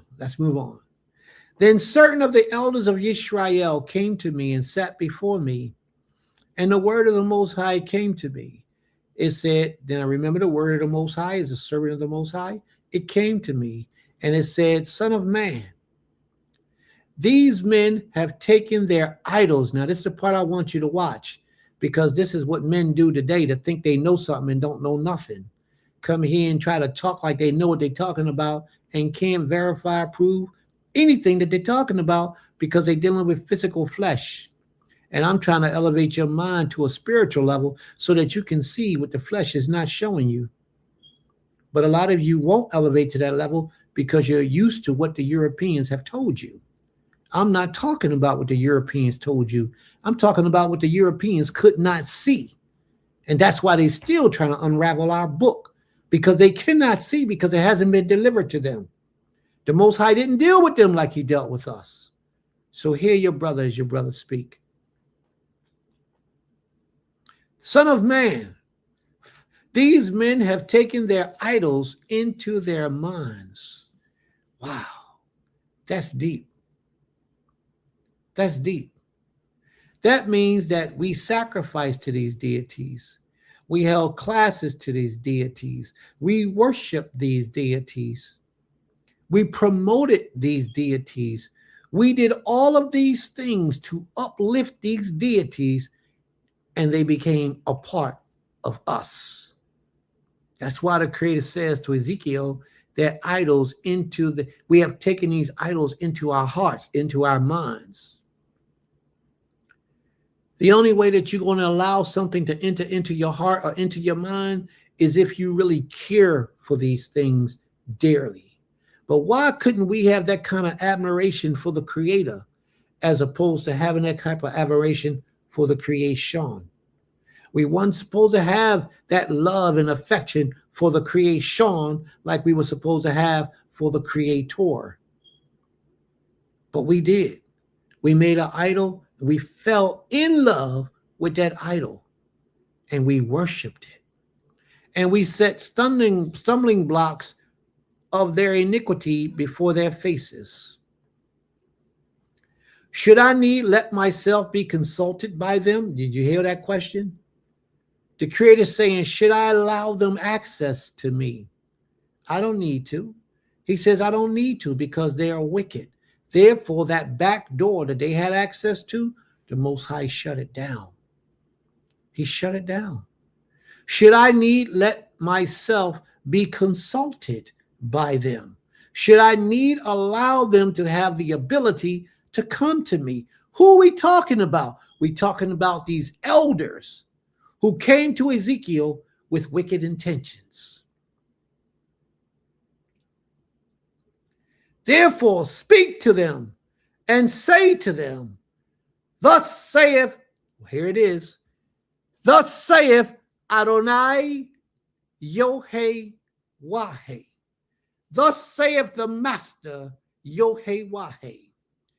Anyone of the house of Yisrael, pay attention, who takes his idols into his heart and sets the stumbling block of his iniquities before his face, and yet comes to the prophet. Remember what I told you, how we used to talk to the Most High? We went to the prophets. We went to the holy men of the Most High to talk to them, to hear word of the Creator. But the Most High is saying now, if you're practicing idolatry, you're worshiping the devil, an evil spirit, an evil entity, a deity that is not worthy, and no deity is worthy of the Most High, or even to be in the presence of the Most High, then this is the punishment the Most High will give to you. If you worship JC, if you worship Buddha, Allah, Vishnu, any of those deities, if you worship them, and then you come to a man in the Most High with the question, the Most High won't deal with you. He'll cut you off. He might even take your life. And if you, as a servant of the Most High, you give ear to those things and you say, you know what, I'll seek the Most High on your behalf. Let me go and ask the Most High. And you know that this person is practicing idolatry and witchcraft and magic and voodoo and all kind of necromancy and doing all these wicked things, and you still come and question the Most High on their behalf for their favor, the Most High will deal with you as well. That's what the Most High is saying. Anyone of the house of Yisrael who take his idols into his heart, into his mind, and set the stumbling blocks of his iniquity before his face. These are the reasons why the Most High is saying we are sinning before him, because we put these idols before him. What are some of these idols that men today practice and put before the Creator? Their family, their wives, their jobs. Well, what do you mean their family, their wives, and their jobs? And let me explain. Sometimes their friends, their family. We got to go to Shabbat service today to worship, honor, and praise the Most High, but the family don't want to go, so they don't go. We got to eat certain foods in our house, but the family don't like to eat those certain foods, so you buy the family the certain foods that they like. That's putting your family before the Most High. Your wife, you take a wife and you know that this woman ain't about the Most High. You know she don't live that Hebrew lifestyle. Why you take her in the first place? Because she looked good, because she had a couple dollars, so I wanted her. You have just placed her before the Most High. And sometimes women, you do that with a husband. You looking for a husband. You so desperate looking for a husband, you take a heathen as a husband. And that heathen as a husband has all dominion over you. If he says you cannot go to the house of worship, then you can't go. And you just put that man before the Most High. You're supposed to do that, serve your husband, whatever he says. But that's why you get a man that's righteous, a man that's in the direction of serving the Most High. And I feel with you, sisters. Sometimes you look so hard, you don't see nothing in the pickings of a Hebrew man that's worthy of your hand. But you see over here a brother who ain't worshiping the Most High, who you feel may be a good man. Then you make that man enter into a covenant with you, that he will never interfere with your service to the Almighty. And if that's the way you go, then that's the way you go. I'm not saying that's the way you should go. I'm saying if you do, then put precautions in place that man never keeps you away from glorifying your King. Put the Most High first. And if he says yes, then that makes him second. Maybe you can take him. But you can't allow anything to get in your way that's going to prevent you from serving this King ever. So a lot of people put their wives in the position of that. A lot of people put their wives, their jobs in the place of the Most High, or before the Most High, in the front of their faces. What does that mean? The Most High says the Shabbat day is the day that you got to keep holy to me. In that day, you should do no manner of work. And I'm talking about even the people who keep a rotating Shabbat. Whatever your Shabbat is, you're supposed to cease from all of your work. But, today's Saturday. I know I ain't supposed to be working, but I got to make that bread. I got to take care of my family. How Prince want me to be a man who provide, but then want me to take off on the Shabbat day. I can't do that. Then you're not putting the Most High first. You're actually putting your job first. And a lot of us work on the Shabbat to disrespect the Creator. Therefore, our job is our God. Our job is our Creator. Our job came before the Most High in our sight. Sometimes, how do you put your friends before the Most High and make your friends a deity? Sometimes we do it because peer pressure. Our friends may have an influence over us to cause us to do certain things or see things a certain way. You'd be surprised how your friends affect you. And anytime your friends come into your life and turn you away from the Almighty, then they're not your friend. A true friend will complement your life in the direction of the servitude to the Creator. All right? That's what a true friend would do. He says, I, the Most High, will answer him as he come with the multitudes of his idols, that I may lay hold on the hearts of the house of Yisrael, who are all estrangled from me through their idols. Because we worshiped all of these idols, the Most High is making our lives difficult. Did you guys share this page? Did you guys share the link? Did you all like the page and give your likes to the page? And did you share on your social media?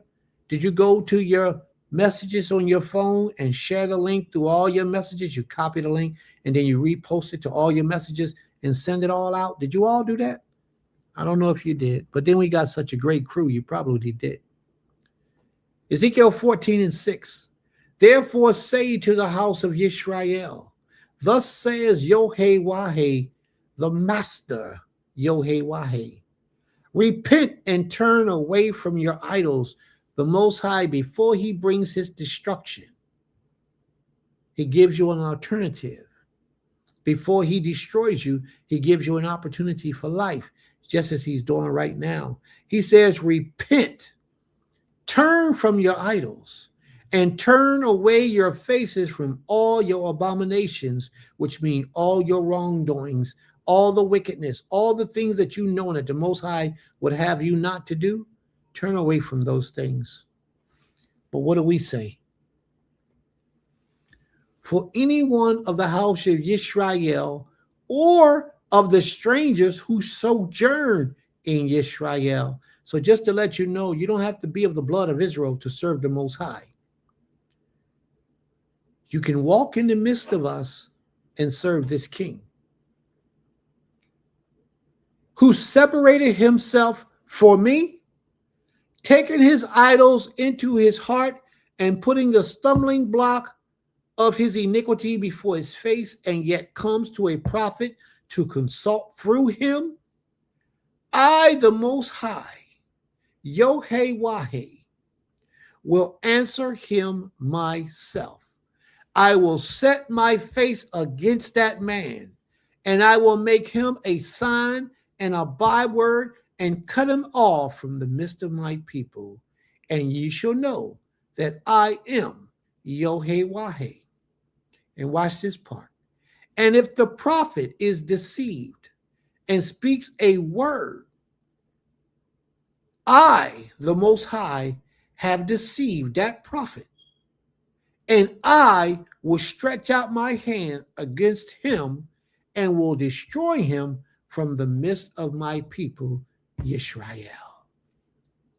And they shall bear their punishment, the punishment of the prophet and the punishment of the inquirer should be alike, that the house of Yisrael, they may no more go astray from me. The Most High has given us all an opportunity to worship him and him alone. He's given us all an opportunity to serve him and him alone, that the house of Yisrael, they may no more go astray from me, nor defile themselves anymore with all their transgressions, but that they may know that they may be my people, and I may be their Elohim, declares the Most High, our Master, Yod-Heh-Wah-Heh. And the word of the Most High came to me, and it said, Son of man, when a land have sinned against me by acting faithlessly. What is faithlessly? Without trust in the Creator. When the people of the land, when all the population, not the earth itself, because the earth trusts in the Most High, but the people of the land loses faith in the Most High, loses trust in the Most High, stop depending on the Most High, and start turning to something other than the Creator, or nothing at all. He says, I stretch out my hand against it and break its supply of bread, and send famine upon it, and cut off from it man and beast. Even if these three men, Noah, Daniel, and Job, were in it, they would deliver but their own lives by their righteousness, declares the Most High, the Master, the Creator. So my question again, family, because I see a lot of talk going on in the room, a lot of chit-chatting, but it's coming from a lot of wicked people. Does your deeds speak righteousness? Does your actions, the way you live your life, the word that you give, do you honor it? Do you honor your word? Do you live by your word? Do you back up your word? Does your deeds, the deeds of your life, speak righteousness? Or is that just something you let come out of your mouth to pretend as if you're on a righteous path?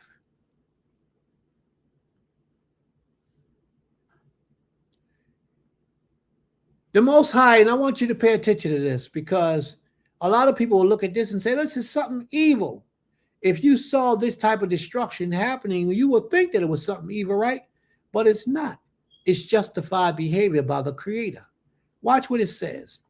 If I cause wild beasts to pass through the land, and they ravage it, and it be made desolate, so that no one may pass through because of the beasts, even if these 3 men were in it, as I live, declares the Master Yohei, they would deliver neither son nor daughter.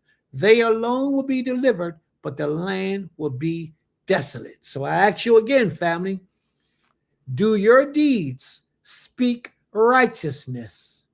Because if your deeds do not speak righteousness, that means that everything you do, your actions, speak about righteousness, or your actions dictate righteousness. If your deeds do not speak righteousness, when the Creator allowed the calamity to hit this country, you're going to be consumed with it. Only the man can be saved because of his own deeds, because of how he lives his life. Can a man household and a man receive salvation? And I want you to know that just because you go to Shabbat service don't mean that your deeds are speaking righteousness. How are you outside of this Shabbat? How are you conducting yourself on your job? You know, it's a lot of things that we do in life that are unrighteous before the Most High. And we know it in our inward parts, but yet we do it. Like all that weed you're smoking. You know you ain't got no business smoking that weed. You know that weed is killing you. You know that weed is hurting you. All that crack you shooting up. All that crack you smoking. All that heroin you shooting. All that coke you snorting. You know that stuff is wrong. You shouldn't be hindering your intelligent growth and development by doing these things, but you do it anyway. You do it anyway. All that liquor you're drinking. Well, I'm only going to have 1 drink a day. It's poisoning you, and you know it's poisoning you. Therefore, if you want to live, you wouldn't do it. If you want to operate on all cylinders, you wouldn't do it. You would separate yourself from those things because you want to put the Most High in the front of your mind and not your own vices and desires. The Most High is saying to us that only our own salvation, our own righteousness will save us in a time of calamity.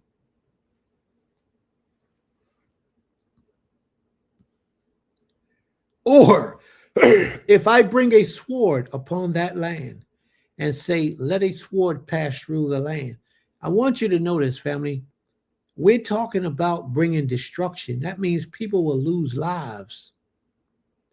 We're talking about a time where people will lose lives. Famine, people will starve. You ever seen a person die of starvation? Have you ever seen it with your eyes of a person die of thirst? Have you ever seen a person die with your eyes who was suffering? Have you ever seen that? Because that's the devastation that's coming to this place. We got to unite so that we can build a defense against this, so we can prepare for that dreadful day. We must unite ourselves together because it's coming. If you never witnessed these things, then you have no understanding of what it is that I'm talking about. You could talk that talk from the background, but until the time comes that you witness this type of destruction, a lot of us probably never even killed anybody, never even saw anybody die. I mean, really saw somebody lay there up close and pass away. A lot of us probably never saw it. A lot of us probably never experienced it. Therefore, you can't speak on things that you don't know nothing about. Because when that happens, when those times come, you're going to be mesmerized because it's something you've never experienced. And you're going to be praying to the Father, but the Father going to be saying it's too late now. You should have got yourself together when Prince was talking to you every Shabbat for the last 3-4 years. That's when you should have started getting yourself together, but you didn't. Didn't get yourself together. You still want to go and do the things that you wanted to do to bring you pleasure. And you put the law behind your back and you serve the Most High later. When you got time to serve the Most High, you'll serve him. But right now, you're looking to seek out your pleasures and have them fulfilled in your life. When the calamity comes, don't call to the Creator because he ain't going to answer you. You should reserve that voice, that air for the last time you get to breathe. If I bring a sword upon that land and say, let a sword pass through the land, and I cut off from it man and beast, though these three were in it, as I live, declares the Most High, the Master Creator, they would deliver neither son nor daughter, but they alone would be delivered. The reason why they alone would be delivered is because every man is delivered because of his own righteousness. So I ask you again, family, do your deeds speak righteousness? Or does your deeds speak corruption? Do your deeds speak wickedness? Do your deeds speak selfishness? Do your deeds speak unrighteousness?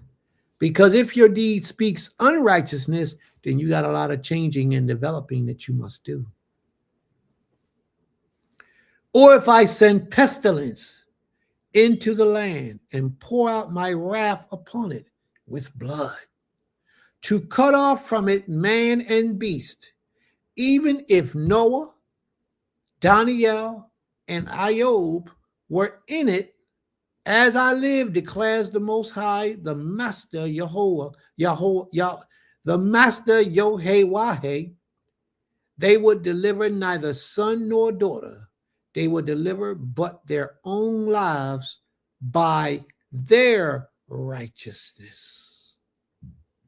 For thus saith the Master Yohei, how much more when I send upon Yerushalayim my 4 disastrous acts of judgment: sword, famine, wild beasts, and pestilence. Now, let me break this down for you. You know how the Most High send those 4 disastrous acts? Each one of those disastrous acts is sent to us by way of an angel. There's an angel that brings the sword. There's an angel that brings the famine. There's an angel that stirrups the wild beast. There's an angel that stirrups the pestilence, the bugs, the sicknesses, the disease. Each one of them is manifested by way of an angel. The Most High just need to speak, and it is, and those angels do what the Most High has assigned them to do.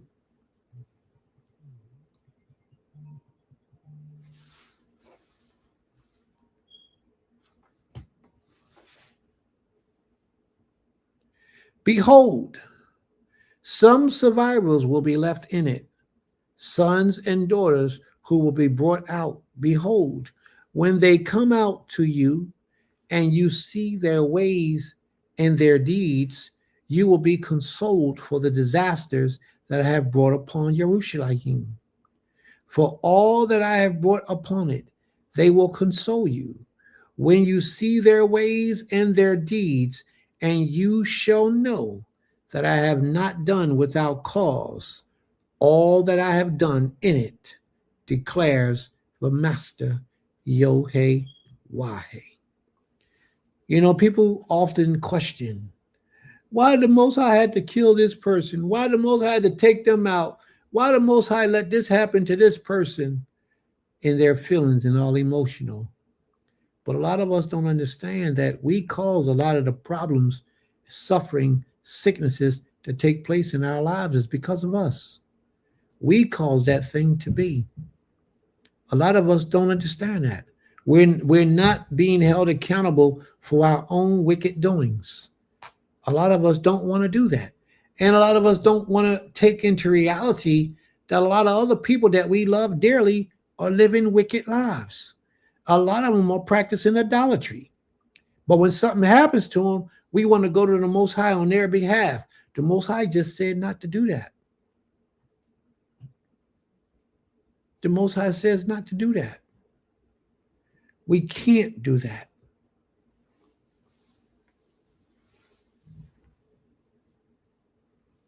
Because the Most High will punish us for it.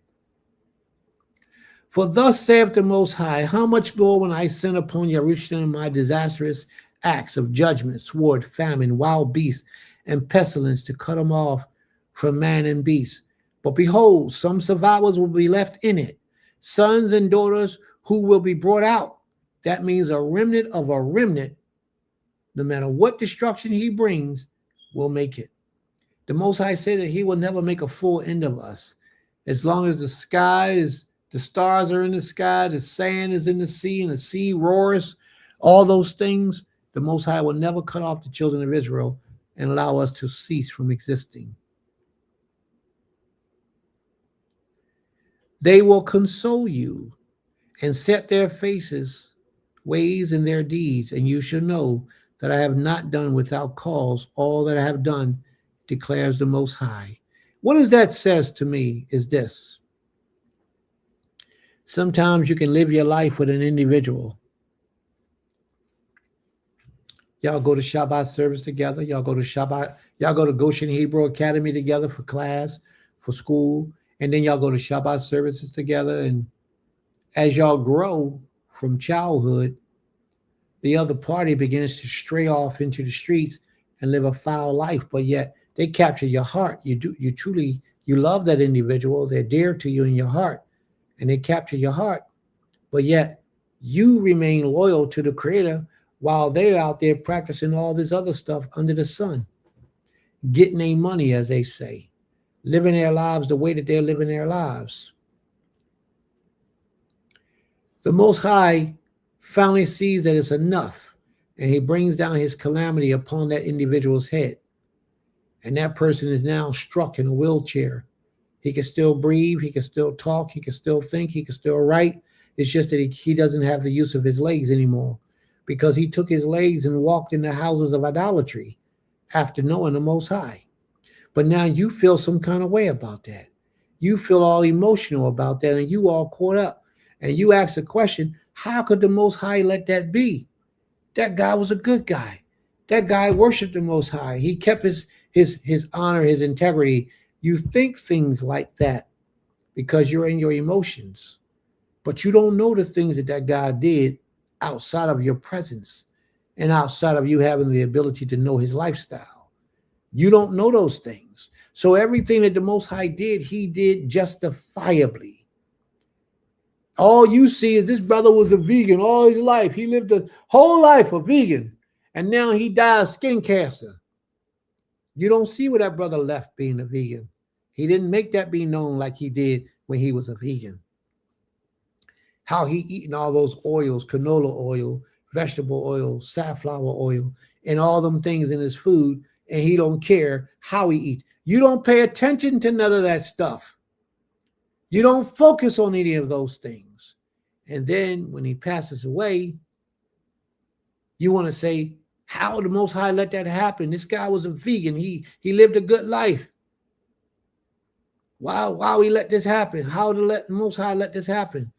The Most High retribution is just. It's always just. Even if we don't understand, it's just. Okay? All right, we're in the 15th chapter, but we're not going to do the 15th chapter today. All right? We're in Ezekiel, the 15th chapter, but we're not going to proceed with the 15th chapter of Ezekiel today. We're going to start up next week with the 15th chapter of Ezekiel. But my question to you, family, is do your deeds speak righteously? Do your deeds speak righteously? Your actions, your thoughts, your deeds, the way you move, are you moving in a righteous manner, in a righteous behavior?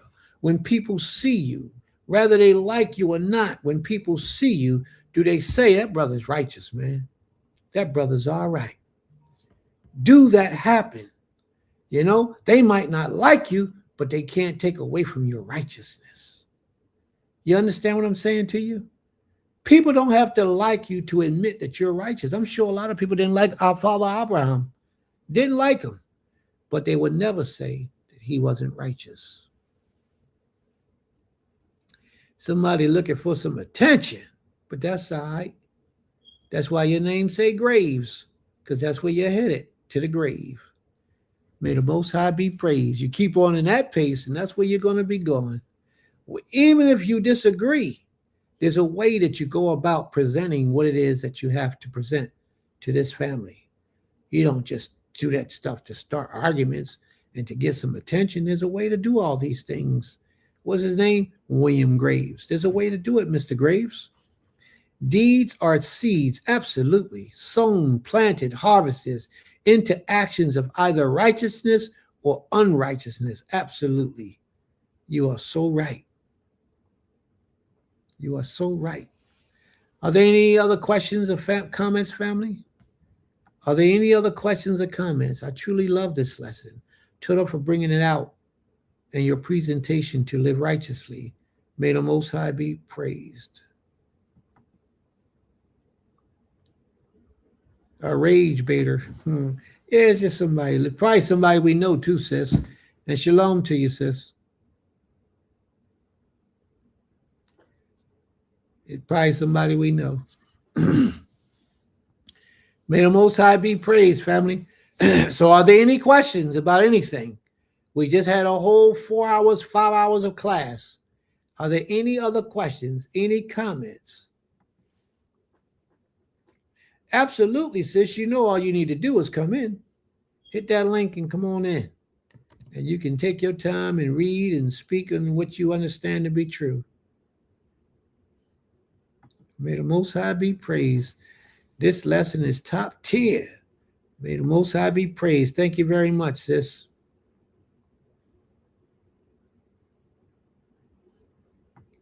Do we have any members here in Detroit? Shalom, sis. How are you? Do you remember that sister that I was out there in Detroit some years ago helping out? Do you remember her name? Because I haven't heard from her in a long time. If you could reach out to her and hand her my number or something, just have her give me a call. I'd like to know how she's doing. I don't remember her name. She was an elder sister. But to answer your question, no, she's not on Facebook.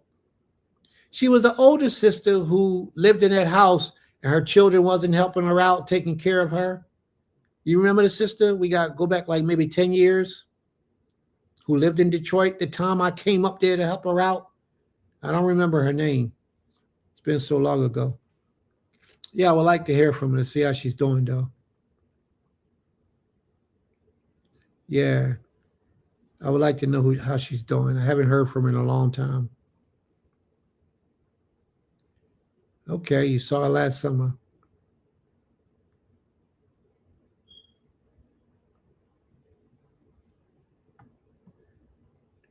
All right, chicken broth with no questions, just comment. I would appreciate you breaking it down the way you did. Even for my own self-reflection, I'll tighten up. May the Most High be praised. Toda Rabbah.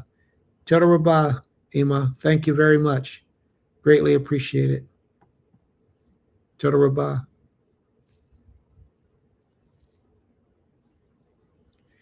Are there any other questions, family? Are there any other questions? Any other comments?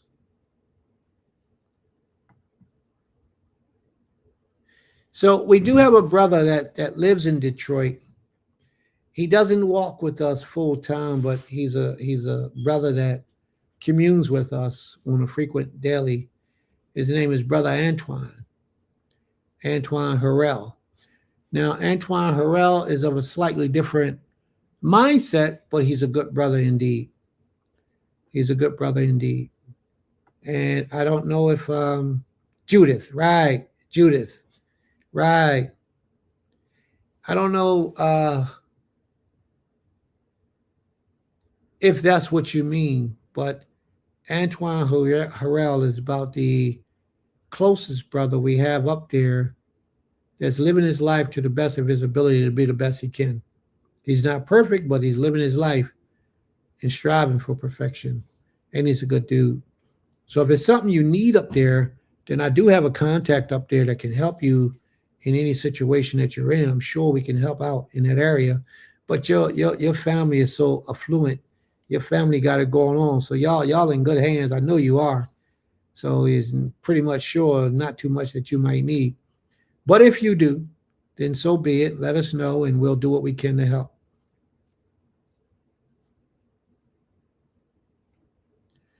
All right. But if you need a contact, I would say that would be the best brother that I could put you in touch with to help you out in areas in Detroit. Yes. So, family, are there any other questions or comments? Because if there's not any more questions or comments, you know we're going to be shutting it down in a minute. And my sister says she's coming on, so let's see what she's going to do. She got something she want to talk about.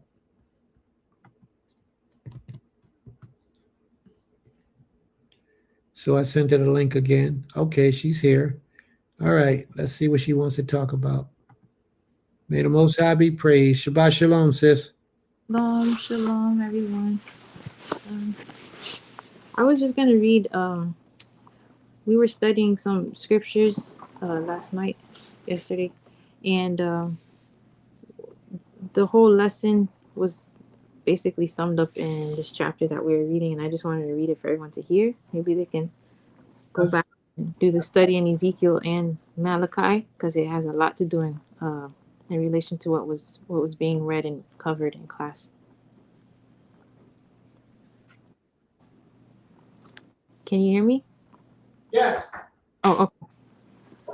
Okay, so I'll be reading from Malachi chapter 3, starting at verse 2. And it says, who is able to bear the day of his coming? And who is able to stand when he appears? For he is like the fire of a refiner, and like the soap of a launderer. And he shall sit as a refiner and a cleanser of silver. And he shall cleanse the sons of Levi, and refine them as gold and silver. And they shall belong to Yahuwah, bringing near an offering in righteousness. Verse 4 says, then shall the offering of Yehuda and Jerusalem be pleasant to Yahuwah, as in the days of old, as in former years. Verse 5, and I shall draw near to you for right ruling, and I shall be a swift witness against the practicers of witchcraft, and against adulterers, and against them that swear to falsehood, and against those who oppress the wage earner in his wages, and widows, and the fatherless, and those who turn away a sojourner, and do not fear me, says Yahuwah of hosts. For I am the Most High, Yahuwah, I shall not change. And you, O sons of Yaakov, shall not come to an end. From the days of your fathers, you have turned aside from my laws, and did not guard them. Turn back to me, and I shall turn back to you, says Yahuwah of hosts. But you said, in what way, and what shall we turn back? Verse 9? No, verse 8. Would a man rob, it says Elohim on here, would a man rob the Most High? Yet you are robbing me. But you said, in what way have we robbed you?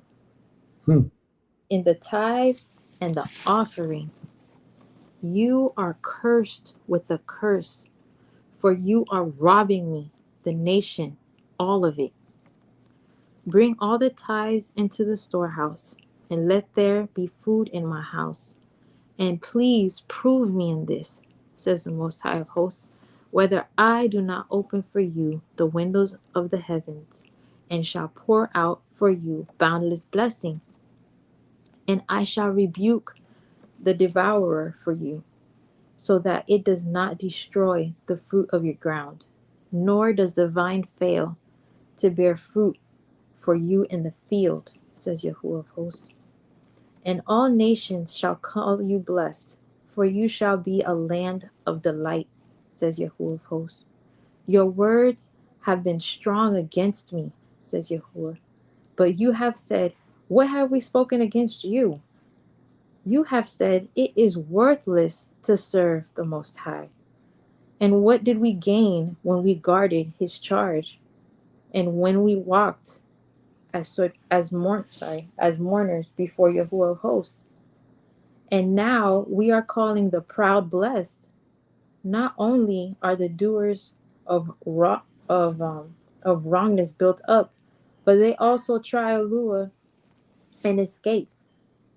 Then shall those who fear Yahuwah speak to one another, and Yahuwah listens and hears, and a book of remembrance be written before him of those who fear the Most High and those who think upon his name.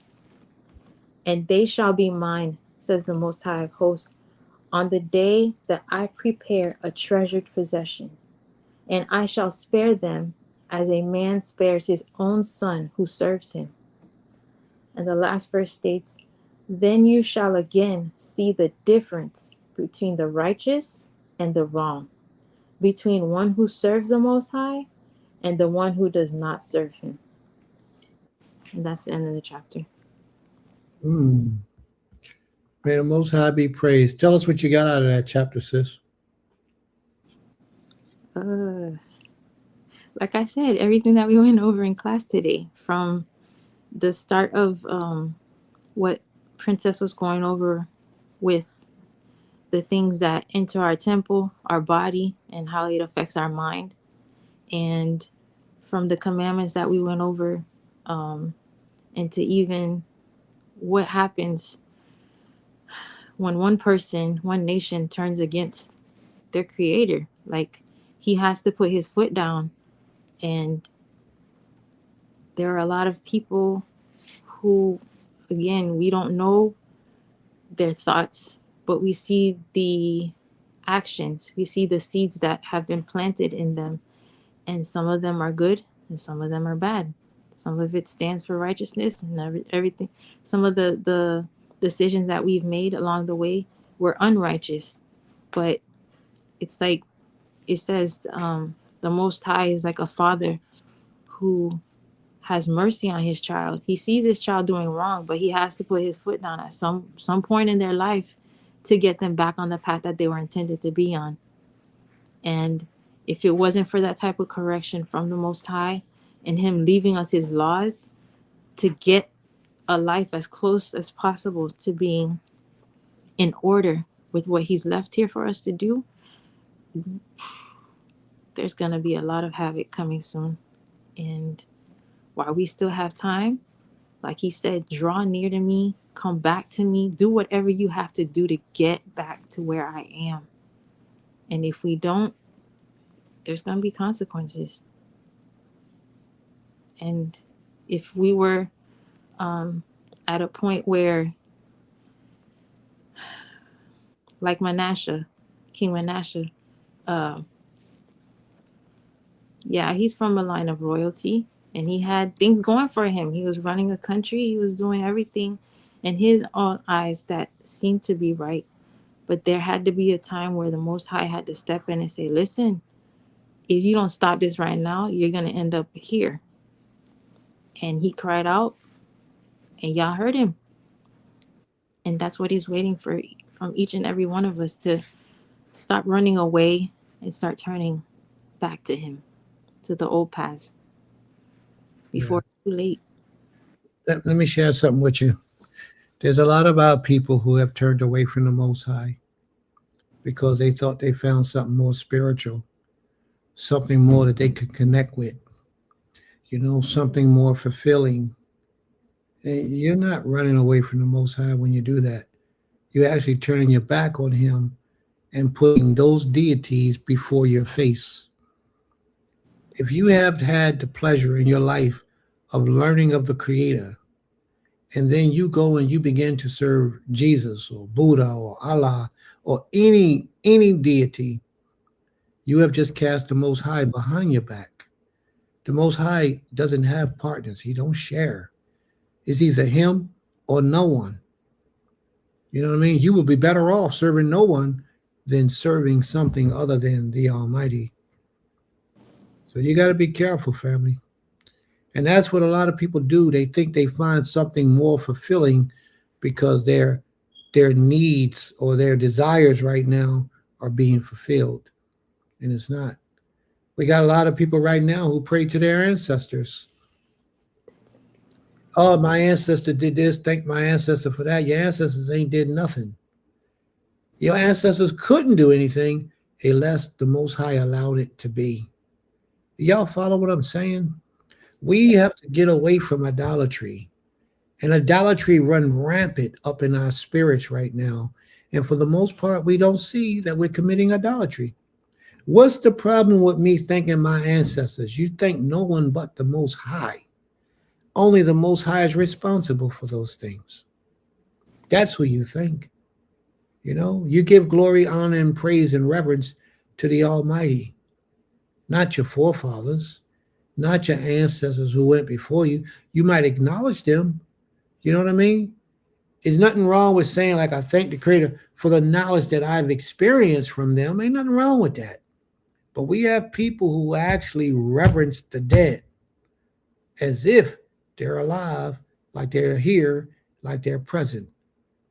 No, that's not how we're supposed to be in alignment with the Creator. Let the dead, let them go on. Let them have their freedom in their life where they are. One day you'll meet them again. And when you meet them again, they're going to tell you, smack upside your head, why was you doing that? You say, well, that's what I thought was right. Well, Prince tried to tell you the right way, but you didn't listen.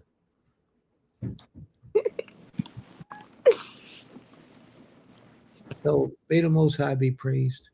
But, you know, and then people who worship the devil, they think that Satan can give them something, or the devil, as they say, can give them something that they're not receiving.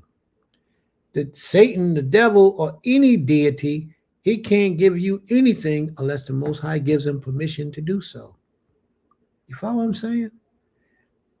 Now, I do know that the Most High will give you over to your desires when you put something before him. He'll make you fall madly in love with that thing, and that thing will consume you, and you can't see nothing but that thing because you chose that thing over the Most High.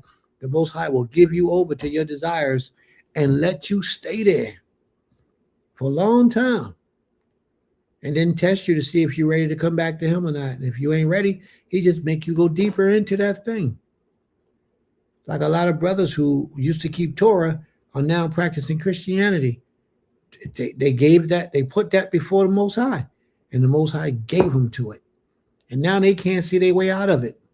They think they're right. And all that is just a part of the curse. Another spirit has taken hold of them, but it's not the Most High Spirit.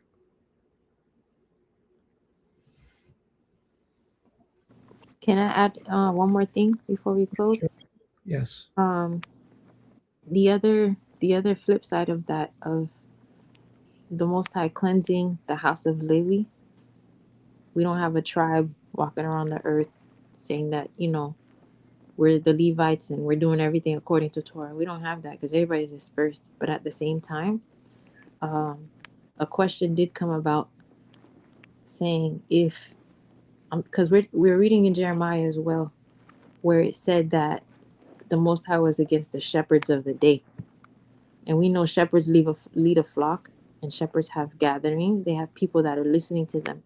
My question was, how were they able to have the Mishkan, the temple of the Most High, erected, and having the Levites doing everything that he had commanded them to do to a certain extent, but still have shepherds leading people? Like, would that be equivalent to us having all these churches and denominations in the land right now? Yeah, Like, it would be just like that. okay, so if that's the case, then what's going on now with so many denominations, so many people falling under um, I guess the Catholic umbrella that receives all and everything under it and says, "Oh, it's okay. Just find a faith and religion and stick to it." And that means you're showing your way. You're showing some type of relationship to somebody bigger than you. But at the same time, each one of those are different types of shepherds, and I know that something is brewing because just like you were mentioning Creflo Dollar last week, he had to, man, if Hollywood was a business in the church society, he would be like the head of the head celebrity. Him and Tony Evans and no, let me not say Tony Evans. Him and T.D. Jakes and Benny Hinn, all the notorious preachers, they would have been the head of Hollywood if the church was run like that. I'm saying that because there's millions and billions of people around the world that are congregating under their sheepfold, and they're teaching them things that are leading them astray. And I know where I came from, and man, you couldn't tell me nothing about Creflo. That was my pastor. Yeah, right. Tony Evans and Ben. We used to watch all that stuff, thinking it was the right way, until the veil got lifted. And we're like, no, those were lies from the pit of the abyss. Like they're there to not get you to the Creator. It's to make you turn your back on Him, just like you just said. So for the remnant of the remnant of the remnant of whoever's left that the Most High is trying to get back to Him, there's a changing of the guard, like physically and in the spiritual, that He's going to be against these institutions, and all of it's coming out one by one. Because He told Jeremiah, like, turn around and look at these shepherds and tell them I am against them. And it says in chapter 23 of Jeremiah, it says, woe to the shepherds, destroying and scattering the sheep of my pasture, declares the Most. Therefore, thus says the Most High, Elu of Yasharel, against the shepherds who feed my people, you have scattered my flock, driven them away, and have not tended to them. See, I am punishing you for the evil of your deeds, declares the Most High. Therefore I shall gather the remnant of my flock out of all the lands where I have driven them, and shall bring them back to their fold, and they shall bear and increase. And I shall raise up shepherds over them, and they shall feed them. And they shall fear no more, nor be discouraged, nor shall they be lacking, declares the Most High. See, the days are coming, declares the Most High, when I shall raise for Dawid a branch of righteousness, and a sovereign shall reign and act wisely, and shall do right ruling and righteousness in the earth. And yeah. So for the people that He has placed right now in our lifetime to lead us back to Torah, these are His men of standard. These are His men that are supposed to be undoing what was done before. Let's put it that way. And He's setting up and pulling down to make sure that everything is on time and in time. And the people that are willing to leave everything behind and turn back to Him are going to be part of the remnant. Absolutely. Yeah. Thank you for your input. May the Most High be praised. All right, family. Are there any other questions? I guess not, because nobody has asked any questions. Any comments about what the sister has just said?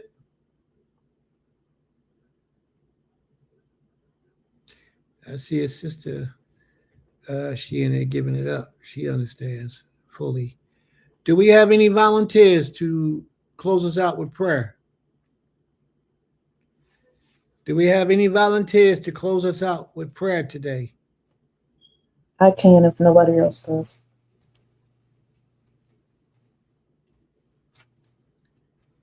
Last call. Do we have any volunteers to close us out with prayer today? Anyone?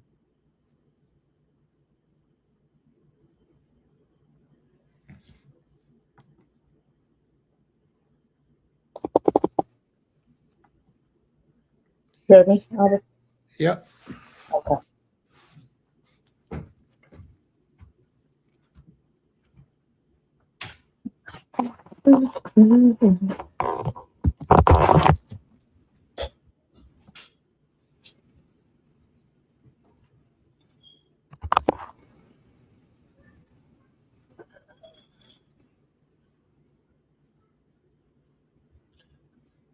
All glory, all honor, all praises unto you and you alone, our Creator. We come before you asking for your permission to approach unto your throne.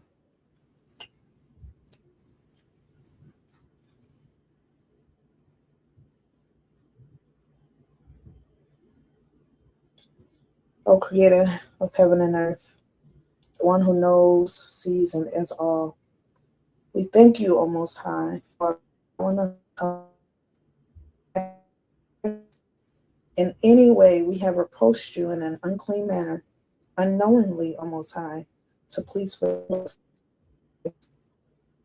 We cleanse ourselves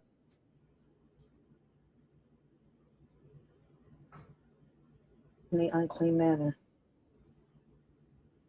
Most High, we thank you for this day. We thank you for the breath of life, for our working limbs. We thank you for our ears that can hear, our mouths that can speak, and our eyes that can see. We thank you, O Creator, for your mercy that you have placed upon us forever and ever, O Creator. Most High, we ask that you please forgive us for all of our sins and iniquities, those known and unknown. To not only forgive us, O Most High, but show us the wrong that we have done or been doing, so that we can correct our behavior to not repeat it anymore. Creator, we ask if it be your will to be with Yisrael on the four corners of the earth.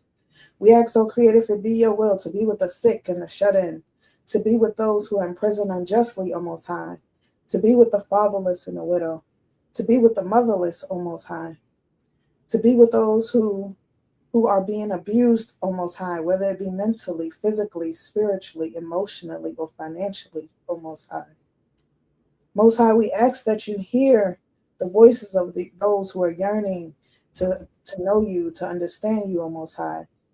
Open up their minds, O Most High, and open up their hearts so that they can seek righteous, Most High, righteous teachings, O Most High.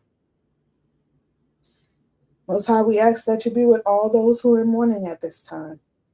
Be with the families of all of our loved ones who may have lost someone near and dear to them, O Creator. Be with each of us, O Most High, if we've lost someone near and dear to us, O Most High.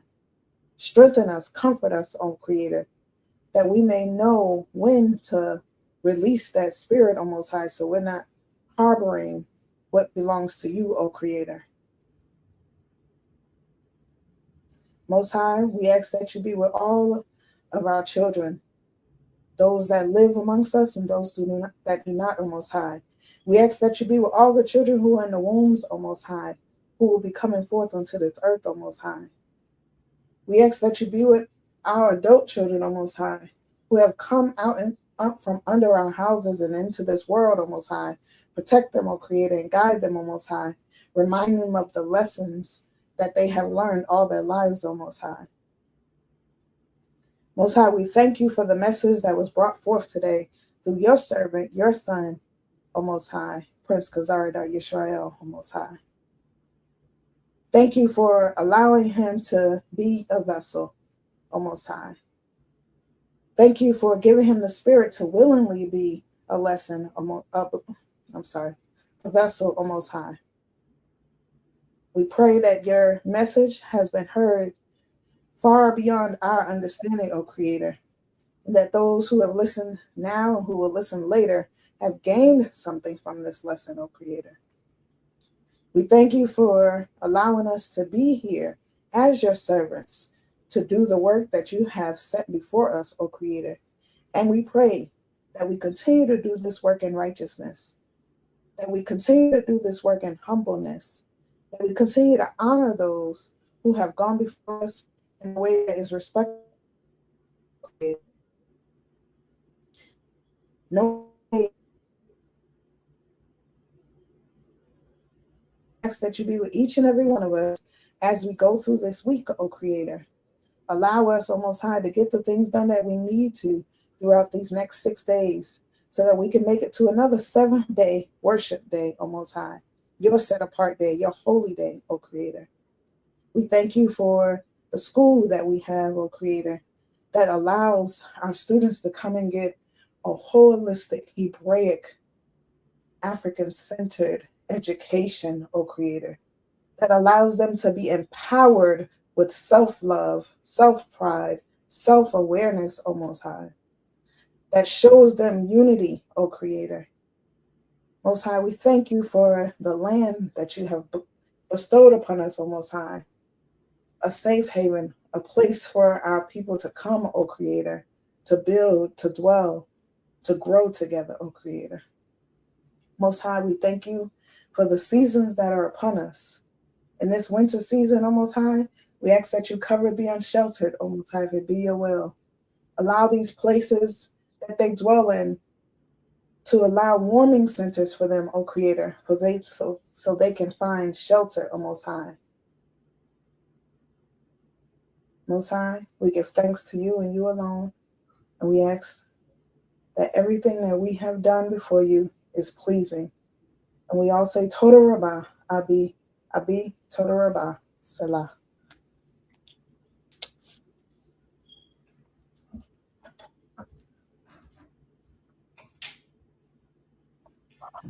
All right, family. Thank you for that prayer, Isha. Toda Rabbah.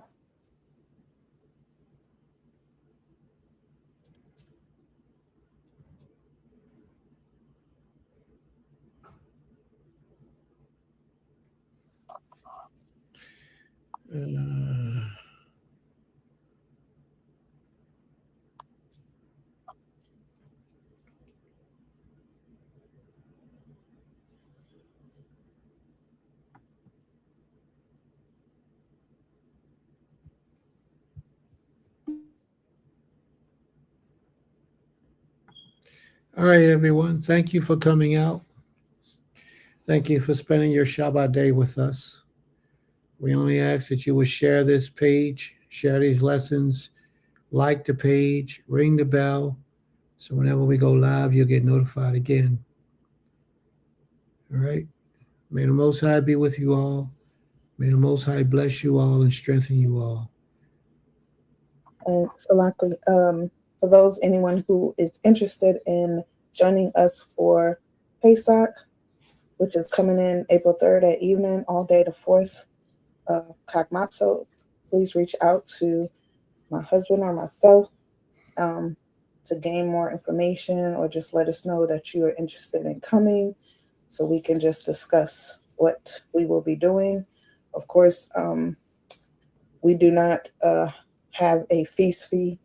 We ask, everyone to come and do as, they know to do with being kind to one another. But if you are interested, you can definitely reach out to us and we can talk further on more detail of what it is to be. Zehu. Torah. All right. May the Most High be praised. Shabbat Shalom Lakim. Shabbat Shalom Lakim.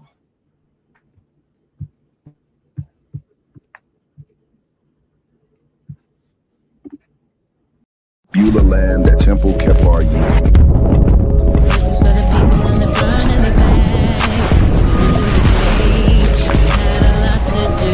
You know you got a lot on your plate. We are Beulah land at Temple Kefar Yim, a community, a school, a family of faith working to build something greater together.